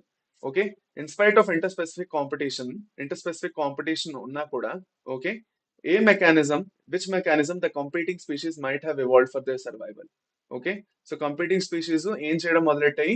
Mutualism, predation, resource partitioning, competitive release. Okay, resource partitioning చేయడం మొదలెట్టాయి, అవునా కాదా? మనకి resource partitioning చేయడం వలన అవి రీసోర్స్ పార్టిషన్స్ చేసేస్తున్నాయి అనమాట. నువ్వు పొద్దున తిను, నేను ఈవినింగ్ తింటా. లేదు అంటే నువ్వు ఈ ఫుడ్ తిని నేను ఈ ఫుడ్, నువ్వు ఫ్రూట్స్ తిను నేను లీవ్స్ తింటాను అనేసి రీసోర్సెస్ పార్టిషన్ చేసేసుకుంటున్నాయి. చేసుకోవడం వల్ల అవి యాక్చువల్ గా కో ఎగ్జిస్ట్ అవ్వగలుస్తున్నాయి. దీన్నే మనం ఏమంటాం? కో ఎగ్జిస్టెన్స్ అంటాం. కాంపిటీషన్ ని అవాయిడ్ చేయడానికి కో ఎగ్జిస్టెన్స్ యూజ్ చేస్తాయి ఆర్గానిజమ్స్. ఓకే, నెక్స్ట్ సాప్రోఫైట్ ఏదైతే ఉన్నదో, సాప్రోఫైట్ అంటే ఏంటి నాన్న? Saprophyte decomposition of dead organic materials చేస్తుంది. ఏది టూ రెండిట్లో ఉంది, ఇది ఇది తీసేద్దాం, ఆప్షన్ ఎలిమినేట్ చేస్తాం. పారాసైట్ ఏదైతే ఉన్నదో, పారాసైట్ వచ్చేసి it lives on living plants and animals, అవునా కదా? సో బి వచ్చేసి త్రీ అవుతుంది. బి3 ఎక్కడ ఉంది నాన్న? ఇందులో ఉంది. So A2 B3, C4 lichens, algae and fungi, మైక్రోరైజా association of fungi with plant roots. Okay, అది అన్నమాట. సో ఆప్షన్ సి అయిపోతుంది. Next question. Pinus seed cannot germinate and establish without fungal association, this is because. Okay, pinus seed ఏదైతే ఉన్నదో ఇది actual గాను germinate అవ్వలేదు, ఇంకా fungal association లేకుండా ఎస్టాబ్లిష్ అవ్వలేదు. The pinus seed cannot germinate and establish without fungal association, this is because. ఎందుకు? It has an obligate association with mycorrhizae, hard seed coat, contains inhibitors, embryo is immature. Obligate association with mycorrhizae, దీని మన mutualism కి example ఇది, మనకి neat 2019 లో అడిగిన question. Okay, అది అన్నమాట. నెక్స్ట్ వచ్చేసి మనకి which of the following population interactions is widely used in medical science for the production of antibiotics? Okay, మనకి యాంటీబయాటిక్స్ ప్రొడ్యూస్ అవుతున్నాయి అంటే దేని వల్ల ప్రొడ్యూస్ అవుతున్నాయి నాన్న? మనకి యాంటీబయాటిక్స్ దేని వల్ల ప్రొడ్యూస్ అవుతున్నాయి? ఆలోచించి చెప్పండి నాకు. యాంటీబయాటిక్స్ దేని వల్ల ప్రొడ్యూస్ అవుతున్నాయి? Which of the following popular interactions is widely used in medical science for the production of antibiotics? Okay, మన యాంటీబయాటిక్స్ ఏ పర్టికులర్ మెథడ్ ని వాడుకొని లేదంటే ఏ పర్టికులర్ పాపులేషన్ ఇంటరాక్షన్ ని వాడుకొని యాక్చువల్ గా చేస్తాము? పదండి.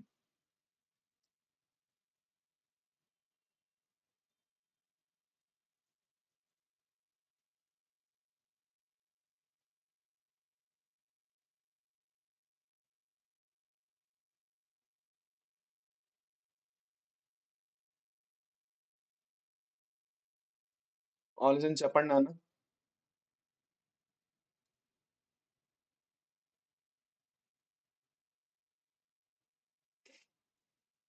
పదండి మనం ముందుకెళ్దాం. Okay, so which of the following population interactions is widely used in medical science for production of antibiotics? Antibiotics produce చేయడానికి మనం ఏం చేస్తామన్నా, we use the method of amensalism. మనం ఎమెన్సాలిజం ని వాడతాం. ఎమెన్సాలిజం లో ఏమవుతుందంటే ఒక పర్టికులర్ ఆర్గానిజం కి న్యూట్రల్ గా ఉన్న ఇంకొక ఆర్గానిజం కి దాని వల్ల బెనిఫిట్ అవుతున్నది. ఓకే, సో మనం మన యాంటీబయాటిక్స్ కూడా ఇలాగే ప్రొడ్యూస్ చేస్తాం అనమాట. ఓకే, సో యాంటీబయాటిక్స్ లోని యాక్చువల్ గా ఏదైతే యాంటీబయాటిక్స్ మనం ప్రొడ్యూస్ చేస్తున్నామో చెప్తాను అండి, 1 minute.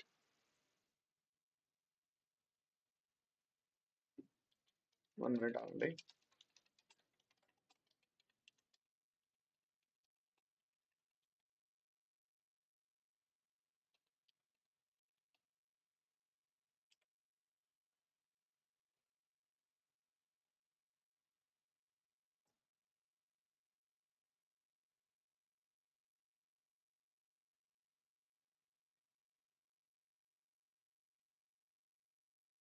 ఓకే, దీనికి ఎగ్జాంపుల్ చెప్పుకుందాం ఏమైనా ఎమెన్సాలిజం కి. చూడండి, మనకి యాక్చువల్ గా పెనిసిలిన్ అనే ఒక యాంటీబయాటిక్ అనేది ప్రొడ్యూస్ చేస్తుంది ఎవరు? ఒక ఫంగస్ ప్రొడ్యూస్ చేస్తుంది పెన్సిలిన్ అనే యాంటీబయాటిక్. ఓకే, పెనిసిలియం పెనిసిలియం నోటేటం అనే ఒక ఫంగస్ ఉంది. ఓకే, ఇది వచ్చేసి ఒక ఫంగస్. ఇది ఏం చేస్తుందంటే ఈ పర్టికులర్ కంపౌండ్ ని ప్రొడ్యూస్ చేస్తున్నది పెన్సిలిన్ అనేది. ఇప్పుడు ఇది యాక్చువల్ గా ఒక బ్యాక్టీరియా దీని చుట్టూ ఉన్నదనుకోండి. మోస్ట్ ఆఫ్ ద బ్యాక్టీరియాకి పెన్సిలిన్ కుదరదు. ఏవైతే బ్యాక్టీరియా ఉన్నాయో ఈ బ్యాక్టీరియాకి యాక్చువల్ గాను దీని వల్ల హార్మ్ అవుతుంది, మైనస్. దీనికి న్యూట్రల్. అర్థమైందా? ఫంగస్ కి ఈ అసోసియేషన్ అనేది న్యూట్రల్ అన్నమాట, పెద్ద ఏమీ లేదు. సో ఆ బ్యాక్టీరియా ఉన్నా లేకపోయినా దానికి పర్వాలేదు. కానీ ఫంగస్ ఉండడం వల్ల బ్యాక్టీరియాకి హార్మ్ అవుతున్నది. ఆ యాంటీబయాటిక్ ప్రొడ్యూస్ అవడం వల్ల బ్యాక్టీరియా అనేది చనిపోతున్నది అనమాట. సో -0 కదా. సో మైనస్ వచ్చేసి ఫర్ బ్యాక్టీరియా. ఓకే, అండ్ మనకి ఇది వచ్చేసి ఫంగస్ వచ్చేసి మనకి ఏంటి, 0, న్యూట్రల్. ఇలాగ యాక్చువల్ గా మనకి యాక్చువల్ గా యాంటీబయాటిక్స్ అనేవి ప్రొడ్యూస్ అవుతాయి. Option D. ఓకే, పదండి. Next question. Which one of the following plants show a very close relationship with the species of a moth where none of the two can complete its life cycle without the other? మనం ఇందాక మాట్లాడుకున్నామా fig and the wasp. అలాగే మనకి యుక్క అని ఒక plant ఉంది. యుక్క plant అని ఒక ప్లాంట్ ఉంది. ఆ ప్లాంట్ ఏదైతే ఉందో ఒక మాత్ స్పీషీస్ లేకుండా వాటి మధ్యన జరగదన్నమాట. So this is an example of coevolution. ఇవి రెండు కో ఎవల్యూషన్ అండ్ మ్యూచువలిజం కి ఎగ్జాంపుల్స్. ఓకే, యుక్కా ప్లాంట్ ఏదైతే ఉందో, okay, yucca Pronuba, okay, moth తోటి దానితోని లింక్ ఉంటుంది అనమాట. వాటి రెండింటికి యాక్చువల్ గా కోఎవల్యూషన్ అనేది ఉంటుంది. సో యుక్కా ఆప్షన్ అయిపోతుంది, option B. Next, the principle of competitive exclusion was stated by. Principle of competitive exclusion ఎవరు ఇచ్చారు అనేసి అడుగుతున్నారు. So the principle of competitive exclusion Gause ఇచ్చారు. గాజెస్ ఎక్స్క్లూషన్ ప్రిన్సిపల్ అని చదువుకున్నాం కదా, అది అన్నమాట, option. Next, if plus sign is assigned to beneficial, minus to detrimental, 0 to neutral, then population interaction referred by plus and minus. ఇందాక మనం చదువుకున్నాం. So plus and minus కి మనం రెండు చదువుకున్నాం, ప్రెడేషన్ పారాసైటిజం. ఇందాక ప్రెడేషన్ చెప్పాం, ఇక్కడ పారాసైటిజం. సో ఇలాగే అడుగుతారు అనమాట మీ క్వశ్చన్ అనేది మనకి ఇలా వస్తుంది అనమాట. This is a very important question. మనకి క్లియర్ గా వాళ్ళు చెప్తున్నారు plus for beneficial, minus detrimental, 0 neutral అయితే ప్లస్ ఇంకా మైనస్ మనం దేనికి ఇస్తామంటారు, అది అనమాట. So this is important. Okay, పదండి. Next, Gause's principle of competitive exclusion states that. Okay, Gause's principle of competitive exclusion ఏదైతే ఉందో ఏం చెప్తుంది more abundant species will exclude the less abundant species through competition. Okay, more abundant species less abundant species ని competition త్రూగా remove చేసేస్తాయి, అది అన్నమాట. అవునా, కరెక్టా, రాంగ్? చెప్పండి. Next, competition for same resources excludes species having different food preferences. No two species can occupy the same niche indefinitely for the same limiting resources. Larger organisms exclude smaller ones through competition. పదండి, ఈ question answer చేద్దాం అన్నానండి.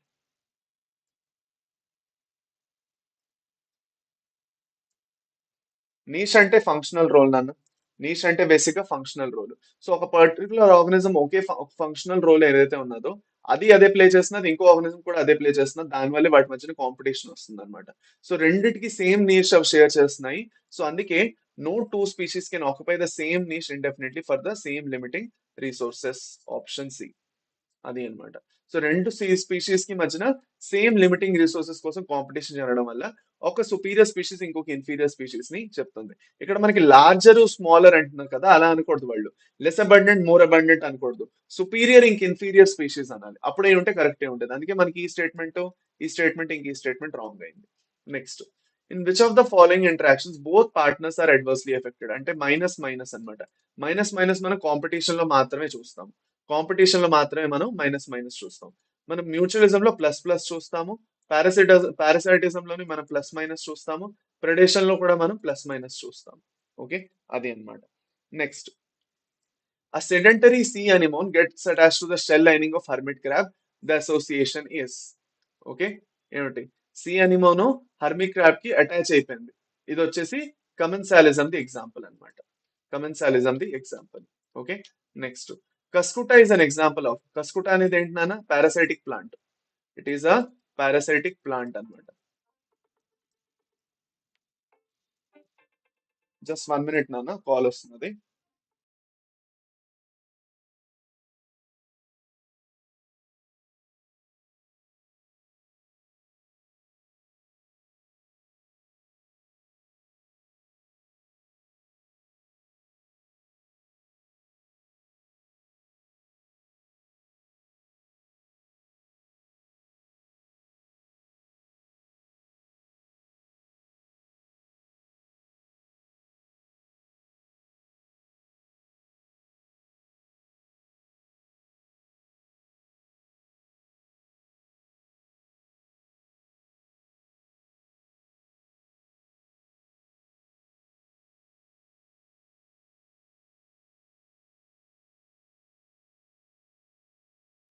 నాన్న అందరూ ఒక 1 minute, 2 minutes ఆగండి. I'll be back.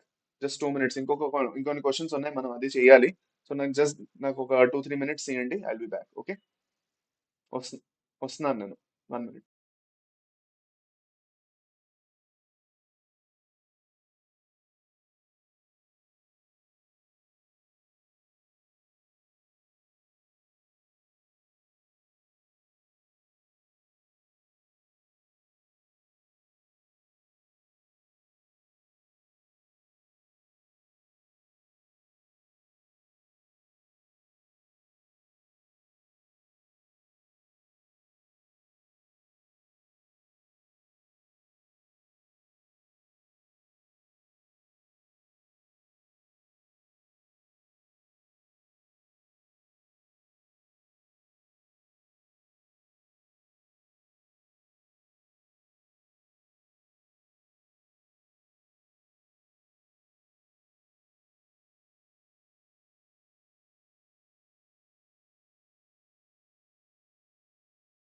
Okay, పదండి నాన్న, కంటిన్యూ చేద్దాం రండి. ఓకే, సో కస్కుటా అనేది ఒక పారాసైటిక్ ప్లాంట్ నాన్న. కస్కుట అనేది ఒక పారాసైటిక్ ప్లాంట్. ఇంకా ఇది ఏం చేస్తుందంటే, ప్లాంట్ ఇది బయట పక్క ఒక ప్లాంట్ మీద ఎపిఫైట్ లా గ్రో అవుతుంది. ఓకే, గ్రో అయ్యి దాని నుంచి ఉన్న న్యూట్రిషన్ అంతా లాగుతుంది. ఓకే, సో దాన్నే మనం ఎక్టో పారాసైటిజం అంటాం. అంటే ప్లాంట్ మీద నుండి, ప్లాంట్ లోపలికి వెళ్ళిపోలేదు కదా, మీదనే ఉంటున్నది, మీద నుండి పారాసైటిజం చూపిస్తున్నది అనమాట. సో అందుకే ఎక్టో పారాసైట్ అంటుంది. Option D. ఓకే, పదండి. Next, which one of the following is categorized as a parasite in true sense? Okay, the cuckoo quail lays its eggs in crow nest. Okay, the female Anopheles bites and sucks blood from humans. Human foetus developing inside uterus draws nourishment from the mother. Head louse, okay, head louse అంటే lice అన్నమాట, పేర్లు. Living in the human scalp as well as laying eggs on human hair. ఇది చెప్పండి అన్న, చాలా interesting question. Okay, ఈ question మనం చెప్పాలి. ఇవన్నీ మనకి యాక్చువల్ గా చూసుకున్నట్లయితే మనకి ఫీమేల్ అనాఫిలస్ ఇది వచ్చేసి బ్రూడ్ పారాసైటిజం ఎగ్జాంపుల్ ఇది, బ్రూడ్ పారాసైటిజం ఎగ్జాంపుల్. కాకపోతే ఇది బ్రూడ్ పారాసైటిజం లో ఇంకా యాక్చువల్ గా కోయల్ బర్డ్ ఏదైతే ఉందో, క్రోది న్యూట్రిషన్ మీద దేని మీద డిపెండ్ అవ్వట్లేదు, జస్ట్ దానికి ఇంక్యుబేట్ చేయడానికి దాని ఎగ్ని తీసుకెళ్లి పెట్టేస్తున్నది. ఓకే, సో అందుకే ట్రూ సెన్స్ అంటే, ట్రూ సెన్స్ లో యాక్చువల్ గా పారాసైటిజం అంటే న్యూట్రిషన్ డిరైవ్ చేసి ఆ పర్టికులర్ హోస్ట్ కి డిసీజ్ కాజ్ చేయడమే, లేదంటే అన్కంఫర్టబుల్ చేయడం అయినా. సో దాన్ని బట్టి మనకు చూసుకున్నట్లయితే ఫీమేల్ అనాఫిలస్ మస్కిటో మనకి ఎలాగో రాదు. ఓకే, ఇది రాదు. హ్యూమన్ ఫీటస్ ఎలాగో కాదు. Okay, and head louse living in human scalp ఏదైతే ఉందో ఇది వస్తుంది అనమాట. పేర్లు ఏవైతే ఉన్నాయో యాక్చువల్ పారాసైట్స్, ఎక్టో పారాసైట్స్ అనమాట. అది ఆ లెక్క బట్టి మనం ఈ క్వశ్చన్ చేయాలి. ఓకే, సో ఆప్షన్ డి అయిపోతుంది. సో ట్రూ సెన్స్ అంటే మనం అర్థం చేసుకోవాలి కంపారిటివ్ గా ఏది ఎక్కువ పారాసైటిజం పక్క వెళ్తున్నది అని. Next, animals have the innate ability to escape from predation. Examples for the same are given below. Select the incorrect example. మనకి incorrect example చెప్పాలి. Color change in chameleon, correct. Poison fangs in snakes. Melanism in moths. Enlargement of body size by swallowing air in puffer fish. ఇవి నాలుగు ఏవైతే ఉన్నాయో ఏమవుతుంది నాన్న ఇందులోని, ఏదవుతుంది ఇందులోని? ఆల్మోస్ట్ అయిపోయింది అన్న, వీఆర్ డన్. లాస్ట్ క్వశ్చన్స్ కి వచ్చేసాం ఇంకా. చెప్పండి. Colour change in chameleon correct. Snakes లో పాయిజన్ ఫ్యాంగ్స్ ఉండడం వల్ల అన్ని స్నేక్స్ నుంచి భయపడతాయా, భయపడవా? భయపడతాయి, ప్రెడేషన్ చేయడానికి కదా. మెలనిజం అండ్ మాత్స్ కరెక్టే. మాత్స్ వాటి కలర్ కి అకార్డింగ్ గా అవి యాక్చువల్ గా మనం చదువుకున్నాం కదా జెనెటిక్ ఇవల్యూషన్ లోని. ఇండస్ట్రియల్ మెలనిజం, మెలనిక్ మాత్స్ అవన్నీ చదువుకున్నాం కదా. సో ట్రీది బార్క్ డార్క్ కలర్ లో ఉండడం వల్ల డార్క్ కలర్ లేదంటే మెలనిక్ మాత్స్ బతికిపోతాయి, కానీ లైట్ కలర్డ్ వింగ్ లేదంటే వైట్ వింగ్ మాత్స్ ప్రెడేషన్ కి ఎక్కువగా ఎఫెక్ట్ అవుతాయి. Enlargement of body size by swallowing air in puffer fish ఇది యాక్చువల్ గా ఒక ప్రిడేషన్ కి ఎబిలిటీ కింద రాదనమాట. రాంగ్. ఆప్షన్ డి అవుతుంది. Okay, right. దట్స్ ఇట్ నాన్న, దీంతో మనది చాప్టర్ కంప్లీట్ అయిపోయింది. ఓకే, మీలో ఎంతమంది అయితే విన్నారో మీకు నిజంగా యూస్ఫుల్ అనిపిస్తే కింద కమెంట్ సెక్షన్ లో నాకు మెన్షన్ చేయండి. Okay, and I hope this session was useful for you. Okay, కింద నా కమెంట్స్ లో మీకు ఏమైనా డౌట్స్ ఉన్నా కూడా మీరు పెట్టచ్చు. ఇంకా నెక్స్ట్ మనం ఈకో సిస్టమ్ చాప్టర్ చేసుకుంటాము. నెక్స్ట్ చాప్టర్ ఈకో సిస్టమ్, మనం ఆ చాప్టర్ చేసుకుంటాం. ఈకో సిస్టమ్ ఇంకా బయోడైవర్సిటీ కన్సర్వేషన్ తోటి నేను ఏదైతే టాపిక్స్ మీకోసం కవర్ చేయాలో అవి అయిపోతాయి. నెక్స్ట్ నెక్స్ట్ మనం ఏదైతే నెక్స్ట్ దివాళీ తర్వాత ఇంకొక సిరీస్ మనం లాంచ్ చేద్దాం అనుకుంటున్నాం. So we will plan accordingly to that. Okay, so మీకు ఎకో సిస్టమ్ ఐ థింక్ మండేకి మీ క్లాస్ ఉంటుంది. So I meet you all on Monday. సరేనా? ఓకేనా? థ్యాంక్ యూ నాన్న, థ్యాంక్ యూ వెరీ మచ్. మళ్ళీ నెక్స్ట్ సెషన్ కలుద్దాం. Bye by.